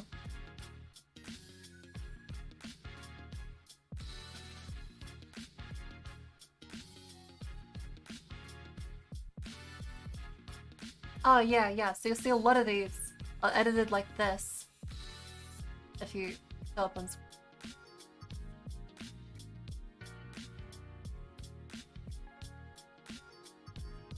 That a lot of them look like this. A lot of them look like this, and it's so extremely fake. Like the eyes are so huge, and they have like so big eye bags, and they slim the face down the middle. The skin is insanely filtered. They do not look like that. Not a single one of them I actually saw actually looked like that. That looks unsettling. Yes, it's the Deadass Purikura style. It's actually really weird. I don't like the hair is made. I love the hair. Purikura thing. That shit looks weird. That looks like they AI generated human over you. I'm pretty sure AI does a better job of generating a human over you. I feel like I'd like to get too drunk in Japan. Yeah, like it's very easy to get too drunk. Like it's $2 alcohol to get you pretty wasted. There's cups of sake, like $2. Right smack dab in the middle of Uncanny Valley. Yeah. Japan, fucking free. I wouldn't say that. That's a little much. But yeah, for some reason, this is just a beauty trend. And personally, I find it really weird. And not at all okay to look at. Because like Purikura style.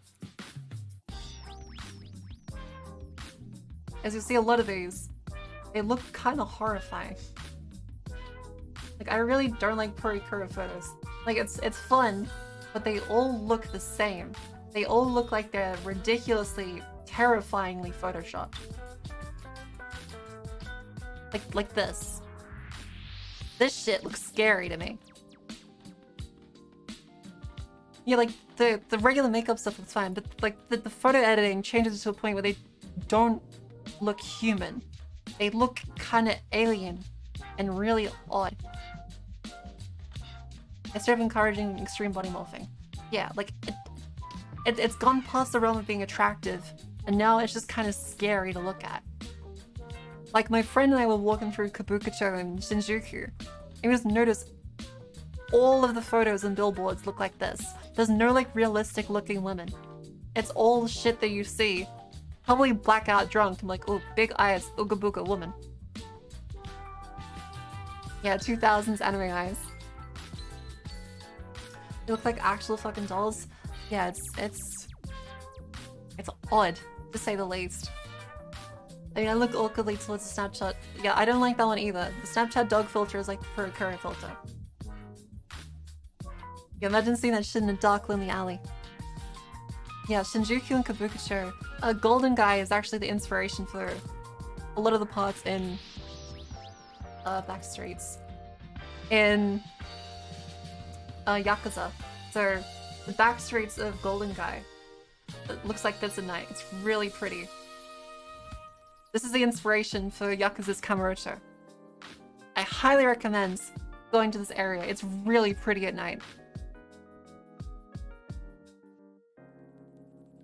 Yeah, creepypasta fuel. Where else is I going with this? Yeah, I thought about going to a host and a hostess club, but turns out there's basically nothing if you don't speak Japanese. It's like there's no like foreigner experience that they're all for Japanese like salarymen or young women that want to, you know, talk to a cute boy and get spend a lot of money on cute boys. What's up, guys? Hope everyone's doing good out there. Oh, that's Flamingo's, thanks. I was like, what the that always get like that track from Flamingo's that Cleo recommended always surprises me. So I don't expect like the Morgan Freeman voice from above, like God, to be like, what's up, guys? It always gets me. A shame they don't have host clubs. Yeah, like I always thought it'd be a good market, but I guess a lot of the foreigners don't really want to go to a host club. They want to go to like a maid cafe because they don't want to actually talk to people for social interaction. When the hosts say it's mostly for other hosts and hostesses, they feed directly into each other. That's interesting. It's like the hosts go to hostess clubs and hostesses go to host clubs. If I met a woman that looked like that, I'd be afraid she was gonna eat me. Yeah, bitch is trying to look like Momo creepypasta. They're trying to look like this. This is what every Purikura photo... Yeah, this is every Purikura photo. Yeah, like thanks, Momo. Yes, you're definitely pretty, sweetheart.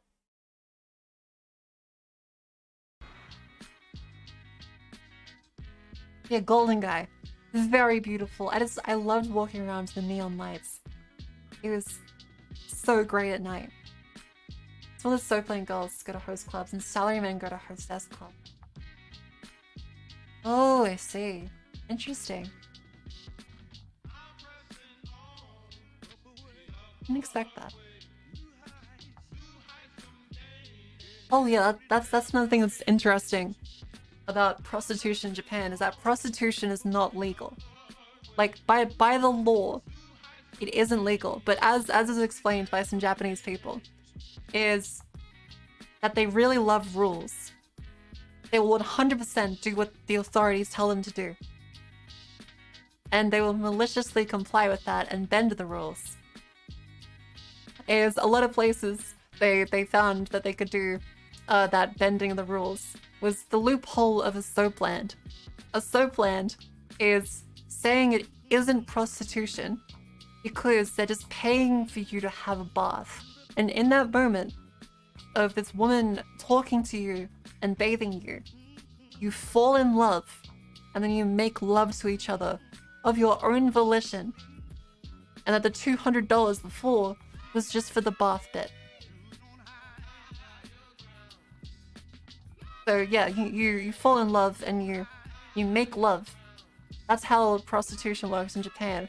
It's a very interesting skirting of the laws. Yeah. So they can make the technical argument that it's just a nice bathing service. And so they'll then go on to make love because they fell in love with each other during the conversational portion, and you were just paying to have a soaplands. Apparently that really confuses Scandinavians who visit us. Oh, it's like the Scandinavians thought it'd be like an actual just like have a bath, but they end up didn't realize when they were gonna have sex. Interesting.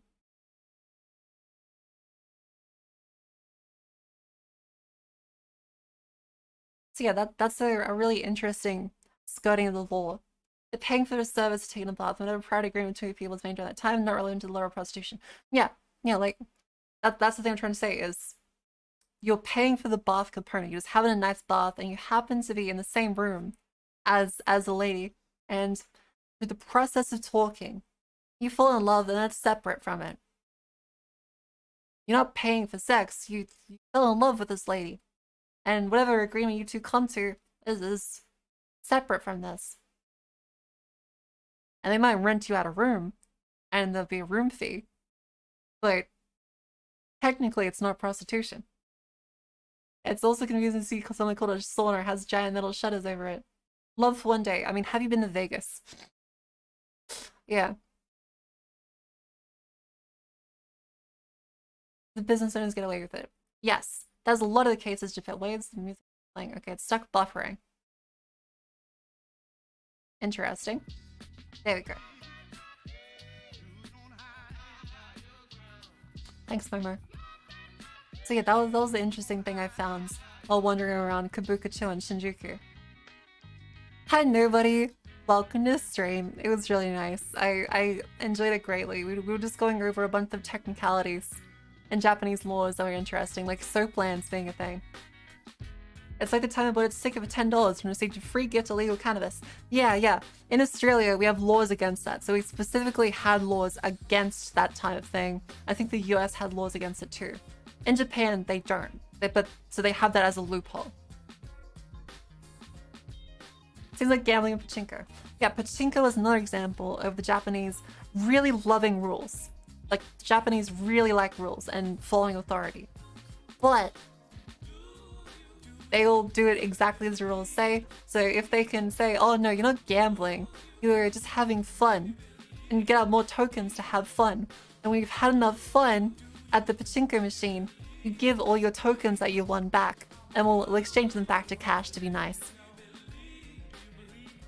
So it's not gambling. You're paying to enjoy watching the cool pachinko machines, and any leftovers you have, you just get them back as cash. You should do it like it is in Uruguay. Prostitution is legal in the union. Absolutely, yeah. Like in Australia, prostitution is legal, so there's a lot less like specific red light districts and a lot less, whatchamacallits, really bad issues with prostitution. Pachinko works slightly differently. I was going off of what I went to when I went to like actual pachinko parlors. That you pay for the tokens, use the tokens, and if you win stuff, then you just give the tokens back at the end. I too pay to enjoy maybe in the waifu and gacha games. Yeah. Entire nation of lawyers. Yeah, that's what I found, was walking around the streets. Everyone in Japan, in stark contrast to Western countries, follows the law of the stoplight. So they really love the law of you cannot jaywalk. At all. So, have to stop at the light, even if it's literally a 1 meter street. You stop at the light, and I saw multiple people just waiting there. There was no cars coming, the street was empty. They wait until the light goes green because jaywalking is a crime. It was really, really interesting. But frustrating. Like, I understand that's how it is. I'll never be like, oh, that's stupid. Like, I get what they do. They just really like laws and they like being formal and respectful. But as an Australian, it really pisses me off because I hate waiting when there's no purpose to. And then it's just the police doing it, because ultimately Australians, there's two sides of our people. The people descended from prison officers and the people descended from criminals. I come from a criminal family. And so I hate following laws that are just kind of stupid. And I think when there's no cars on the road and it's safe to cross, you should be able to cross without waiting like the 2 minutes for it to actually change lights. You like a voucher at the pachinko store, and there's a small store 10 minutes away to exchange the vouchers to cash. They'll let to give you cash to pachinko balls. Oh, right, yeah, that's it. I forgot about the intermediary stuff. I think I got way too drunk when I went to Japan and break a bunch of rules. Yeah, don't. Be very polite. I made the mistake of getting too drunk and I puked in a restaurant. I felt extremely horrible. It was really embarrassing. Yeah. My friend has a photo of me face down in a bowl of ramen. Yeah, that's what my friend said. I don't remember this at all. I completely blacked out. I felt so horrible. I felt so extremely horrible about it. That I went to all the shrines in the area the next day and prayed and promised that I'd do better. Because I was so sorry to both my friend and the people of Japan. And I did. I was not that rowdy again, and the next day we made sure to kick the other rowdy guy out at the fetish club. The guy that stripped naked and tried to shove his penis in everyone's face. Blackout self is truly a unique version of yourself. Yeah. Imagine if you drowned. Death by ramen. Yeah. It was not a proud moment. You think you know your limits at 60 years old. Yeah, I was definitely sad. So that's why I was drinking a lot. And also, we kind of underestimated the amount of sake in a 1-cup sake. And so I had that as well as 3 strong zeros. And a whiskey. Yeah. Because you can buy 1-cup sake. So 1 cup ozeki is you just get a jar of sake and it's that big. And sake has like a fairly high alcohol concentration, and yes, it's $2. It's $2 for a cup of sake. Tom Cruise is getting fucking hammered in last summer. Oh, absolutely. Japanese people love alcohol. There is no public intoxication laws. You're allowed to be drunk in public, and you're allowed to drink in public. I've only been blackout drunk once when I was 15 drinking alone. Ouch. We had one day when none of us remember what happened to. They gave us a KKK all-you-can-drink pass, and we were a week we were thirsty. Yeah, that's fair. Yeah, Japan are also encouraging people to drink more. I'm doing my part, and I feel horrible for it.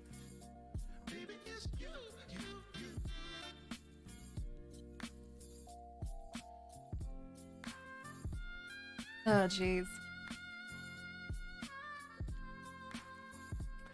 Yeah, I'm really looking forward to a collab with Mikan, as well as collab with all my friends on Monday. Hopefully. A lot of stuff is up in the air because of a whole bunch of scheduling constraints when we come back from Japan. But I hope so. I'm really looking forward to it. Yeah, also remember the feedback form. Feedback form is very fun. I do recommend going to that form. Oh, I want to see if there's any feedback that's been some more ones that are nice. Let's go, Google Forms, Google Forms.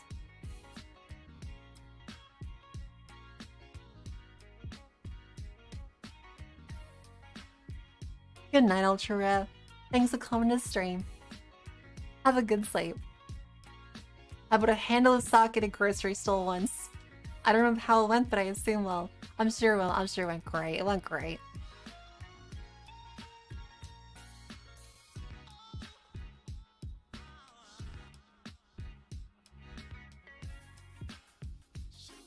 I got some very sweet responses today. Wait, I don't think I said hi to Ziri. Welcome to the stream. How you doing? I miss warm sake so much. Yeah, good night. Warm sake is really comfy.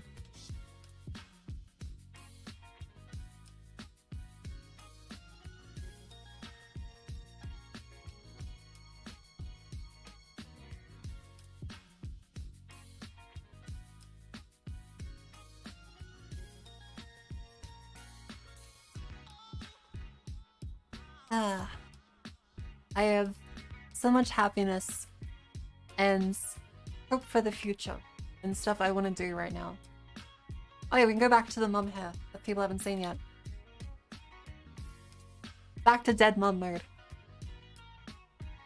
Mostly lurking because of luck. I hope work's going well.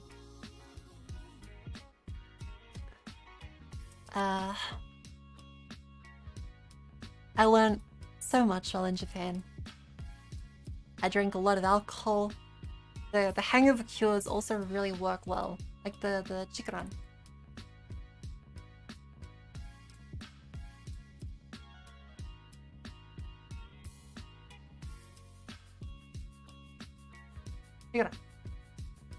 These things.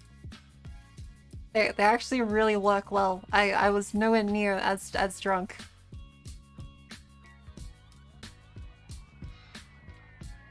I do like them. Thanks Zeri for the 3-month sub. Thanks, I appreciate it. Wow, you know what? It really does look like Dead Woman's haircut in anime. Yeah. Pickle juice. No, it's ginger juice. It's like honey, turmeric, ginger, whole bunch of stuff. I didn't try the actual like liver one though, because this one actually has like liver. But it has a whole bunch of vitamins and stuff, and it's very helpful for not dying the next day. So I believe it helps you process alcohol and toxins a little bit more. Yeah, I was wasted. Like I drank basically every day that I was with friends. Should have brought some back. I should have. That's what this is. Like, yeah, I grabbed a cow and I put their liver inside of this drink so I can be stronger. Hi Chicken Akko FX, welcome to the stream. How you doing? This hangover cures are legit. They genuinely made me feel better. Like, even during the morning drinking it, I felt a lot better. What's up? I got back from Japan. Talking about hangover cures right now. They're very fun. Yeah, I recommend them. And then, like, every convenience store has them. Like, they definitely work. Granted, the best hangover is not drinking in the first place. But, they actually work. Well, hangover is not a real thing. No, it is. It's dehydration, as well as minor brain damage from all your body processing the toxins. And some liver stuff as well. Hangover is real. Some people don't feel them as much. Had traded jelly shots for Halloween. Could have really used this for the day out. Ooh. Ouch. But yeah. I believe like the justification for why Chikara works and these same types of ones. Sounds like dehydration. No, that's the thing, is that yes, there's dehydration, but a lot of it is also lack of electrolytes, as well as just buildup of toxins. Because remember, alcohol isn't just leading to dehydration. Alcohol makes you feel drunk because you're literally poisoning yourself. Alcohol is poison. That's why you throw up, because your body's like, wait, fuck, you've reached like a lethal dose of poison in your system. You need to get this shit out of here. You've eaten some berries or some shit. That's what your monkey brain thinks. Might do alcohol, because I was mentioning how I drank every day in Japan, and hangover cures in Japan actually do work pretty well. So you need water with alcohol. That's not just it. It is a toxin. It causes damage. There's a reason why you get liver damage. You can drink as much water. You can drink 10 liters a day of water while drinking alcohol. But you'll still get liver damage because it's a toxin. Alcohol is literally poison. That's why you feel sick. There is definitely dehydration as a component, but predominantly, it's literally poison. So what this does is it apparently helps you process them a little bit better. And that's what helps you, yeah. There's a bunch of bad things alcohol does and they combine. That's why I'm never drinking alcohol. Oh no, like it's definitely fun. But in Australia, it costs like 5 to 10 times as much to get drunk, so I won't. But if it's poison, why would they make it taste so good? Honestly, alcohol doesn't taste good. The thing people like is the parts that people have put around drinks to make them taste good. Like cocktails. Cocktails taste good because they're trying to hide the taste of alcohol. They're a specific need by innovation standards. People want to get drunk, but they don't want to taste alcohol because alcohol tastes like paint thinner at its most base form. So you mix it with other things to lower the concentration and mask the taste so that you don't puke trying to get drunk, just from the taste alone. My brother's bachelor party was the only one who didn't get a hang of it. Yeah, there's also a genetic component to it as well. Yeah, like people like the effect of alcohol. Alcohol itself is pain. People like the stuff that leaches into alcohol. You can do that with any other drink. It doesn't necessarily have to be alcohol specifically. You can ferment things without them being alcoholic. And so when people talk about they like the taste of alcohol specifically, usually they mean something fermented in alcohol and that carries the taste of those properties because of the fermentation process. I had a small amount of tequila, it was gross as fuck. Like, I like tequila for the cactusy taste, along with limes and stuff. I don't like the alcohol bit. No, do not drink Paint Thinner, please. That's called liqueur. Yeah. So fun fact, I'm not a huge drinker. Yeah, I believe like the more you drink, the more likely you are to get hangovers or something. That's what it feels like, especially as you get older too. It's like at 18, I could drink and not get a hangover. Now, no. I'm like emotionally devastated and dying like the whole day the next day. And I drink sometimes, I don't get hangovers all the time. That's good, that's good. I guess because you damage your liver over time or something. Yes, probably. Most likely. I can't drink as much as I used to without getting drunk. Good for economics, but not good for future prospects. But I am hopeful that I can turn back the clock. Yeah, just drink your friends, tip them over, pour them like a glass, slurp their innards.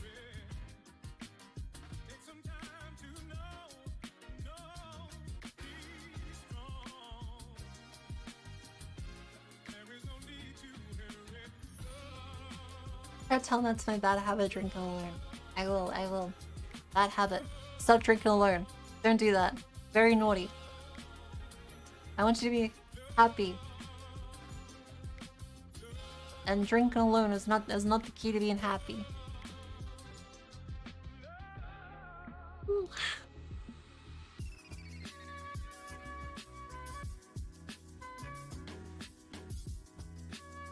Alright.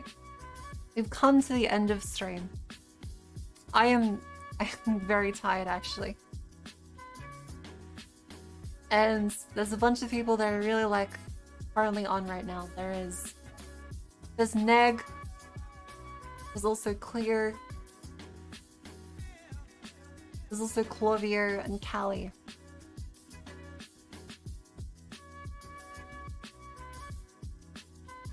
So, who's to be raid?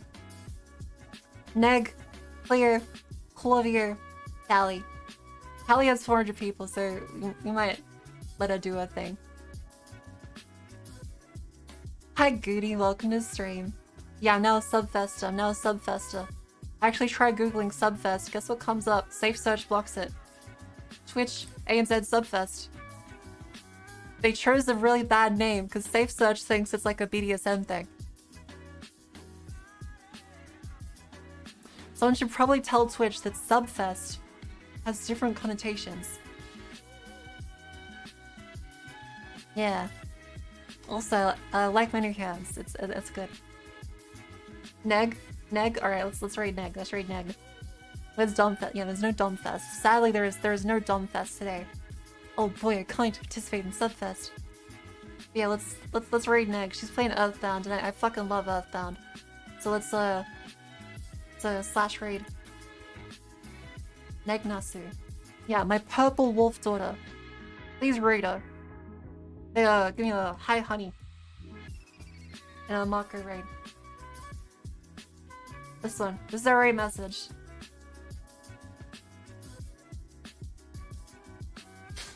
And I will see all of you in our next stream.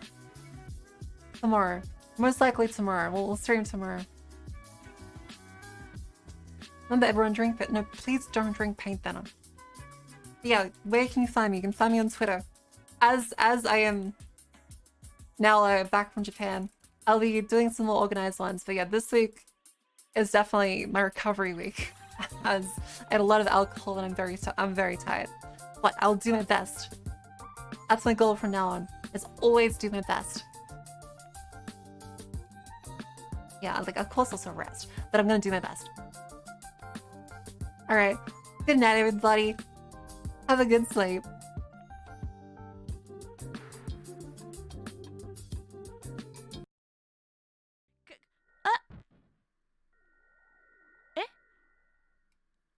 And now he's gone. Oh, Marco! Mako! Thank you for the raid! Thank you! What were you doing today, Mako? Mako, late. welcome home to Australia, by the way. I hope you have a lovely vacation. I know I you've been did. telling us all about it, and I really like all the pictures that you've been sending. And I hope you had a good time, bro. Oh, you've been chatting. Well, were you chatting about your vacation? I'm sure that you had a lot to talk I about was. today. Alright. Goodbye, everybody.